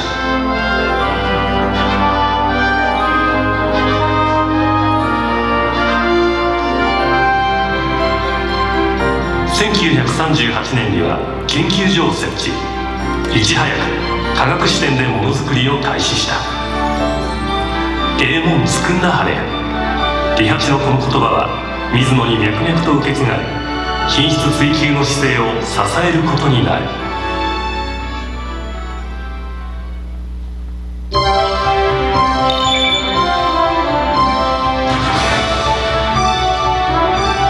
戦後、水野はスピーディーに活動を再開してスポーツの復興に貢献。高品質なものづくりに堅くなにこだわり、それを徹底。野球、ゴルフなどの普及にさらに力を注いだ。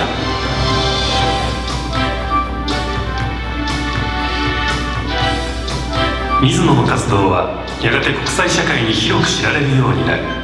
トップアスリートとの契約、メジャーリーグやゴルフツアーにおいてのワークショップ活動など、積極的に活動の舞台を世界へ広げていく。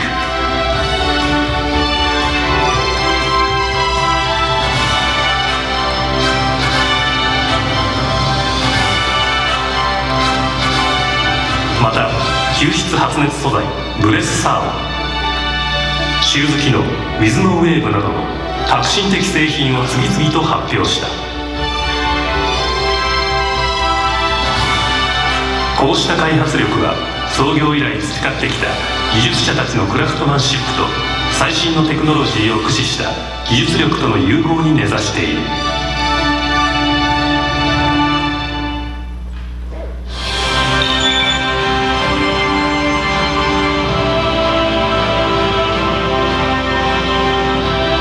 スポーツとともに発展してきた水野。スポーツで培った技術とノウハウを生かし、今その事業は健康分野からさらに一般家庭にまで広がり始めている。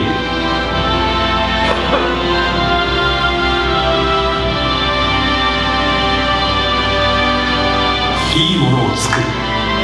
いつの時代も絶やさないその情熱こそがイノベーティブな商品を生み出す力になる。創業以来の思いは決して変わらない。水野はこれからも挑み続ける。明日のために、次なる水野のために。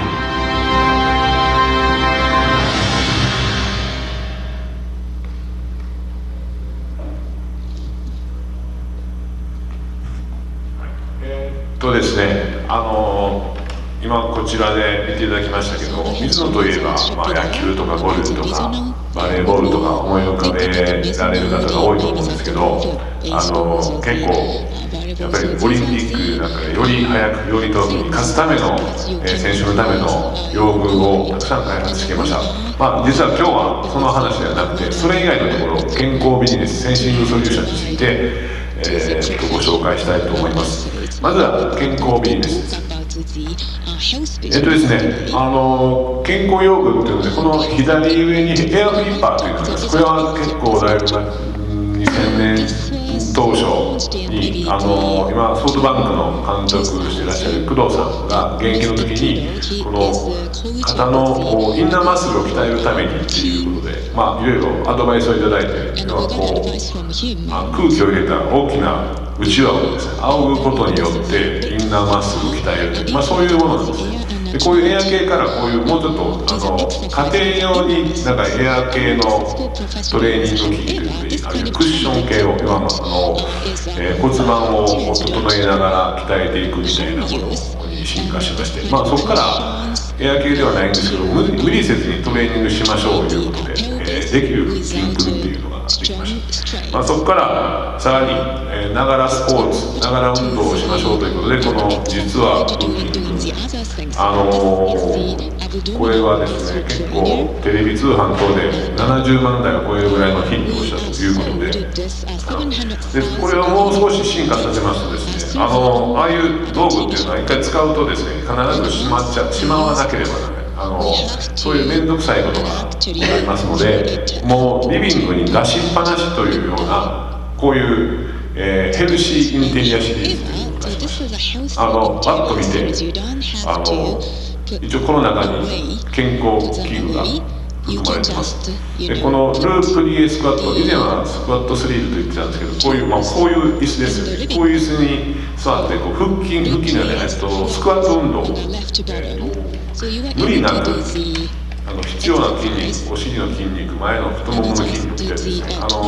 高齢者の方も健康のために歩くのが必要なんですけど、歩くための筋肉をまず作りましょう。ただスクワットっていうのは非常に全身運動で疲れますので、こういう椅子に座りながらスクワット運動をしましょうと。あるいはこういう腹筋プルレという腹筋する機械です。ここに座って腹筋を鍛えます。でこのボルレッジっていうのは、お手玉みたいなものなんですけど、非常に重量感があって、いわゆるダンベルみたいな運動ができると。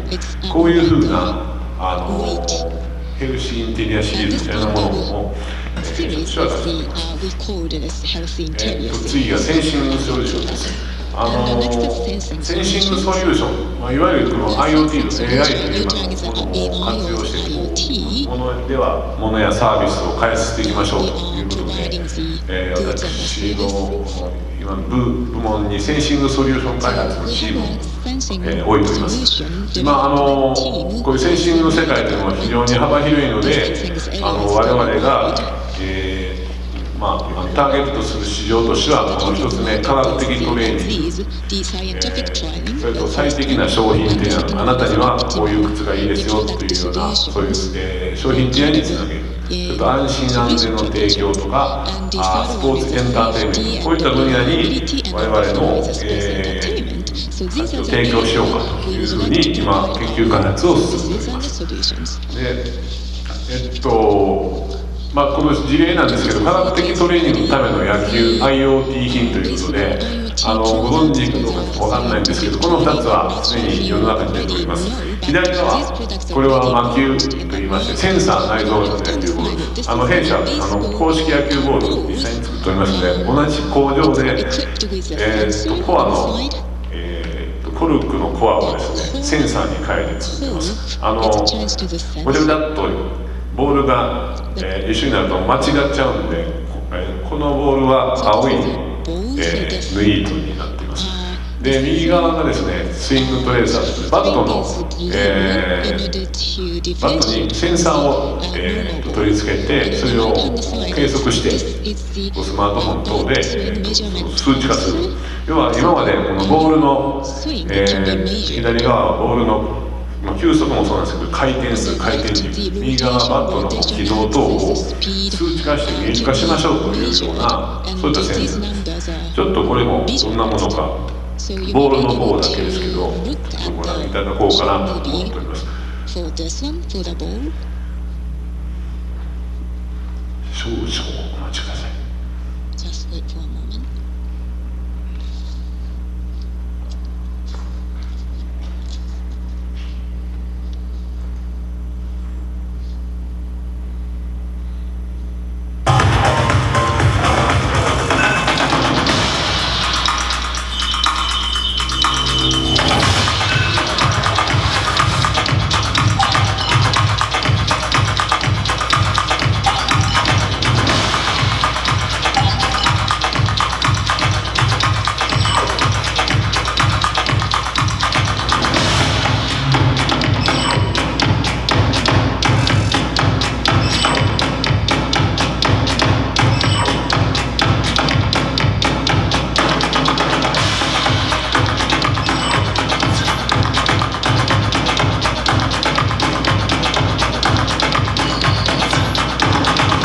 大きさも重さもこの夢の高さもね違和感なく一緒のような感じで投げれましたね。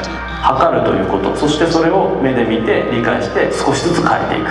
だから自分の目的の変化球を生み出すのに非常に有効なツールだと思います。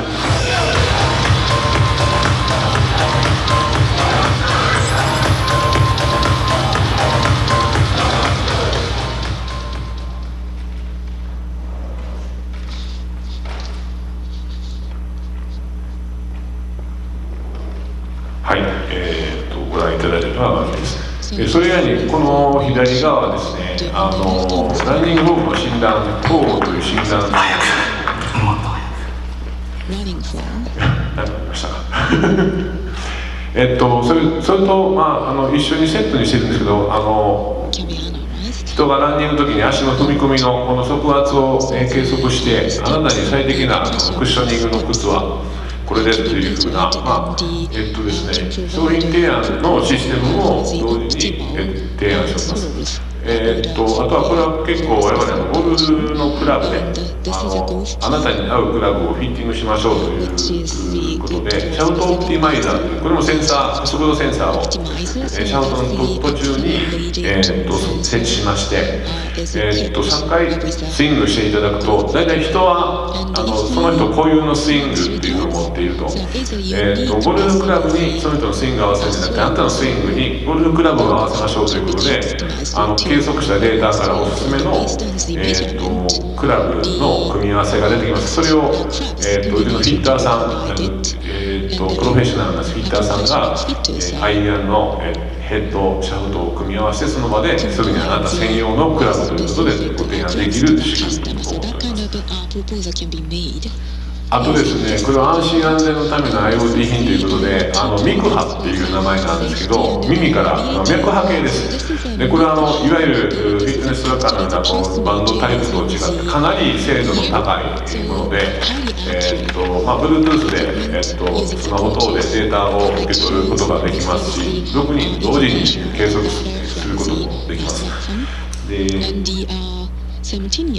これをこういったものを使ってですね、このセンシングソリューションというのを新たな取り組みに展開していきたいと考えています。でこのミクハっていうのはですね、例えば、いわゆる健康のフィットネス、高齢者の方のフィットネスなんかで6人同時につけていただいて、実は運動中にインストラクターの方がその人の運動強度、その方が無理してないかなとか、脈拍の程度リアルタイムですね、モニタリングできる。これが一つの、事例、小さくて申し訳ないんです。この人はちょっと、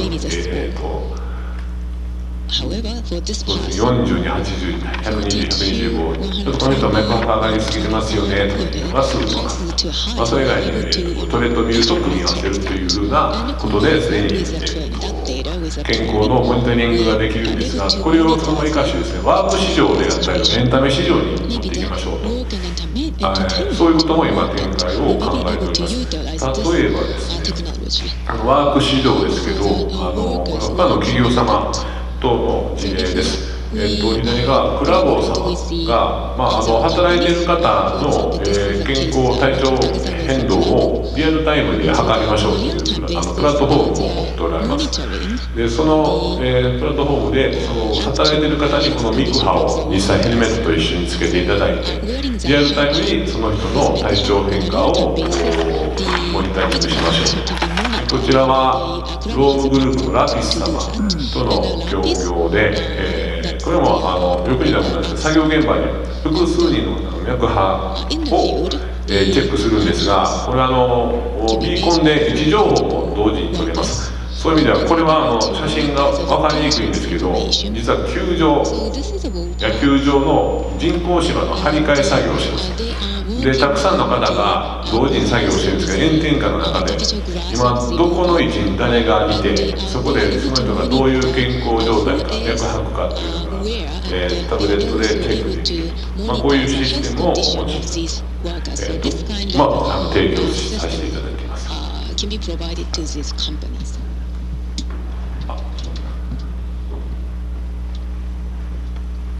ですね、これが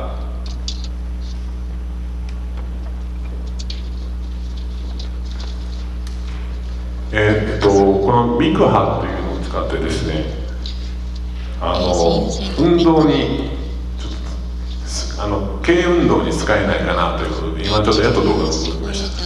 これもまだ実証実験中なんですが、この脈拍を自分でコントロールしましょう。今子供が楽しむはしゃいでいますが、要はこの心拍を上げると、今度例えばプラレールの電車がどんどん速くなると。どんどん速く走らせようと思ったら、そこでどんどん足踏みをして自分の脈拍を上げていこうという、こういうような、ゲームみたいなスポーツです。で右側ですね、これはリンゴなんですけど、例えば69開けたいと思ったら自分の脈拍を69に持っていかなければなりません。そこで足踏みしたり、深呼吸したりということで脈拍を自分でコントロールする、そういうゲームので、さらにこれは実証実験もかなり進んでいるんですが、500歩サッカー、今日この後登壇されるユースポーツ協会様のイベントで、活用させていただいて、これはどんなものかというと、数人でサッカーをします。フットサルみたいな。で腰に、デバイスをつけてですね、その人は500歩しか歩けません。500歩歩き終わったら退場しなきゃいけない。そういう制限の中であるゲームです。で今こういうデバイスの開発をしています。ちょっとSo this is a new sports developed by Mizuno. So please look at it.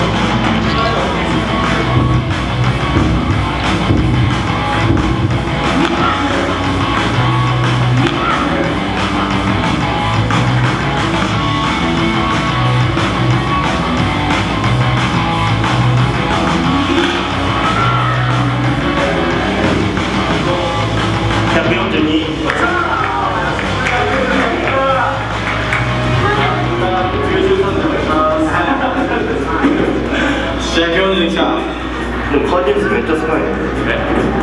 1081。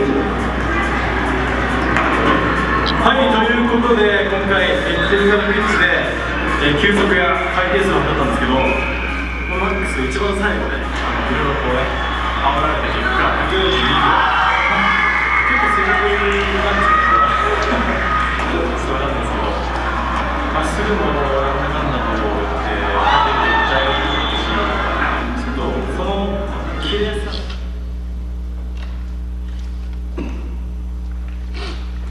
はい、今のが500歩サッカー、1歩歩くごとにどんどん500のカウントダウンが行われていくというあとはこういうバーチャルボールパークといいまして、VR でですね、実際にボールが飛んでくる映像を見ながらバットを振るということで、これが、例えば160キロのスピードボールを体感すると、そういうこともできます。それ以外こういう AI については実はまだそれほど実現化しておりません。ただ今研究している中でこういう映像による運動診断ということで動いている人の動きを骨格を推定してみたりとかこういうフィットネスの世界で AI が指導するとかそういう世界をまた目論んで考えております。この最後ですけど我々はスポーツメーカーとしてより良いスポーツインドスポーツの進行を通じてということで純粋なその競技スポーツだけではなくて一般生活者の方健康のためも健康増進のためにもスポーツの技術テクノロジーを提供したいなということでもう作る中でやってる創業精神を持って未来が現社長の水野明人でございます。みんなでもっとスポーツをしようということで右側左向かって左側は東京の大きな大会の次ですね関西にも大きな大会があるこちらの方は弊社がスポンサーしております。一応ちょっと出しておりますけどこういうことです。ありがとうございました。村田様どうもありがとうございました。それでは、お二方目でございます。お二方目はですね、一般社団法人世界ゆるスポーツ協会で、事務局長であられます、萩原拓也様にお願いをしたいと思います。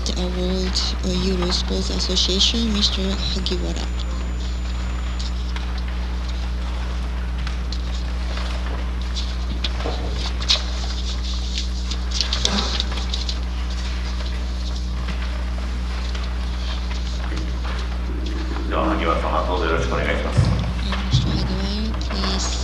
はい、皆さんこんにちは。世界ゆるスポーツ協会というなんかよくわからないふざけた団体が来ましたけれども、そちらに事務局長をしてます萩原と申します。よろしくお願いします。今日ですねテーマとしてテクノロジーと、企業さんとのコラボレーションということでいろいろお話をさせていただこうかなと思っております。で、まず我々世界ゆるスポーツ協会、こちらの方に多分呼んでいただいた理由としては我々はですねスポーツを使って社会課題の解決そして、新しいビジネスを作っていこうということをやってます。なので今回のテーマというところでいくとやはりこれから企業がスポーツをどう取り組んでいくかそしてスポーツがどういうふうにですねその力を発揮していくかというところがテーマかなと思いますので、我々の事例なんかをお話ししながら自分たちの会社でこういうものが使えるんじゃないかですとかあとこういうところが相談できるのではないかというような視点で見ていただければと思います。でまずですねちょっと、簡単にですね、我々のコンテンツをお持ちしました。これです。何の変哲もないこれですね。これですね。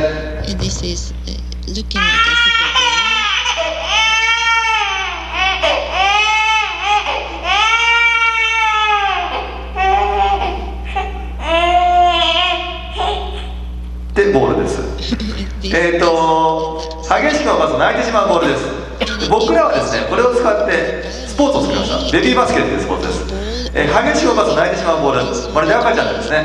これを赤ちゃんに見立てて優しくゆりかごりの得点になるようなボールをスポーツを作りました。今までのような、高く速く強くではなく優しくというのがテーマなんでスポーツになります。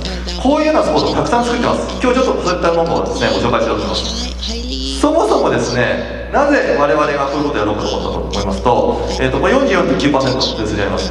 これどういう数字かというとですね、スポーツマイノリティつまりスポーツをほとんど実施しない方たちの数字なんですね。逆に言うと日本の運動実施数、約 6%、55% あるというふうに言われてます。ただですね、この数字もかなりですね変動はしてますし実際どの程度のものをスポーツと言っているのかっていうのは、調査の段階ではあまり明らかにされてません。で、つまりですね 44% の方たちがスポーツの、いろんなですねメリットを享受できてないこういった現実が、我々をこのゆるスポーツで作るように至った原因であります、理由でありますね。スポーツ皆さんここにいる皆さんはスポーツの力をすごく、感じてらっしゃると思います。スポーツやると健康になります。それからコミュニケーションも取れます。知らない人と仲良くなれます。そしてスポーツビジネスって非常に大きな市場です。その一方でこれだけの方たちがスポーツにほとんどかかってないというのが現実です。逆に言えばですねまだこれだけのですね、潜在資料があるといるのですね。じゃあこの人たちをどう取り込んでいくか。ではこの人たちはどういう人たちなのかというところなんですけども、まずですね、運動苦手な人、もう体育の段階で運動嫌いになっちゃいました。そういう人はスポーツをですね、大人になってやろうっていう時はやりたくありません。それからお年寄り、スポーツはあんまりしませんね。する方もいますけど、それから、障害を持っている方、そして妊婦さん、子供、あと怪我されている方とか、こういった方たちっていうのはスポーツをする機会では非常に少ないです。でこういう方たちを取り込んでいくことによって先ほどのスポーツの実施率を上げていってスポーツの魅力を享受できる人たちを増やしていこう、そしてスポーツの仕事を増やしていこうということを考えています。そのために作ったのが、我々ゆるスポーツというものを作りました。でゆるスポーツ協会、何が一番新しいかというと、我々はですねスポーツを作るということにですね特化した団体を作ったんですね。いろんなニュースポーツあります。地方で作ったりとか海外なんかでもいろんな新しいスポーツ作られてますけれども、それをですね作る団体を作ろうというのがこのゆるスポーツ協会の、一つの新しいところじゃないかなと思います。で我々ですね、世界ゆるスポーツ協会っていうんですけども、なんで世界というふうに言うかって言いますと、このゆるという概念、これをですね世界に向けて発信していきたいなと思ってます。ゆるという言葉、ゆるいという言葉、これいろんな意味が含まれております。英語にするとこれぐらいいろんな意味があるんじゃないかなと我々は思いますね。でこういう、捉えどころない言葉だからこそいろんな使い方ができる、要はフレキシブルに、できる言葉なんじゃないかなというふうに思ってます。このゆるという概念を世界に広めていくことによって、世界中の社会課題の解決をゆるいスポーツで解決できないかなというふうに思ってます。日本はですね、今回いろいろなところでお話もいただきましたけれども、非常に、長寿国で、いろんな方、お年寄りに関する、社会問題などもいろいろ発生してます。そして、先進国である程度ですね、経済発展が停滞している状況にあります。でこのような状況というのはこれから世界中のさまざまな国で起こる可能性があります。で我々は、日本からですねこの社会課題の新しい解決方法を世界に向けて提案することによって世界中の社会課題を解決できないかなということを考えます。現状ですね、我々競技作るのが、仕事というか、ミッションになってますので、たくさん競技あります。これまだ一部ですね、全体で70競技ぐらい作ってます。でこれ全てオーダーメイドの競技です。ちょっと簡単にどんなものなのかご紹介させていただきましょう。は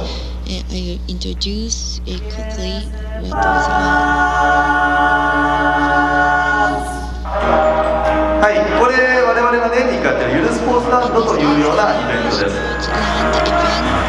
今年500人の方が集まっていただきました。これ商品フェイシングってやつですね。ハンコメーカーさんで作りました。これはですね、防災の意識を高めていただくためのスポーツです。エモさんという競技です。これ先ほどご紹介いただきました親子サッカーですね。水野さんとご存知作りました。100センチ走です。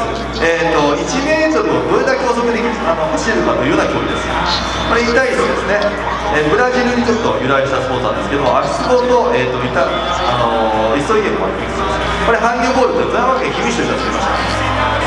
これはですね、スピードリフティングという競技でコカ・コーラさんとして作りましたね。でハットラグビーという競技です。頭の上にラグビーボールを乗せてトライをする競技ですね。これはイスメーカーさんと作りました。座ったままできる競技です。この方たちは車椅子の競技ですね。これ先ほどご紹介したベビーバスケです。見ていただくと分かるように幅広い年齢の方がやっていただきます。これ点字ブロックプレイですね。点字ブロックを使ってリレーをします。洗濯テニスですね。洗濯物を使ってテニスをしますね。一気側で行っています。これゾンビサッカーです。ライトサッカー協会、パラリンピック競技の協会を作りました。これイクラ集めという競技で、大学生で作りました。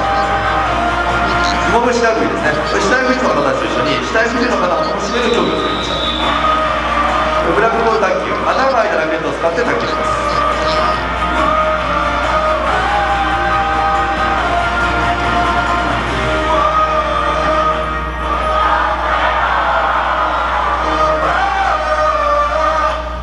はい、こんな形でですね、たくさんのスポーツがあります。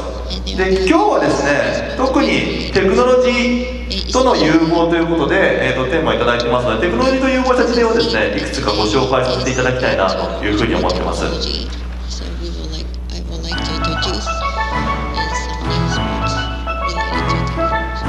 こちら先ほどのベビーバスケですね。曲げ基地区のバスとナイチャーボールを使ってバスケットボールします。これはですね、企業イベントなんかでもかなり利用していただいてまして、運動神経が関わらず皆が楽しめる、そして、怪我しないというところがメリットになります。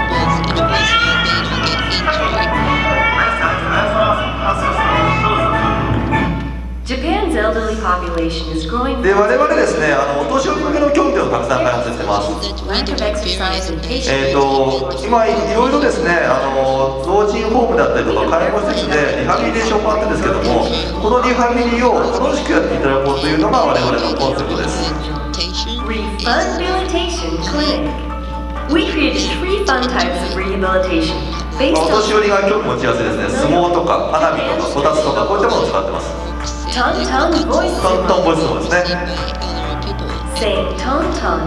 声でやるトントン相撲です。トントンというと土俵が動きます。これならお年寄りと、若い人もできますね。これは打ち投げ花火ですね。天井に上げて窓に向かって花火を打ち投げます。肩の可動域を上げるためのリハビリになります。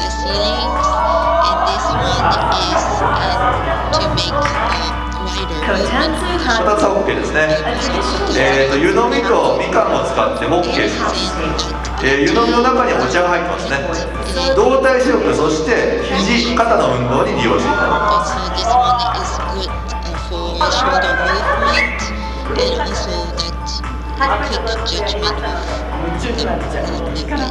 なかなかですね、リハビリといってもお年寄りの方たちが積極的に動いてくれない場合もあります。で、我々はですね、全ての根底は楽しいということなんですね。楽しければ皆さんが積極的に自発的に動いていただける。なので、常に楽しいということを念頭にして作ってます。We were able to change rehabilitation from something undertaken passively into something fun that people want to do on their own. Born from the fastest aging country in the world, Refundabilitation Clinic. 次行きましょう。これスカッチュって競技ですね。舌を動かしてラケットを動かしてキスをして球を打つという競技です。表情筋をめちゃくちゃ使う競技ですね。これであれば寝たきりの方までいきます。でこれなんで作ったかっていうとですね、舌の動きを取るためのデバイスがあったんですけど、このデバイスの利用方法がないという相談を受けまして、じゃあなんか面白い競技にしようということで作りました。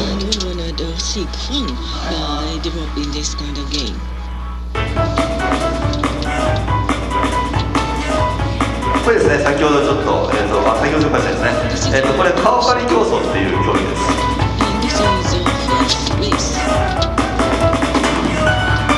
れは NEC さんの顔認証技術を利用します。NEC さんの顔認証技術、非常に、精度が高いもので、世界一というふうに言われています。こちらをですね、利用して、自分と似た顔を探していただく競技ですね。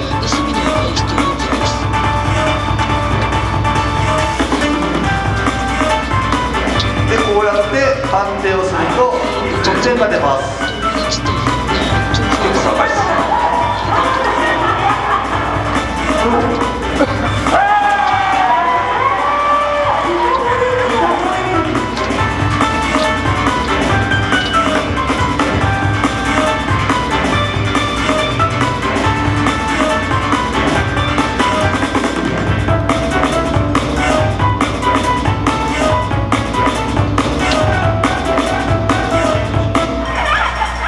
はい、次ちょっと先ほど紹介したですね、椅子を使った競技、こちらは、緩急走というような競技です。TSTEC さんという車のですね、椅子メーカーさんと一緒に作ってます。車の椅子ですね、こちらを専門に使っている競技使っているメーカーさんなんですけども、この椅子を、皆さんに知っていただくため、そして椅子にもっと親しんでいただきたいということで、我々の依頼を受けて作りました。でこういうふうにですね、アバター選んでいただきます。でアバターを選んで、みんなでレースをします。でここは最初はですね、カーブコースですね。カードをなるべく動かさない、カードを中心に持っていくとその分ランダムにします。そしてカーブコースが終わると次はですね、急コースに移ります。急コースはカードをバタバタさせて、カードを振動するとその分動きますね。そしてまたカーブコースですね。これ実際オリンピアンの方もやっていただいてます。柔道の杉本美香さんも、さっき出たんですけども参加していただいてます。これ普段車椅子使ってますね。黒さんです。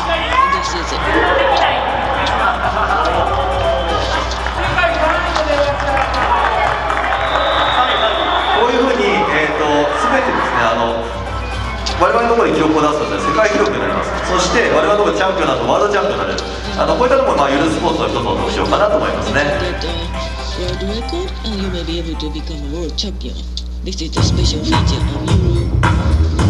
はい、次です。これは AGC 朝日ガラスさんと一緒に作りました。 AGC さんのですね、ガラスでこういうふうにですねプロジェクターが映るガラスなんですね。これを利用して全身を使った丸バツゲームをやっていただくというようなものです。柔軟性、あと頭ですね、頭脳がすごく試される競技ですね。大人と子供がやってもですね、子供の方が体柔らかいですし、体すごく動くのでこんなに勝ってしまうというようなところです。これはもともと AGC さんが自社の商品をプロモーションしたいというところで我々の相談があったんですけれども、実際どういった商品でプロモーションしていいかよくわからないということで、こちらで考えました。でいろんな商品をですね見させていただいて、こちらはですね、グラシーンっていう商品ですけど、グラシーンがいろんな競技に使えるのではないかということでこういった競技を作ってみました。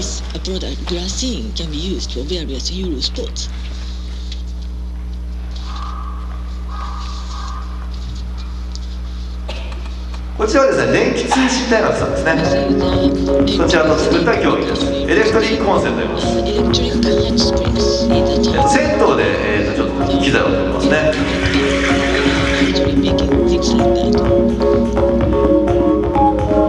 お風呂をこのように白濁にしまして、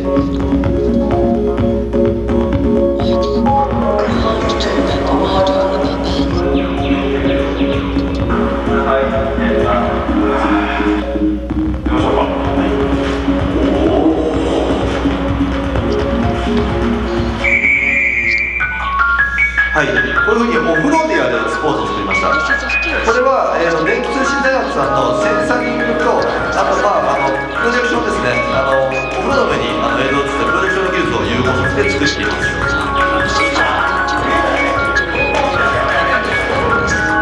かなりのぼせますね。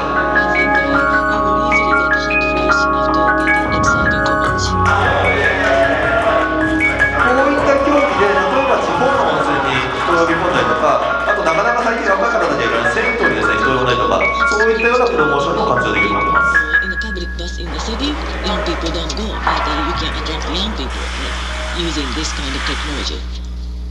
さて、こういうふうにですねいろいろ作ってきまして、実際我々ですね70種類の競技、そして、1万人、もっと今実際には1万10万人ですね、10万人のプレイヤー、そして、300のメディア、300人のメディア出てます。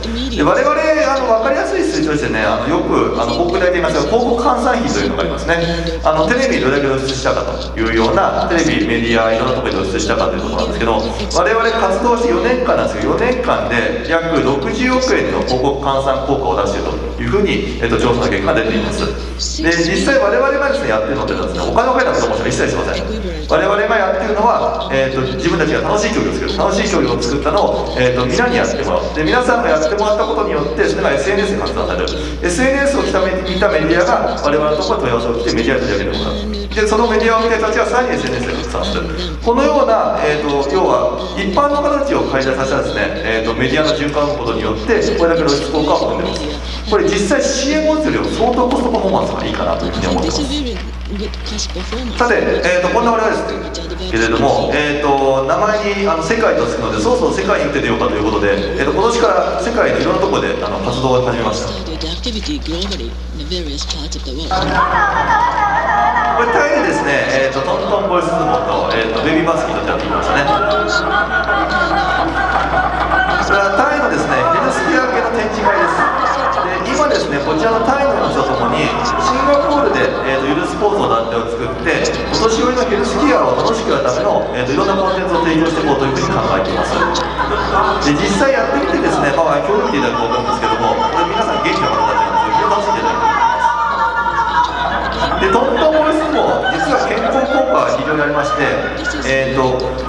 ですね、喉ですね、喉の筋肉が、非常に強化されます。これによって誤嚥というですね、喉に食べ物を詰ませてしまったりとか、気管に入ってしまったりとか、そういったものの予防につながります。お年寄り、喉の力が弱くなっているので、喉に、食べ物を詰ませてしまって、病院に運ばれてしまったりとかしますけれども、こういったものでリハビリをしていただくことによって、楽しく、健康を保っていただこうというふうに考えています。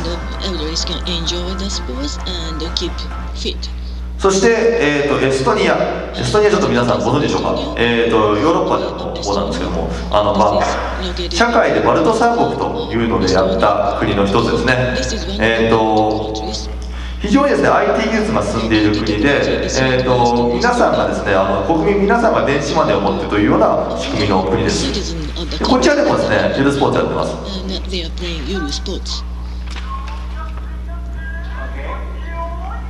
これ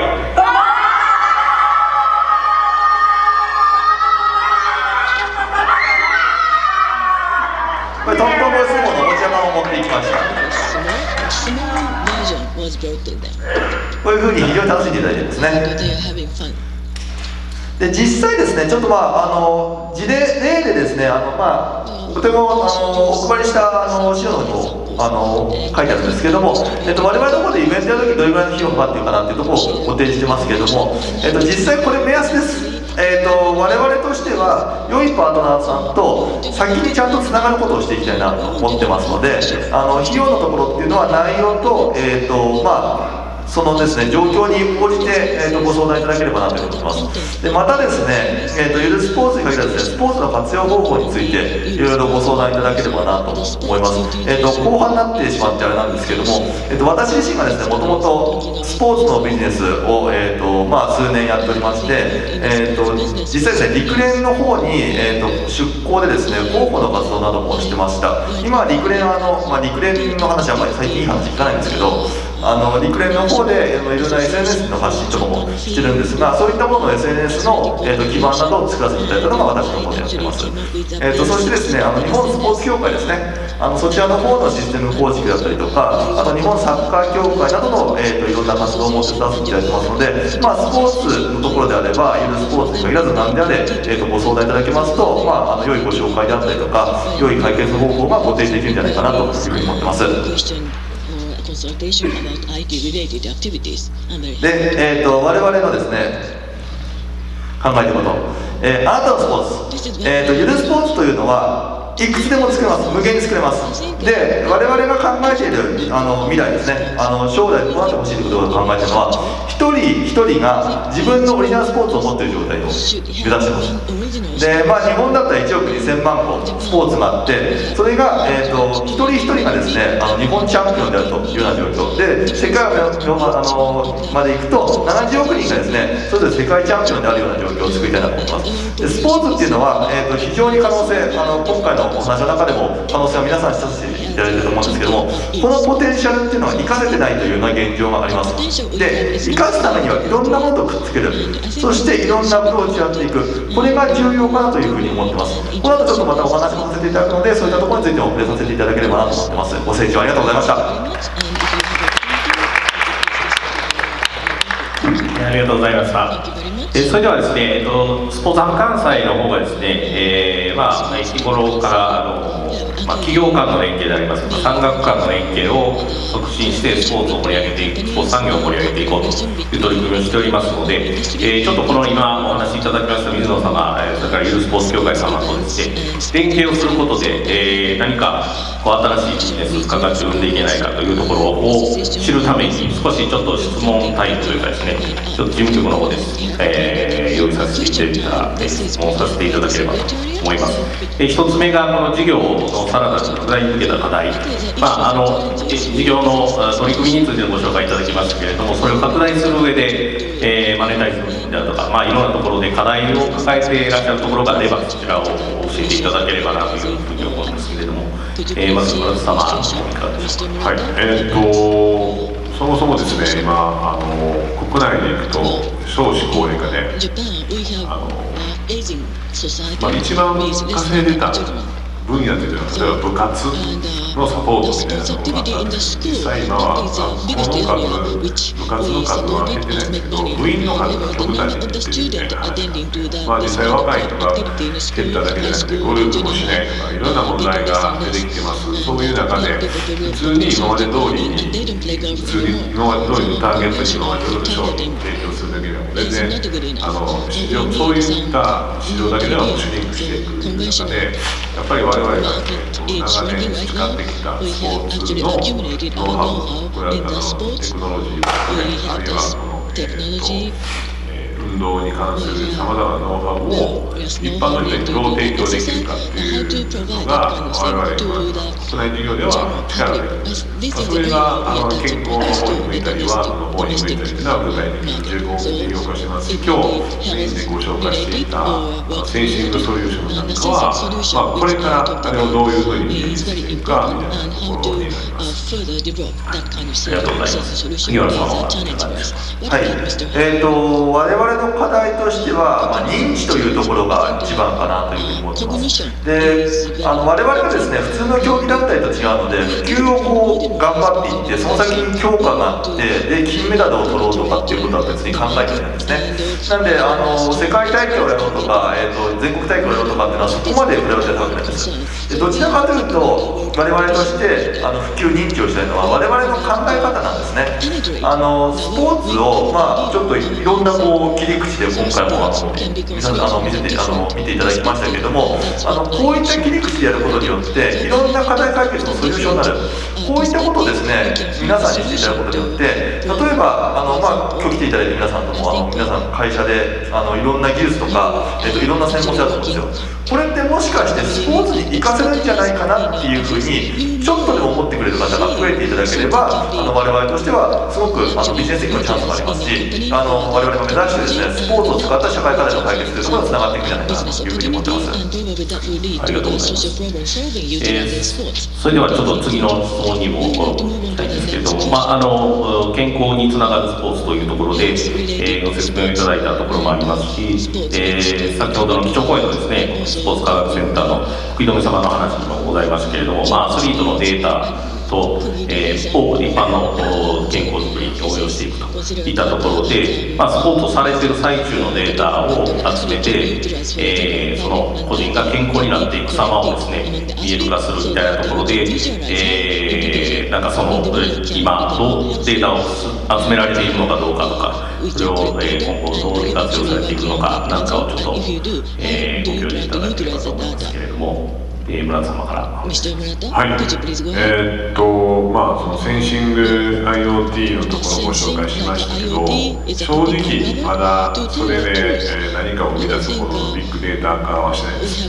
それはもちろん今データを収集中ではあるんですが、今日先ほどご紹介した魔球というセンサー入りのボールとか。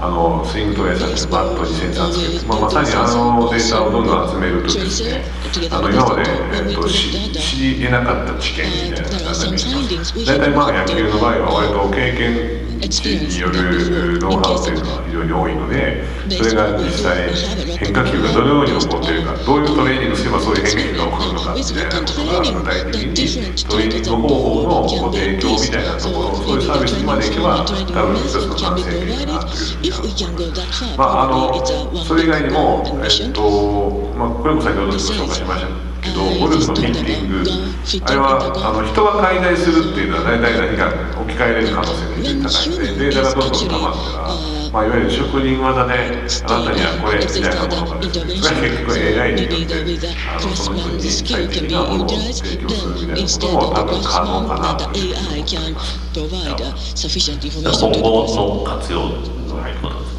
今後、現状はまだデータ収集中です。萩原様の方は途中リハビリで使われているとかいうのもありますけれども、各人がその改善していくみたいなところのデータは収集はされているんでしょうか。そうですね、この話があったからさっきの課題のことも話したかったんですけども、データの収集めちゃくちゃ課題ですね。一番、ある意味かなり大きな課題かなというふうに思ってます。で、我々どうしても今のところですね、横に広めていくというところがかなりメインになってます。横っていうのはやっぱりこういう組み方もできる、こういうスポーツのやり方もあるっていうところをまず広げていくのがメインになってしまっていて、なかなかまだその深さのところがいけないですね。その深さというのはやはりデータの収集とかそういう部分につながっていくのかなと思ってます。でこれですね、海外とかで今いろいろ提案してるんですけど、東西にすごく、よく言われるんですよ。これ実際やってみてどんだけ効果があったか、結果あるのかって言われるんですけど、ちょっと今ないんですよねっていう話しかできないというところが非常に課題でして、こういったところがですね、一緒に、継続できるようなパートナーさんなどもいたらいいなというふうに思ってます。で、あとですね、こちらの方でですね、ちょっと何のこと忘れてた。そうですね、今調査一応しているところとしては、楽しく運動することによって、運動が継続できるというようなことっていうのは調査はしてます。でこれはお年寄り向けにやってるんですけども、実はリハビリテーションっていうのを、ゲーム性を持ってみる、先ほどのボイスモットですね、そういったゲーム性を持ち込んでみることによって、皆さんが継続してリハビリができるということなデータというのは取っております。でこれは多分若い人にも当てはまるのかなと思っていて、我々として先ほどで言った特徴としては楽しいというところで、楽しいと継続性、そして健康というところをうまく結びつけているようなデータっていうのはこれだといいたいなと思いますね。ありがとうございます。これから企業、センシングをされる企業さんであるとか、開発される学術研究機関であるとか、そういったところとの連携が考えられる。はい、そうですね。はい、ありがとうございます。それでは、早速次のに参りたいと思いますが、今回ISPOというところと、一緒にやっておるわけですけれども、海外展開ですね、水野さんの方は、グローバルエクイプメントプロダクトというところに、ご所属なんですが、先ほどのそのゆるスポーツとかセンシングの部分に関して言うと、これからの海外展開で、発達な理由とかですね、何か課題に感じておられるところがあればと思います。はい、まず弊社の海外の状況なんですが、スポーツブランドの中では珍しく日本が非常に日本市場偏重型でですね、売上の、グループの売上の7割は日本なんですよ。なので日本の市場がシュリンクすると、そのままグループの収益に直接影響するという状況で、逆に言うと海外3割伸びしろが十分あるということです。で、今我々そういう意味では海外のビジネスを伸ばしていこうというのは中期戦略としては明快に方針が打ち出されてまして、今のところ今日ご紹介したような新しいものっていうのはどっちかというと今シュリンクした市場の中でどう戦っていくかみたいなところのアイデアであるんですけど、海外はそもそも水のブランドを知らない人がたくさんいるんですよ。要はそこにいいものを作って、チャンネルを開拓してそこに物を売ることができれば、多分市場が 0% とかのシェアが 10% ぐらいまでいくんじゃないかなみたいなことを考えると、まだまだ狙えるところがたくさんあるというところで、そこを当面海外の戦略としては頑張ろうというような感じ。ありがとうございます。萩原さんの方はいかがでしょうか。世界に通じるとプレゼンテーションの中でも少し触れられていますけれども、海外これからどういう展開を見込んでおられますか。そうですね、海外の進出はですね、今年先ほどやったようにタイでやってきまして、であとシンガポールでエイジングアジアというですね、ヘルスケアに関しての、シンガポールを拠点としたヘルスケアアジア全体をいろいろ統括しているヘルスケアの団体がありまして、そちらともですねコラボレーションというのを今調整しているところです。で、実際皆さんも東南アジア行かれると分かるんですけど、東南アジアはですね本当運動するようなところじゃないんですね。まず暑い、そして空気が悪い、道は悪い、もうなんか車はいっぱい走ってて危ない、これ外でですねジョギングするような人なんて全くいないんですよ。でこういうところこそですねこれからですね日本のいろんな優れたですね、運動であったりスポーツのノウハウが生きるのかなというふうに思ってます。実際やはりですね海外ヘルスケアのところに関しましても非常にですね日本よりも遅れていて、日本で当然できるようなものであったりとか、日本ではもう当たり前になっているようなものですね、例えば可動式のベッドとかそういうものというのは非常にですね向こうでは受けたりします。そういったところからも日本で今やってるようないろいろヘルスケアであったりとかお年寄り向けのコンテンツというのを出していくのは非常にメリットがあると思います。で我々ができる役割なんですけども、我々ですね、さっきやったみたいにいろいろ話題になるようなものを持ってるんですね。なんで我々としては、我々のコンテンツを飛び道具として使っていただいて、でそれで、いろいろ現地で認知を広げていただく。でそれをですね足がかりにして日本のさまざまな企業のノウハウであったりとか、優れたスポーツ技術、そしてヘルスケア技術っていうのを海外に持っていくようなきっかけのハブになれるといいなというふうに思いますね。ありがとうございます。それではちょっと最後の質問になりますけれども、これはちょっとド直球でございますが、どういう企業さん、国内海外問わずですね、どう協業されると先ほどおっしゃっていただいた事業拡大につながっていくかというところで、もしこういうご要望があればですね、教えていただければと思いますが、まずは村田様から。はい、難しい質問だと思うんですけど、例えば海外のそういうスタートアップのスポーツ、今日いろいろ第一部でご紹介したスポーツアパレルのブランドの代理店をするとか、そういうのはたる今弊社の戦略の中じゃないです。我々としては水のブランドをいかに海外に売るかという中で戦っているので、当然アパレルとかフットウェアという部分でいうとコンペティターにもなり得るみたいなところがありますね。そういう中で非常に興味があるのは、これはもう国内海外問わずなんですけど、どんどん新しいものを生み出すときに、今日500個サッカーをご紹介しましたけど、我々がいろいろプログラム、アプリケーションを作るところになんとかやることができても、実際デバイスをどうするかとか、我々のまだ知見が少ないところとか、あるいは我々の研究テーマからもともとないところで、何かそういう新しい知識のハウを集合させて新しいものを生み出すというふうに、かつての弊社の場合は割と自前主義で全て自分たちで研究開発してたのも、それでは全然時間的にも量的にも間に合わないという意味では、いわゆる最近よく言われるオープンイノベーション的に新しい技術であったりとか、我々も思ってるけども相手の方が明らかに優れてるよねみたいな技術であったりとか、そういうものとも一緒に競合して私どものスピーディーに生み出していく中で構築していくというのは非常に興味があります。それは特に IoT とかそういう分野情報技術、そうですね、それには限らないんですけども、もう一番のところはやはりそういうデジタル系、特に IoT、AI というところは自前だけではもうほぼほぼ無理だなみたいなことは思っています。そうですね、我々もいつも仕事するときに意識してたんですね、まず楽しいかどうかというところをすごく意識してます。でコンテンツが命なので、これをやっていく中で楽しいということっていうのはまず大前提になっています。なので楽しいというもののノウハウであったりとか技術を持っている方、それとか我々が楽しいというふうにうまく大喜利できるような、ノウハウを持っている企業さんっていうのは非常にありがたいかなと思います。であともう一つですね、あれです、いやらしい話なんですけど、やっぱりお金はすごく大事ですね。やはりですね、お金がないと正直何もできないんですよ。で、実際、いろいろな組み方っていうのはありまして、お金がない中でも我々がお金があることをくっつけてですね、協業というスタイルを組んでいるようなケースもあったりします。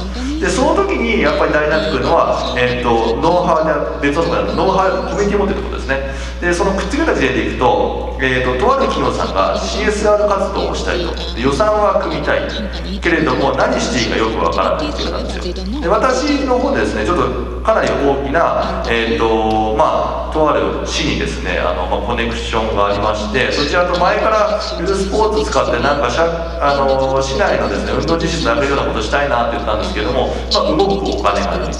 いう話になりまして、そしたらここ2つをくっつければいいですね。お金があるけど何をしていいかわからないけれどもところと、お金はないけれどもそれだけ、何十万人の市民を抱えてて、何百人の職員を抱えているところ、ここをくっつけさえすれば世の中うまく回っていくというふうに思ってます。なんでやっぱり最終的にはそこのところがボトルネックになってくると思うんですけども、どんな相談であってもですね正直していただきたいなと思ってます。でその結果どうなるかっていうのはやっぱりそこはやってみないと分かんないです。全てがうまくいけるとは約束はできませんけれども、何らか面白い方向であったりとか、今のできないものっていうことにはつなげていけるっていうのは僕たちの一つの力ではないかなと思ってますので、本当に些細なことでもいいのでいろいろご相談いただければなというふうに思ってます。はい、ありがとうございます。何か飛ばした技術でまだ用途がよくわからないとか、何かやりたい自治体さん、スポーツでやりたい自治体さんでお金はあるけれども何かできない手法がわからないみたいなところをご相談すると何とかしていただけるという感じです。そうですね、何とかしますはい、ありがとうございます。それでは以上でございます。ぜひお二方にですねご提案の方はスポーツハブ関西の方に、コンタクトいただければご提案いただければと思いますし、今後もですね何か我々としても新しい場を作っていきたいと思いますので、そこに、ご協力をぜひ水野さん、世界スポーツ協会さんにも、ご協力をいただければなというふうに思います。本日は、皆様、皆様どうもありがとうございました。最後にありがとうございました。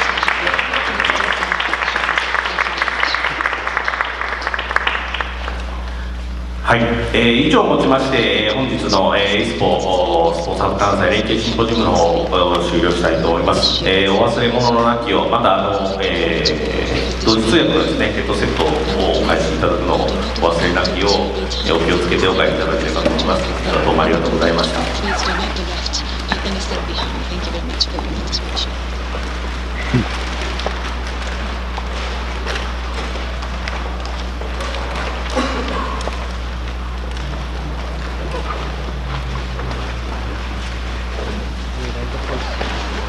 ハハハハ。